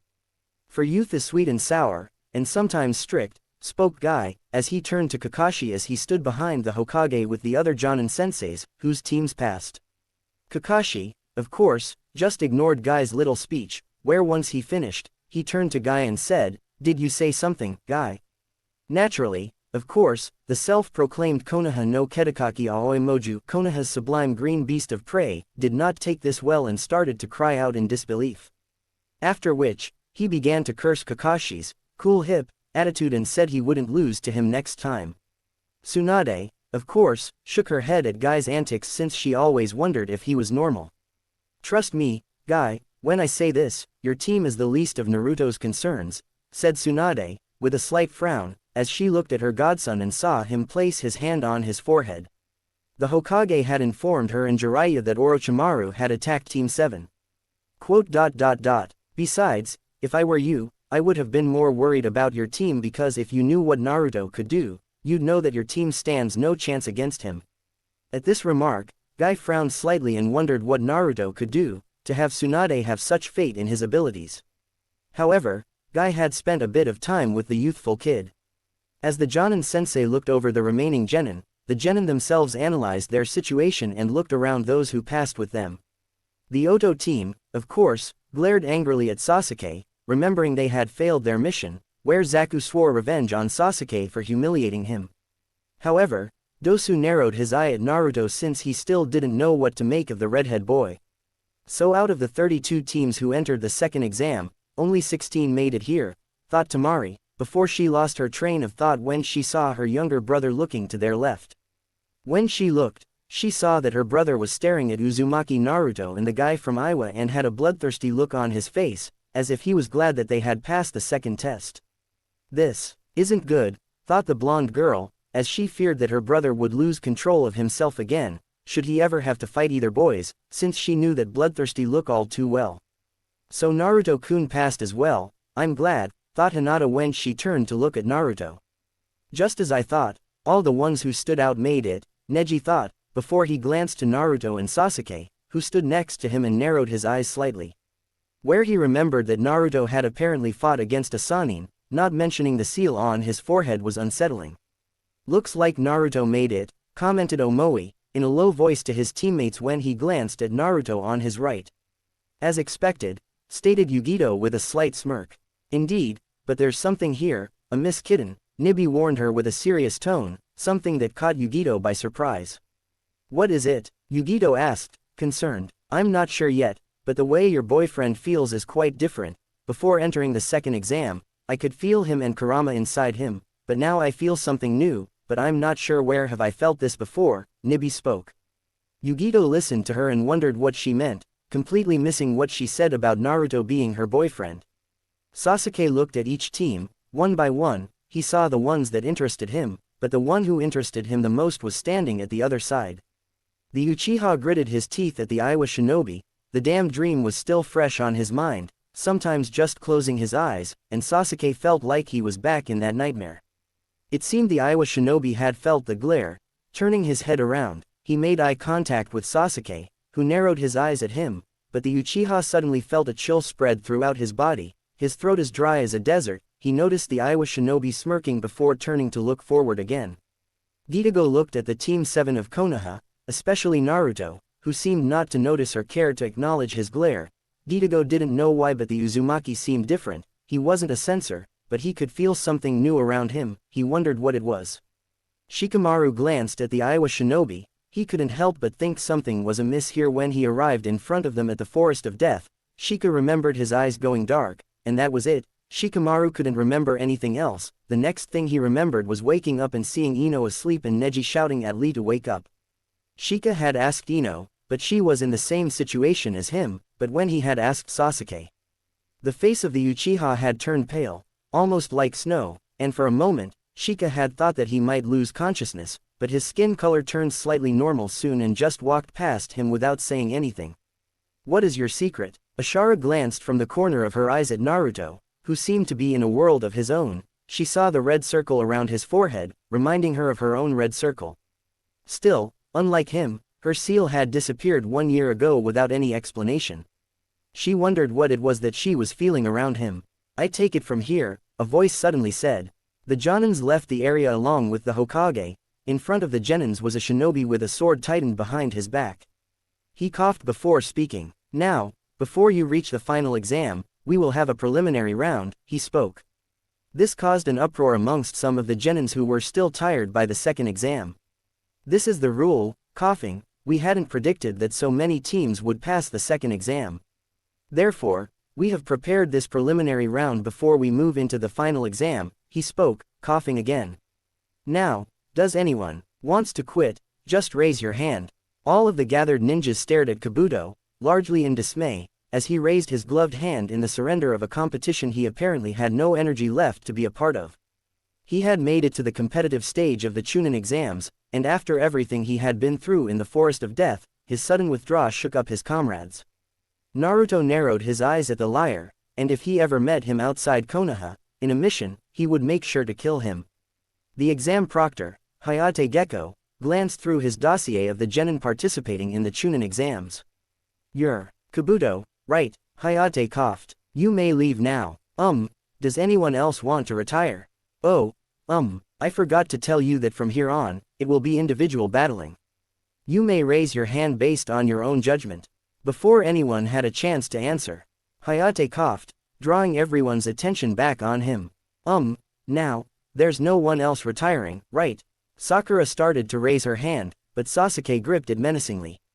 Don't you dare say a word, he muttered, his eyes boring into hers with an intensity she had never seen. Defeated, she lowered her hand, and Hayate surveyed the group nonchalantly. Now, let's begin the preliminary. The preliminary will consist of one-on-one fighting. You are to fight as if it is a real-life confrontation. The winners will advance to the third test. Hayate paused for a momentary coughing spasm, and the group watched with apprehension as he continued as though nothing had happened. There are basically no rules. The fight continues until one of you dies or is knocked out or admits defeat. If you don't want to die, then quickly acknowledge your defeat. But cough when I decide that the winner has been clearly established. Since we don't want to increase the amount of corpses pointlessly, I'll jump in and stop things. And the object that controls your destiny is. The genin snapped to attention as a low humming filled the room. The back wall began to shift as a large screen was unveiled. Is this, Hayate finished. This electronic scoreboard will show the match-ups for each fight. Now, this is sudden, but let's announce the two names of the first fight. Everyone faced the screen nervously in anticipation. The first name appeared, Masumi Tsurugi. That is one of Kabuto's teammates, Sakura whispered to Naruto. The two turned and faced Masumi. He was slightly taller than Kabuto, wearing thin-rimmed glasses and a black mask that concealed his face from the nose down. Although he was a leaf ninja, there was something off about him. Lulja Lataka, Naruto heard Akano whisper to his teammate. The girl in question rolled her eyes before she turned to stare at her opponent. Ready to fight, blind eye, she spoke, seeing his dark, what seemed like thick dark eyeglasses covering his eyes. As the others left the arena, Naruto focused on the girl. Do you think she will win? Naruto heard Sakura asking at his right. Naruto spoke nothing as Hayate shouted they could fight. The man prepared to attack, but before he could move, Lulja moved her leg slightly, causing a column of earth to rise from the ground out of nowhere and hit her enemy square in the chest, sending him crashing against the wall, taking everyone by surprise except the Iwa team. How did the ground taste? Everyone stood still. The ninja of Kabuto's team was lying on the ground, his back leaning against the wall, his chest looked to have shattered like glass. Lulja just looked bored. Was it over already? Her green eyes almost shutting, as if she just wanted to fall asleep. If it was, this was much shorter than she thought. No wonder the older man said the sound. Village was not to be trusted when it came to strength. How did she do that? Sakura asked, leaning against the bars, trying to look closer. Her earth affinity is very high, and the chakra around her feet and ground is strange, Naruto pointed out. He could feel most of her chakra was focused on her feet, but could see her chakra had spread all over the ground around them. He wondered if that allowed her to move the ground around her without hand signs. Hey, Red Star, don't ruin the surprise now, Lulja suddenly shouted, turning to look at Naruto with a strange grin. The way you control your chakra and the ground. That's quite impressive, Naruto commented, slightly understanding how she had made the ground move without doing a hand sign. Oh my, such a compliment.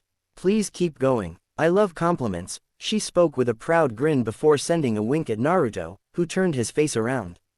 Ashara smirked at the teasing while Fu raised an eyebrow at the horrible flirting coming from the Earth Girl. Hearing groaning, everyone turned to see the shinobi standing up, his elbows against the wall, trying to stand up.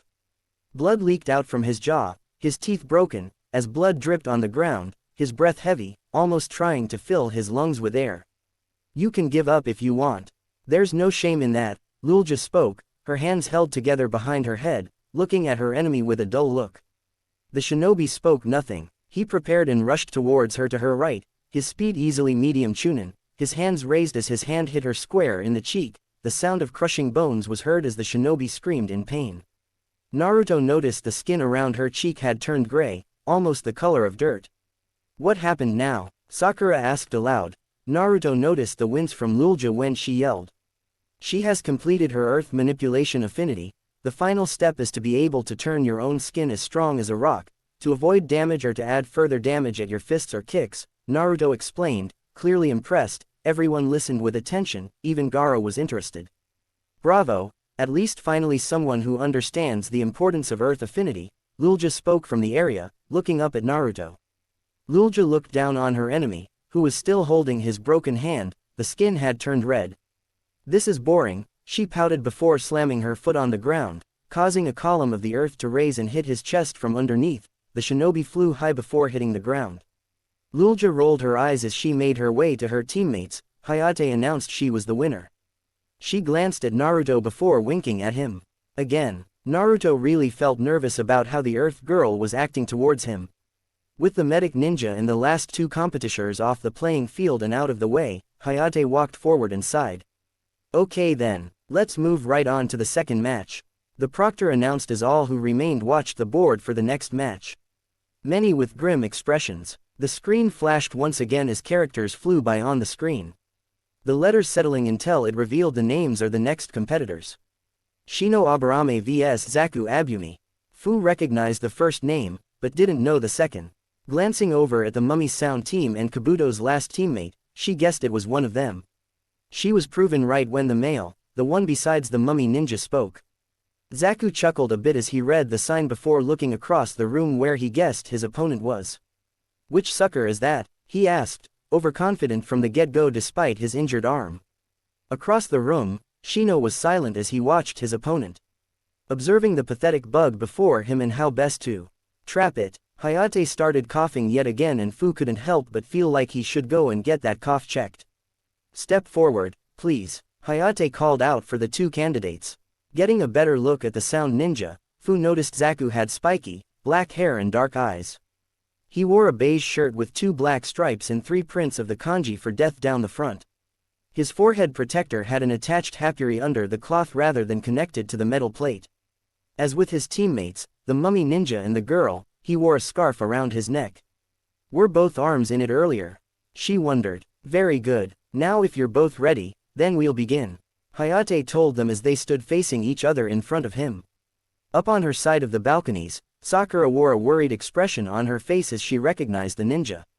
That's that Sound Village shinobi, the one who had his arm broken by Lee. She thought, remembering what Kakashi-sensei told her. How's he going to fight with those arms? She wondered. Do you think Shino will be alright? Hinata asked, her mood gloomy. He's okay, don't you worry about him. Kiba assured her. Huh, Hinata asked as she turned to the dog lover. He's the last person here I'd ever want to take on. Kiba answered, his tone serious and lacking his usual confidence. On her side of the room, Fu couldn't help but wonder how Shino was going to fight. She was kinda rooting for him. She was of the opinion, the less sound shinobi, the better. Candidates ready? Hayate asked as he backed away so he wouldn't get caught up in the fight. Seeing no arguments rising, Hayate didn't waste a moment. Begin. Well, Zaku, how you pull this one off will be a sight to see. The mummy sound ninja thought as he turned to his sensei. After nodding to, the sensei disappeared in a puff of smoke. The mummy couldn't help but feel a little unnerved with his sensei gone. Didn't he want to see his students pass? Didn't he care? Why leave when the match had only begun? Over with the Kumo ninja, Karui spoke with a wicked grin. This is going to be fun. Both of her teammates turning to her. What do ya mean? Yugito asked, Omoi showing a confused face as well. Karui raised an eyebrow at them. Didn't you read the last name? Don't tell me you forgot. That leaf shinobi down there is an Aburame, one of the 4 noble clans in Konohagakure. It's a well-known fact that at their birth, members of his clan are offered to a special breed of insects as a nest, residing just under their host's skin. These insects will then live in symbiosis with their host from that point on. Because of this, its members are characterized by their use of insects as weapons. I don't know anything more than that, so I honestly don't know how he will fight with them, but my money is on that sound ninja being in a world of hurt when this is all over. She told them with a sadistic grin and chuckle. Armed with this new knowledge, Omio had greater confidence in Shino winning the match. On the other hand, he wondered how hard it would be if he had to face him in the final round. He thought Yugito would be okay fighting him, since most insects didn't do too well in the fire. As for himself, he wasn't sure how well he or Karui would fare against him. Down in the field below, neither combatant had moved even though the proctor had given them the all-clear to start the match. Each were waiting for the other to execute their first attack. Waiting to see who was more patient. If you fight me, you won't be able to recover. Shino promised darkly. Forfeit and withdraw. Zaku stared at him with a frown before answering. Hey, well, what do you know, I've got a little movement in one of them. His right arm moving slightly in the sling. Shino said nothing as Zaku got his arm out and crouched down into fighting stance, his single arm out before him as he got ready to charge at him. One good arm is more than enough to beat you, Zaku said as he rushed forward. Shino was standing perfectly still as his opponent came at him, only moving to raise his left arm to block Zaku's attack. Zaku's palm wide open. As Fu watched, she wondered if whatever happened to him caused him to be unable to close his hand properly as well. Why wasn't he punching Shino? What was the boy going to do, slap Shino out of the competition? You couldn't beat me using both your arms, Shino stated, not in overconfidence, he spoke as if as was fact, the simple truth. To Shino, it probably was the true. Yeah, well I've got news for ya. Zaku shouted as air was pulled into a tiny hole in the center of his open palm the other ninja couldn't see. Try this. Blasting sound wave, he shouted as Shino turned his head towards the sound of rushing air soon followed by an explosion occurred where the two ninja had stood. The sound startling Sakura as she tried to figure out what the sound shinobi had done to cause it. Dust rising as Shino was rolling away across the floor. Zaku smirked as the dust cleared enough to see his plan had worked and Shino was on the ground. Kiba and Hinata gasped at the sight of their teammate taking full force of the blast. Kiba's eyes twitching in shock. Hinata, being the sweet soul she was, couldn't help but be worried. Naruto looked shocked and angered.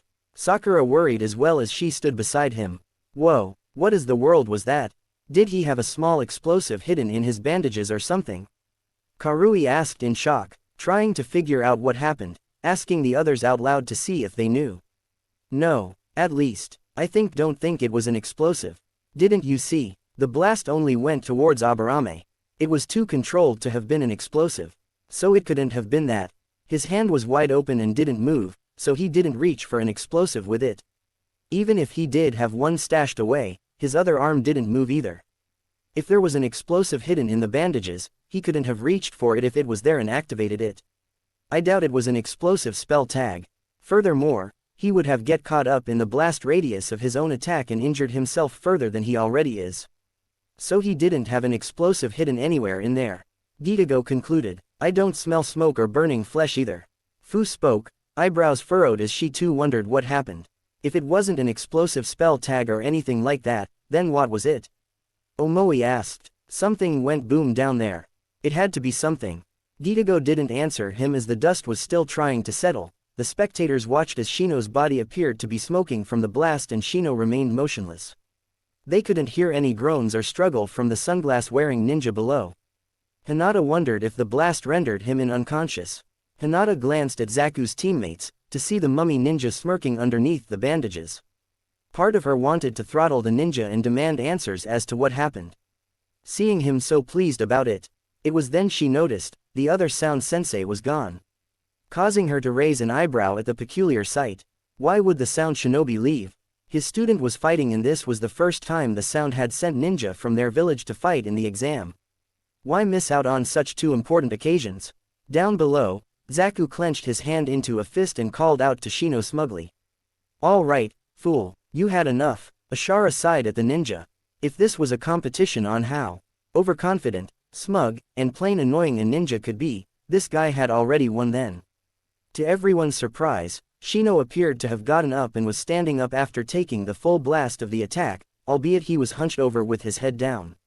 Huh? Zaku asked, confused as Shino began straightening up as the dust began to settle and fade. There's no way, Zaku claimed shocked as everyone else as they leaned in to get a closer look to see what happened. Shino appeared to be alright despite being a little roughed up and dirty from the blast knocking him off his feet and making him roll in the dirt. Yet, while Hinata was relieved to see him okay, they all began to hear something.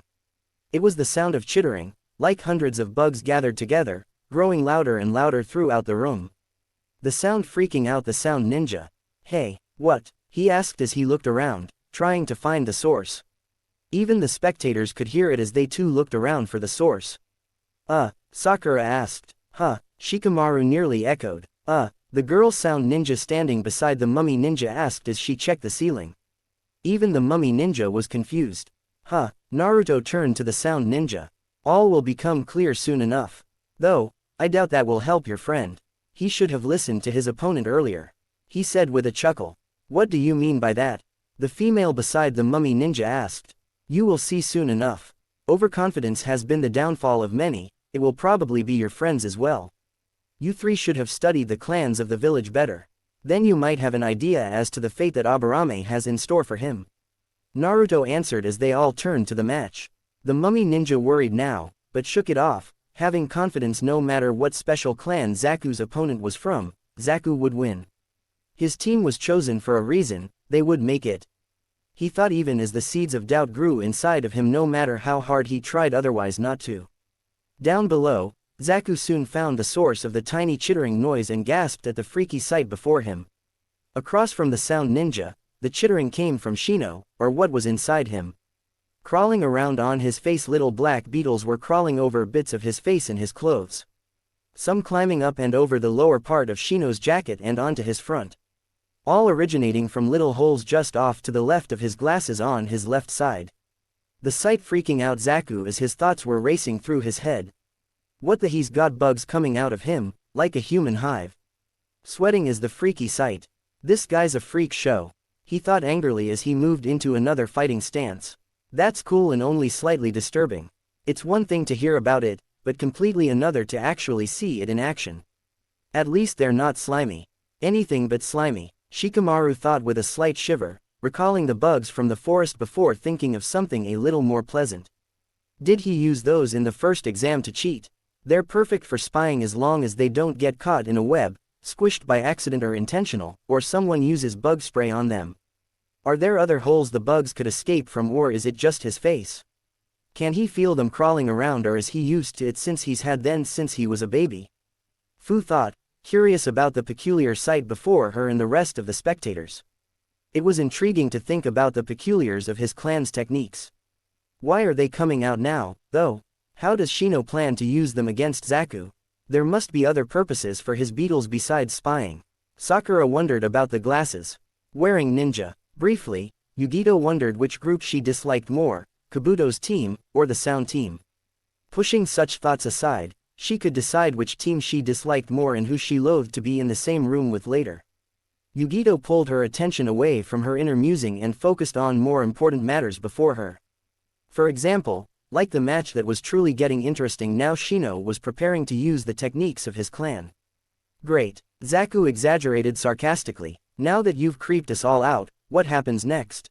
Shino said nothing as Zaku continued to glare at him. Above the two ninja, the other teams and there could see what Zaku could not. Akano smirked at the Aburame. Quite clever, little leaf ninja.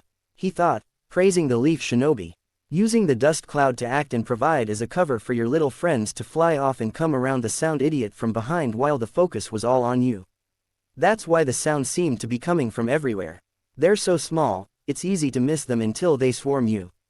By then, it's too late. He huffed. If this was real war, then you should have gone in for the kill, little leaf boy. These ninja here are too soft. Just like those fools of the village hidden in the sand. Just like Gitago thought as he recalled the many times his Raikage had not agreed with him about something, giving stupid excuses. Soon, Zaku could sense something was wrong, that there was something behind him. Turning around, Zaku saw a swarm of the little beetles closing in up behind him, the bugs covering the floor as they scuttled around. Nearly covering every inch of the ground. Upon seeing the tiny forces massed together behind him, Zaku was shaking in fear. The insects chittering away as they came closer to their prey as Zaku's face and body twitched, unsure what to do as fear override his mind, temporarily paralyzed as sweat trailed down his face and he desperately tried to move. In front of Zaku, Shino began to explain what exactly the bugs were. His mouth no longer hidden by his coat. His left hand in the air before him with a single beetle on his finder nail, the insect not even large enough to cover the entire nail. They're a rare species of parasitic beetle that attack their prey in a swarm, eating its chakra. The beetles closing in. An army of this size will suck you dry in less than a minute. Zaku watching them before turning to Shino with hate and gritting his teeth. Your only intelligent option is to forfeit the match. You can't fight two opponents at once. If you use your good arm against me, my friends will swarm you from behind. Conversely, if you use your good arm to keep them at bay, then you'll have me on your blind side. Shino pointed out. Everyone could see, As that situation was, there was no way out for Zaku to fight back or escape without it failing in the long run. Shino already explaining what would happen if he attacked. Even if he tried to go up and jump away to a farther and maybe safer location, the beetles would only fly after him and get him that way. Shino could also attack him and that'd be the end of that. Either way, your defeat will be certain and unpleasant. It's wise to always have an ace in the hole, Shino told Zaku as his hands formed the hand signs for tiger. The bugs continuing their chittering, reminding Zaku time was running out and he needed to think of something quick. Otherwise, he was going to be bug food. Shaking, Zaku's eyes glazed over, which Naruto noticed. He couldn't help but wonder what the sound shinobi was thinking. In the depths of his mind, Zaku thought about the past, how he got up to this point of time. How he crawled out of the hole that was his past. The fear, the pain, the humiliation, the helplessness he had gone through. Thanks to that man, he now was on a greater path. He no longer had a reason to be afraid and this freak show before him was making him feel these things. Zaku would make him pay. He was strong. He would show them, all of them. Snapping out of it and glancing back at ever-chittering bugs behind him, Zaku tried to think of something. Watching him closely, Shikamaru noticed something going on with Zaku. The glazed look was coming and going, but he seemed to be slightly out of it. His eyes going back and forth between the two forces attempting to crush him and memories that plagued him. Zaku's working hands shaking as he clenched it along with the rest of his body. That's it, never again, Zaku swore, recalling the time in the forest, the green freak had injured his arm. That's it, that's never gonna happen again. Naruto watched as Zaku's fearful face transformed into a wild and crazed look of rage, slightly startling her. Wondering what made him snap. With a ferocious angry roar, Zaku thrust his fist out towards Shino, slightly startling the bug user. Opening his palm, the crazed look got wilder.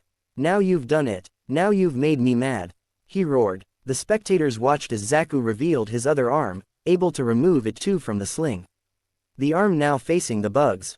Though Shino's expression was hidden, one could tell he was curious about the fool's next move as he lowered his hand. Thinking it was a bluff and the fool had lost his senses. Zaku was frowning for but a moment until he broke into a wide grin. Hey, HNNH, he grunted as his arm strained and eventually moved his fist open on the second try. Startling Shino, like you said yourself, always have an ace in the hole. Right, he asked crazed, the triplets yawning at the display. Has he lost it? What is an open palm going to do again? An army of those chakra-eating bugs? Choji asked as he scratched the back of his head. It's not just an open palm, Naruto observed, making his teammates look at him for answers. If you look closely, you'll see a tiny shine of metal. The guy has some type of holes in his palms. That has to be what created the explosion from earlier. You mean the explosive travels through the inside of his arm and out the hole? Ino asked. Naruto shook his head. No, I don't think so. I still don't think it was an explosive.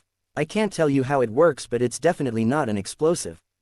Fu thought for a moment before she recalled something. He called it blasting sound wave. That explosion must have been sound. She explained. But sound has to be created by something, right? He didn't use any hand signs. Naruto pointed out. Sound is caused by the simple but rapid mechanical vibrations of various elastic bodies.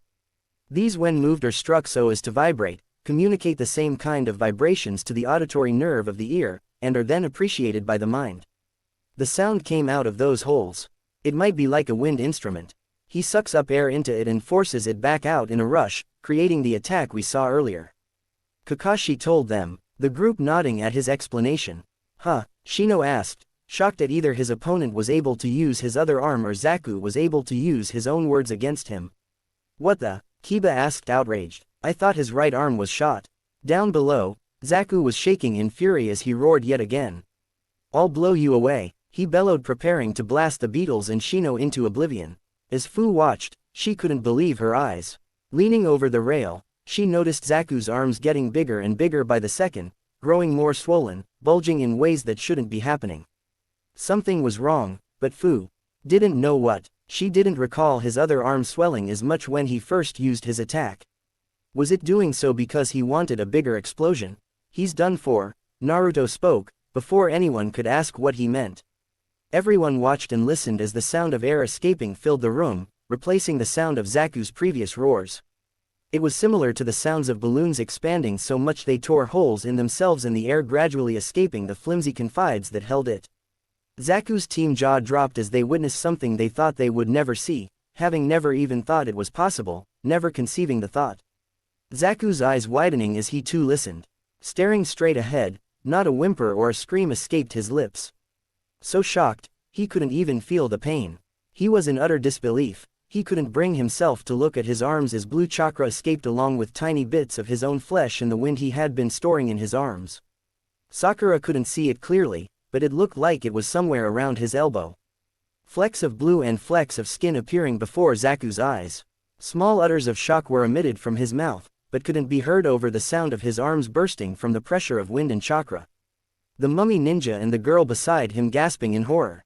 Kiba nearly jumped over the railing in shock as he leaned closer. Akamaru was nowhere to be seen. Kiba's sensei, Kurenai, watched speechless as the rest of them. Amazed with what her student did to his opponent. Ah! Zaku cried out in pain once the chakra and air had died down. Fusashi was correct about the location. The bandages and start of his sleeves shredded where the blast had been strongest and most concentrated. Zaku lowered his arms as they hung limply in front of him. My arms, what's wrong with them? He shouted, groaning and grunting in pain. Zaku huffed and puffed as he tried to catch his breath, gritting his teeth as he turned his palms up towards the ceiling to look at the holes. Ah, what? He cried as upon closer inspection of his hands, he saw a small swarm of black beetles gathered together and had crawled inside of the holes. So tightly packed together that air couldn't pass through the hole. How in the world? Karui trailed off, wondering how and when Shino had got them there. The Aburame clan can control those bugs, remember? It was while Zaku was stressing out about what to do, the Aburame must have ordered the bugs to block them then or some time after that. Gitago figured, you got to give it to him, he's a good strategist. He's able to use his surroundings well and is able to distract his enemies easily for his bugs to move into position. Inako also decided to add his 2 bits into the conversation. Zaku was so absorbed in his anger, inner turmoil, and possibly his memories that he didn't even feel the beetles crawling around on his palms. Besides that they're so small, they're easy to miss. In a moment on the ground floor, where the 2 ninja were fighting, Shino swiftly appeared behind Zaku as he began to explain his own plan, which dealt far greater success than Zaku's plan of trying to trick him into thinking his other arm was too injured to fight with and led him into a false sense of security. Earlier, while I was distracting you with my helpful advice, I was also sending some of my little friends to plug up those bothersome wind holes in your hands. He said, highly pleased with himself, and from his tone, Shino was slightly smug about it working and fooling Zaku so easily. Gitago could hear the pride in his voice when he spoke of his bugs. Gitago thought the boy was smiling but couldn't tell and be absolutely sure from the way his coat covered the bottom portion of his mouth. Both hands, just to be sure. Shino continued, you see, while an ace in the hole is good. Zaku gasping in shock as Shino hissed out the rest of his sentence. 2 aces are better, Shino joked, Omoi snorting at the joke. The humor and irony of the situation not lost on him. The aces being the bugs and the holes literally being holes inside Zaku's arms. I like this guy, Omoi concluded, you got to give it to him, he has a great sense of humor. Morbid, but amusing nonetheless. He ended with a chuckle. Karui just groaned and rubbed her temples. First you like the second proctor and now you've found someone to joke around with. Just great, she said sarcastically. Yugito already made friends with that Uzumaki boy and the bug girl. What's next? Me finding a boyfriend? Once again, Zaku began to feel trapped and helpless as beads of sweat clanged to his face as he filled once again in rage as it consumed his body and rational mind, roaring as he attempted to swing his arms out and hit Shino. Only for Shino to see it coming and smack Zaku away as the sound ninja cried out and landed in a heap on the floor.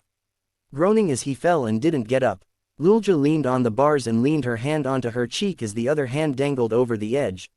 She couldn't help but think how pitiful it was.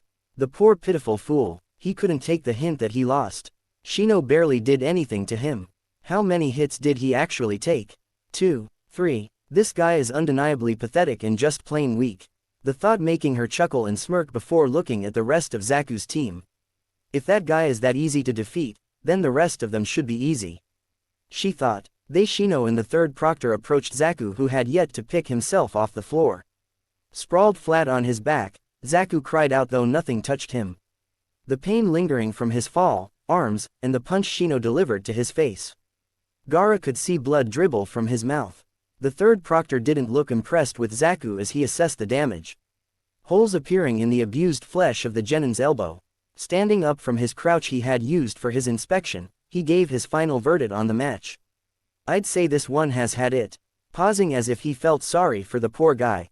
"The winner is Shino Aburame," Hayate concluded. Kurunai had a serious look on face as she took in this information. Kiba smirked, proud of his teammate for making it to the final round of the exam. Beside him, Hinata released a sigh of relief, a smile formed on her face.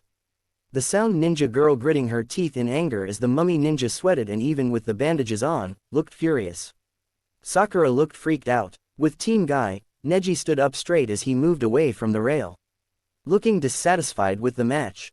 Before he could do anything, Rock Lee stopped him. "Wait, how did he do that? Who is he? Find out." Neji said nothing as he did as he was asked. Stepping away from the others to get a clear view, he used his Kekkei Genkai Byakugan. He thought as his hands formed the appropriate hand signs and lines formed around his eyes. Taking a closer look at Shino, Neji gasped at what he observed. "I had no idea, I thought he must be using a summoning jutsu to get all those insects, but no." Neji informed his teammate, shock lacing his tone. "They're actually living inside of him." "Living inside of him?" Rock Lee nearly shouted in shock as he turned to Neji, wondering if his rival was pulling his leg. Freaking out at the thought of bugs living inside the younger boy. "There's a legend in the Leaf Village of a clan of insect tamers." 1010 mentioned. "Yes, I've heard of that clan as well." Neji shared as he informed Lee of what he knew about the clan. "They say when a bug master is born, he enters into a scared pact with the insects. He allows them to nest in his body. In return, they obey their host's will. They serve him, answering his call, fighting his battles and destroying his enemies. I've also heard that they allow the insects to feed on their chakra as part of the bargain." Down below, Shino continued on his way as Neji watched the powerful opponent he could face if and when he made it to the final round of the exam. Rock Lee was shaking as he too turned to look down at Shino. "So this guy is one of them? One of these bug tamers?" As Shino moved to go join his team on the balcony, Medic Ninja moved in to collect Zaku and transport him to the tower's infirmary. The screen started showing the next fight and everyone gasped at the names, even Naruto looked mortified at the names. Naruto Uzumaki vs Karen Uzumaki. As Naruto stared at the screen, reading and rereading the names, it dawned on him that he was about to fight Karen. He had wanted to speak with her, and he had sensed the chakra emanating from her, much like he had sensed it emanating from Kimimaro when he used to wield the cursed seal of Orochimaru. He knew she must be in pain and that the snake Sannin had most likely forced her to serve him. Naruto wondered if he could do anything to help her. He didn't know how to remove a cursed seal. He had never attempted to remove one before. The redhead couldn't help but cast a glance over his shoulder to the other side of the hall, where, in contrast to him, Karen stood firm and didn't appear to be bothered by the names on the screen. While walking down the stairs to the arena, Naruto heard Ashara and Fu wish him luck. However, the rest of his team said nothing. His sensei appeared to be more focused at this point. When he arrived at the arena, Karen stood in front of him, her eyes narrowed, a sword tightened around her hip. The sword was a katana, and she was a fierce opponent. As the chakra flowed through the sword like a violent river, Naruto was almost convinced that the sword was alive in some way. He was perplexed as to what the deal was with the sword. After slowly moving his hand to the pommel of his katana and infusing wind chakra into it, Naruto's sword's blade turned slightly red, almost shining. "Being a kenjutsu practitioner, I'm really looking forward to this," Naruto said, hoping to elicit some sort of response from Karen, but she stood as emotionless as a stone, the only change in her outward expression being a flash of sadness across her eyes that vanished as quickly as it appeared. Neither Naruto nor Karen said anything when Hayate asked them if they were ready to begin. When Hayate asked them, both nodded without saying anything. Despite Hayate's announcement that they could begin, none of the Uzumakis moved a finger. "Beat her ass, Naruto," Sakura yelled, raising her fist in the air and leaning against the railing. Sasuke could sense the tension building, and so could the rest of the audience. Neji fixed his gaze on the Senju, waiting to see how much of a threat he was to the group. Lee questioned whether Naruto would be able to emerge victorious from this battle. he had heard that Naruto had stood his ground so that his friends could flee, which was about as youthful as one could get. Ten couldn't keep her gaze away from their weapons. She could recognize the steel from a mile away. Both of their katanas were made of special steel, which was probably the best steel in the world. Ten sighed. She was curious as to where they obtained them because, as far as she was aware, no one knew where to find that particular type of steel anymore. One of her father's stories was that the legendary sword of the Uzumaki clan, Dark Blood, was the catalyst for the great division of Kiri. She remembered her father telling her about this. The Jinchuriki of Matabi wondered how this would go. True, she knew Naruto wasn't to be underestimated, but this would be the first time she'd get to see him in action. Yugito remained silent, wondering how good Naruto really was. B-sensei, who was standing behind her, was deafeningly quiet, his gaze fixed on the sword that the Uzumaki girl was wielding. I'm familiar with that blade, but I thought it had vanished after the massacre of the Uzumaki clan, Yuki said, speaking on his head. The sword known as Akai Hano was wielded by an Uzumaki warrior named Meo Uzumaki, 7 centuries ago, who stood his ground against Hachibi, Yuki, and survived the battle with only his right arm severed from the shoulder down. Yuki wondered aloud, recalling the damned Uzumaki unleashing his most powerful attack, which caused an entire mountain to be sliced in half like paper. I wonder if the girl can reach that level, Yuki speculated. Gitago remained silent, contemplating what it would be like to fight him, and he appreciated the opportunity to witness a genin who had stood his ground against a Sannin and survived. All right, Uzumaki, how about we get this fight started? In the end, Naruto finally asked the question after a few more minutes of staring into each other's eyes. When the redhead girl responded, she nodded before drawing her katana and putting herself in the sword position. Naruto drew his katana back and spun around to attack Karen's unprotected left side with it after coming into contact with her katana. Finally, Karen narrowly escaped Naruto's horizontal slash by spinning around to Naruto's left and attempting the same move on Naruto's unguarded side on the other side. As soon as Naruto caught a glimpse of what Karen was doing out of the corner of his eye, he sprang to his right side as quickly as he could to protect himself. A minor cut to his arm was all that was left after the slashing, but it was enough to keep him from being killed and to put some distance between them.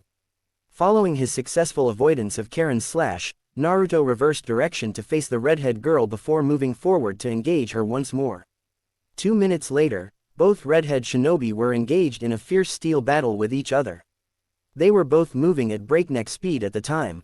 In the eyes of those who weren't as skilled as some, the two redheads appeared as blurs as they moved from one end of the field to the other, appearing for a split second to clash swords before disappearing in the same blur as they had appeared. The good shinobi side were able to keep up with and follow their movements and were awestruck by the speed and agility of both genin.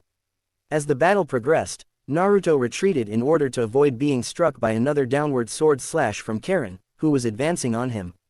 In his next move, he attempted to catch the Uzumaki Kunoichi off guard by utilizing the rolling water technique, which he had discovered on his own. The moment Naruto made a light stab at Karen, Karen leapt backwards at the last possible second in order to avoid the more serious blow. Karen moved forward as soon as she managed to avoid Naruto's attack in order to take advantage of an opening that had appeared as a result of Naruto's error. In order to avoid the slash and maintain some distance between them while swinging her katana down on Naruto, Uzumaki swung her katana down on him after jumping backwards to avoid the slash.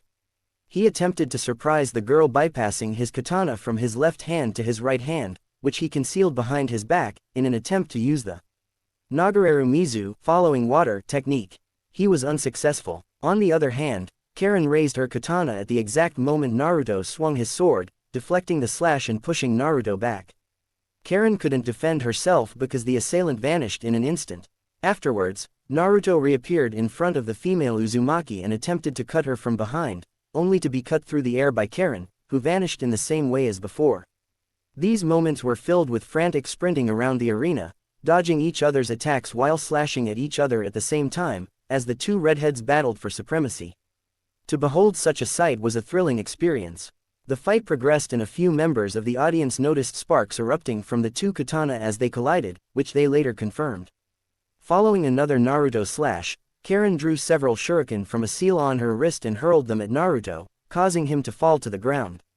As soon as he was forced to deflect them with his katana, Karen took advantage of the situation by sprinting up to him and using the mirror slash technique on him. After realizing what Karen was planning, Naruto leapt into the air to avoid being struck by the lethal slash that would have ended his life. On the other hand, Naruto had no idea that this was exactly what Karen had in mind, and he had no way of knowing that he was now vulnerable to attack while flying through the air. She cut the Uzumaki in the face with the mirror blade, before preparing to cut off his head with the mirror blade. The redhead boy's head was about to be cut off when Naruto transformed into a large wooden log and revealed that he had used Kawarimi no Jutsu to replace himself with a large wooden log just as she was about to cut it off. Body replacement technique. So as soon as she realized that Naruto had played a trick on her, she immediately began searching the arena for any evidence of the Uzumaki's presence. Her attention was drawn to Naruto's sword by the reflection in the corner of her left eye, and she quickly spun around to avoid being struck by the lethal sword a short time later. As a result of a barrage of rapid attacks from him, Karen was forced to go on the defensive. At the exact moment Karen realized she was at a disadvantage, she made the decision to turn the tables on her opponent by channeling chakra into the kunais on her right hand. Naruto was then attacked by her, with her kunai blades attempting to slash at his left side and her katana blocking one of Naruto's blows. Naruto was forced to flee the battlefield. As soon as Naruto became aware of this, his reaction was quick and he leapt away, narrowly avoiding being slashed on the edge of his jacket a second time after that. When Karen challenged Naruto, he quickly retrieved a kunai from his utility belt to help him level the playing field with the other character. After that, they battled it out for the next 10 minutes, moving around the arena and trying to gain an advantage over the other in their pursuit of victory. Because of his katana and kunai, Naruto was able to hold his own in the fight for a short period of time. Naruto's kunai was thrown at the redhead's head after deflecting one of Karen's sword stabs with his katana, and the redhead was temporarily distracted. Natsu's kunai was aimed at her, but she was able to avoid being struck in the head. As a result of this, Naruto was able to take the initiative and go on the offensive against his opponents. As a result, Karen reacted by swinging her kunai at Naruto's head, putting him on the defensive in an attempt to put him on the defensive. After noticing this, Naruto dove beneath the swipe and used his sword to cut Karen's legs out from under her. After performing a backwards flip to avoid being struck by Naruto's sword swipe, Karen kicked the redhead beneath the chin, causing him to fall backwards. They both recovered quickly and charged at breakneck speed towards each other, engaging in a bloody brawl that lasted for several minutes. They were both seriously injured. While they were fighting, Karen was able to use her bare hands to knock Naruto's katana out of his grasp and into the air. The result was that Naruto was able to punch her in the stomach with such force that she skidded several feet back across the ground and collapsed in agony. Soon after arriving, Naruto charged his right fist with chakra and delivered the deciding blow to Karen. The redhead kunoichi was about to be struck by Naruto when Karen leapt into the air and executed a flawless mid-air flip over him, avoiding the punch while simultaneously kicking the Uzumaki in the back of the head, causing him to fall to the ground. However, Naruto made the distinction by drawing his hands up to his chest as he fell forward, enabling him to land on his feet. Karen had only recently returned to the ground after landing on her feet when he turned around and threw several shuriken from his seal around his belt at her, forcing her to move away. The moment Naruto received her back in his arms, he raced over to his katana and picked it up, before re-engaging Karen with his katana for the second time. While they clashed swords with each other for several more minutes, neither of the two redhead sword users gained a significant advantage over their opponent's sword skills. The two redheads separated themselves and leapt away from one another as their final sword clash came to a close, allowing them to assess the damage and decide what to do next. After a brief pause, the two genin took off at breakneck speed in the direction of one another. In the aftermath of a brief clash of blades, the two genin reappeared at opposite ends of the arena, facing in opposite directions. After reappearing, they immediately turned around to face each other, and Naruto threw his kunai at Karen. She launched a kunai from her pouch, striking Naruto's projectile square in the face and deflecting it away from its intended target. While the kunoichi was distracted by Naruto, he attempted a downward slash, which she narrowly missed blocking. For the next few minutes, the two young shinobi raced around the arena at breakneck speed, fighting furiously in the hopes of gaining the upper hand. The audience stood and watched as they raced around the arena at breakneck speed, their breath caught in their throats. After a while in the match, Naruto was able to gain the upper hand by blocking one of Karen's sword strikes and pushing her to the opposite end of the arena, where she was forced to drop her katana. Naruto then proceeded to defeat Karen by defeating her with a katana of his own. Karen yelled, "Fire style, Ash Maker," before pursuing his advantage with a series of high-speed hand seals, causing a massive stream of green hot flames to erupt from her mouth. Crap! When Naruto became aware of the large fire stream coming towards him, he used several signs as quickly as he could to avoid being hit. Naruto was engulfed by a massive wall of water after a series of multiple drops of water appeared all around him during water style, Point Break. Everybody in the arena covered their eyes as the green fire and his water jutsu collided. The heat emanating from the green fire caused everyone in the arena to cover their eyes. Astonishment filled Yugito's eyes as she realized the extent of the heat emanating from the green flames, which she had never seen or heard of before. "Can you tell me what kind of flame that was, Nibi?" Yugito muttered something to her friend. "I'm not sure what to make of it, but keep an eye out for that kitten," Nibi cautioned, having never heard of anyone being able to use green flames before.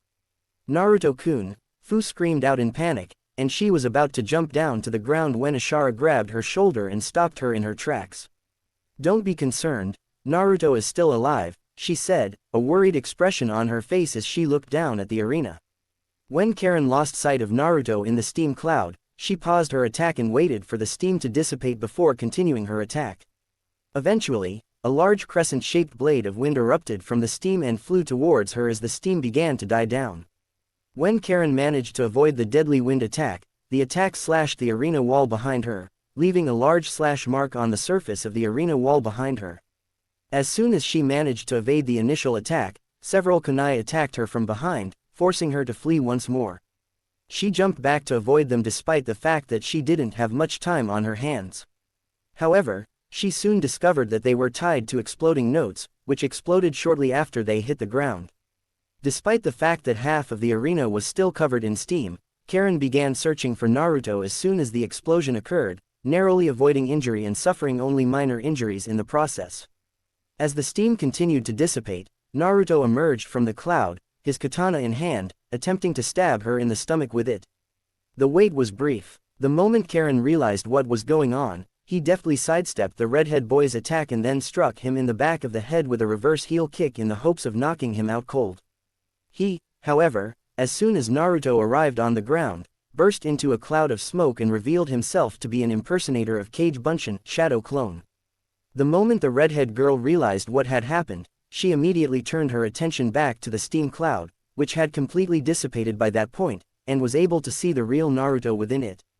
He was unable to focus on the task at hand because he was distracted by the need to complete a lengthy series of hand seals to gather all of the remaining water in the arena. When Karen noticed Naruto performing a long series of hand seals in one place and a large amount of water being gathered in another, she realized he was preparing a large-scale water technique. After learning about Naruto's attack method, Karen devised her own series of hand seals to counteract it. Approximately at the same time, both genin completed their set of hand seals, and they launched their individual attacks at approximately the same time as well. Water style. Water Dragon Bullet Technique. Naruto let out a yell. After she finished her hand seals, Karen reflected on them and thought to herself, Fire style, Wildfire. After that, she spat out a long stream of green fire, this time in the shape of a bird. Within seconds, the two powerful attacks collided, resulting in a massive explosion that instantly neutralized both of them at the point of contact, effectively ending the battle. Naruto had completely prepared his secret Fuinshitsu to neutralize Karen and bring the battle to a close before any of them were seriously injured, lost a limb, or even died. No one in the arena or outside the arena was aware of Naruto's preparation. Naruto could feel the chakra around her shoulder becoming more intense. Naruto wasn't sure how much control Karen had over her cursed mark, but he didn't want to find out either way. Karen was exhaling heavily, the curse mark on her shoulder was burning, and she had the sensation that something was trying to come out of her skin, slowly piercing and cutting its way to the surface. She clenched her teeth in pain, her palm resting on the mark she had made. "No, Orochimaru-sama, I am capable of completing this task on my own," she thought determined, recalling her master's directives in her mind. Her personal feelings aside, she needed to serve him because he had saved her when no one else could, and she kept telling herself over and over that he had saved her. She prepared to attack when Naruto spoke for the first time during the duel, when her red eyes opened and she saw him standing with his katana in his right palm. "This is it," he said before slamming his hands together, and she gasped. A large weight was suddenly placed on her entire body, and she gasped. Several seals around the arena were glowing purple and joined together to form a giant seal on the floor, with Karen standing in the middle of it. Her whole body ached as she felt herself slipping away from her feet and she collapsed on the ground, unable to stand. Naruto's demonstration of Fuinshu mastery drew gasps from the audience. Karen had the sensation that she was about to pass out and couldn't keep her eyes open any longer. "Naruto is so amazing," Ino yelled loudly and enthusiastically, raising her arms in the air and cheering enthusiastically. "Yes," Sakura exclaimed, pumping his fist into the air in excitement. "Naruto did a fantastic job," Jiraiya thought to himself as he smiled. He was extremely pleased with his pupil. "Nice." A large smile appeared on Ashara's face as she exclaimed. "Naruto has come a long way in a short period of time," Kakashi observed. It appeared that Naruto had completed the task, as he had defeated the red chick, exclaimed an overjoyed Omoi, who had been quite impressed by their level of Kenjutsu proficiency. "Whack yo," Killer Bee thought to himself after watching the fight. The Uzumaki must be put down. The Suna team sensei was aware that someone with that level of skill in Fuinshu is extremely dangerous. "Bravo Naruto-kun," exclaimed Fu, who was jumping up and down and clapping his hands. "Geez, what a troublesome fight," Shikamaru grumbled as he looked around the arena at the marks left by the fighters, grateful that he had assumed he could just forfeit because this was becoming too troublesome. As Kankuro grew increasingly alarmed over Uzumaki's actions, he quietly inquired, "This is not good Tamari, someone like him might be able to do something against Gaara." "I understand." Tamari, who was also concerned, stepped in to say something. Despite his Fuinshu prowess, he is powerless to stop Gaara from transforming. With his expression indicating that he was not entirely convinced, implying that both he and his sister were doubting their own words. Instead of engaging in conversation with the others, Sasuke, Gaara, and Shino simply stared down the arena, their gaze fixed on Naruto. When Hayate got closer to announcing the winner of the match,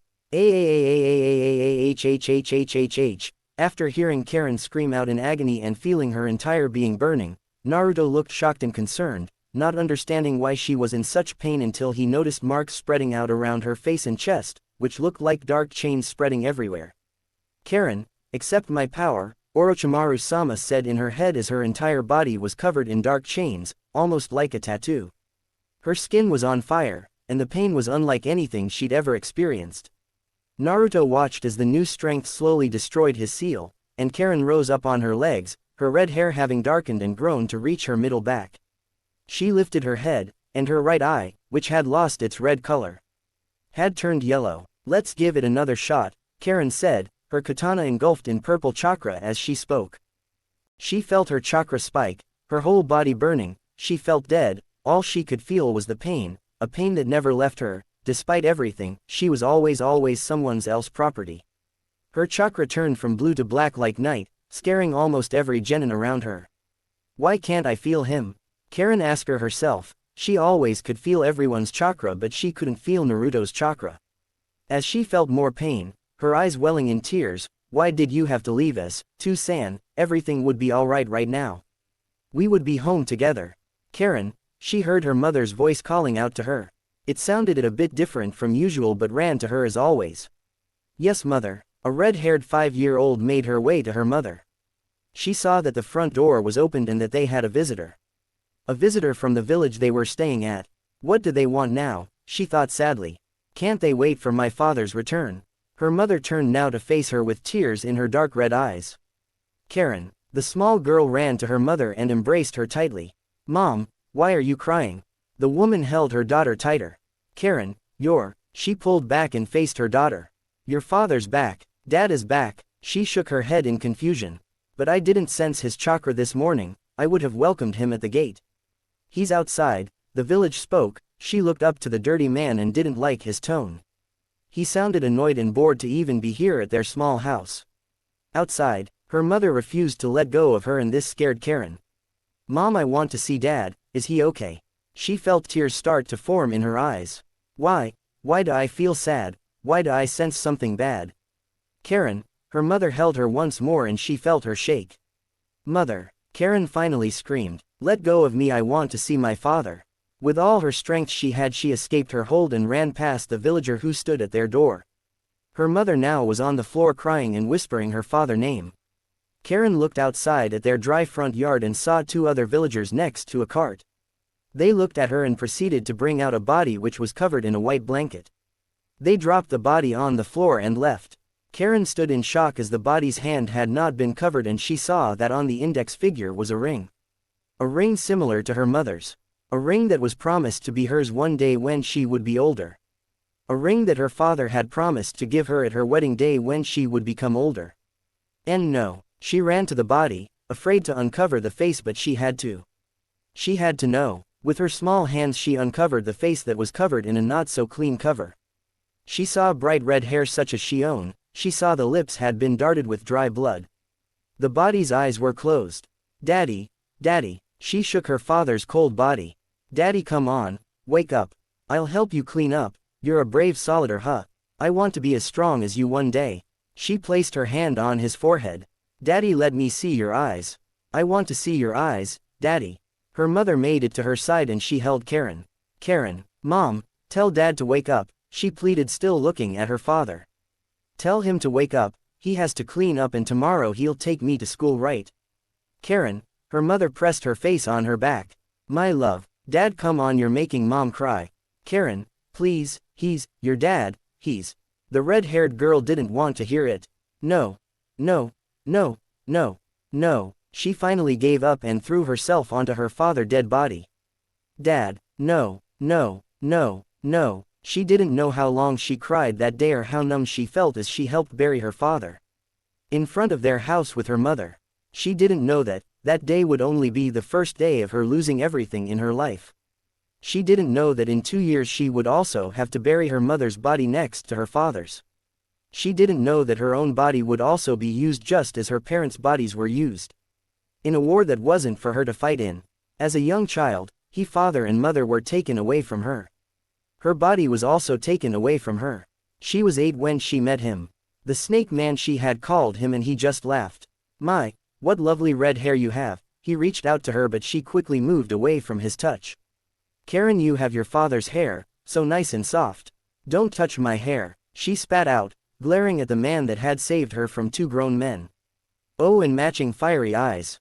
He laughed. Interesting. Your eyes are as bright as your mother. What a beautiful daughter I have been blessed with. Stop looking at me, you freak. Karen started to back away as she sensed that the man's chakra was so dark and cold. Just leave me alone, I know you've been following me. These men attacking me was part of your plan, right? Tisk, tisk, the man shook his head in disapproval. How can you say that, little girl? I just saw you were in the need of help. Bullshit, I can feel your chakra and it's disgusting. Feel my chakra? His yellow eyes lit up in amazement. Honey, do you know what Karen did today? What happened? Is she okay? She's more than okay, she's amazing. She sensed you from 5 miles away. But she's only 4. I know, isn't that amazing? In such an early age she would make the Uzma. Dear, shish, no one else must know. Karen, you have a great gift. So, leave me alone. Karen started to walk away but he moved in such a high speed she almost collided into him. And where will you go? He questioned. Will you go back to the village full of people who abuse your powers? How? She stared at him. Come with me, Karen. He offered her his hand. If you leave with me, I will help you to grow your power and make it your own. My own. Karen, one day your powers will be used by others, but don't you ever forget that these powers are yours. Yes, my dear, your own power, and you may use it however you wish to. She looked at him through her glasses and nodded. Fine. Take me away from this place. She was taken away by a man that had promised her power, yet he used her as well. He experimented on her. He used her. Her body was still not her own. Her powers were not hers to use. She really didn't have a childhood. She had a tragic past. She suffered. She was alone. Single quote. Naruto. Many genins in his immediate vicinity were terrified by the image in front of them. Even the jonins were taken aback by what they were witnessing. Her chakra had darkened and become much more powerful. Sasuke was taken aback, wondering what kind of power this was. His curiosity was piqued, and he didn't want to admit that it was something he had never experienced before. He wasn't a sensor, but even he could sense the malice in the air around him. The pressure had caused cracks in the concrete, which had begun to crack. Uzumaki Naruto, on the other hand, was enraged because Orochimaru had caused this to a member of the Uzumaki clan, who had suffered for how many years before this snake did this to them. Karen, you have to stop doing this. Shut up, he saved me. I'm obligated to complete this task, Karen screamed as more chakra engulfed her entire body, causing her to lose more control. While her skin had turned white, her chakra had darkened and her red hair had turned a dark purple. Grasping his sword with greater strength than before, Naruto's chakra flew around it, creating a wave of heat that spread throughout the arena. Everyone was taken aback by the heat, and Kakashi looked at Naruto's sword with interest. He didn't understand why the edge of the sword had turned bright red, almost like blood, but he couldn't help but notice the pressure around them. Despite the fact that Naruto's hands were on fire and the heat of the pommel was unbearable to anyone else, Naruto was able to maintain control of the sword despite the extreme heat. Karen's yellow pupil narrowed slightly as she took in what she was seeing in front of her. It appeared as though Naruto's hand had been enveloped in the red chakra of the Kyuubi, and the sword he was holding had been transformed as well. Its edge had turned red, and the pommel had become warm in a way. Can you tell me what's going on? After noticing the pressure all around them, Sakura inquired aloud. It felt underwhelming, as if heavy weights were suddenly placed on their shoulders, forcing them to the ground. Hiruzen could only watch in awe. The last people he had seen using the red sword were Kushina and Mito Uzumaki, and the red sword was a special type that caused the sword itself to harm the user if they couldn't handle it. If a normal person attempted to hold the sword when it had turned into a red sword, their skin would burn beyond recognition, and they would die as well. He used to wonder if the red sword was something that could only be used by Uzumakis because he had never heard of anyone else being able to perform that kenjutsu move. Yugao looked on in awe. She had read about the kenjutsu move and had even attempted to replicate it, but had failed miserably in her attempts. She was looking at it with her own eyes and was amazed. Many people became dizzy as a result of the heat generated by Naruto's sword, with some even losing consciousness.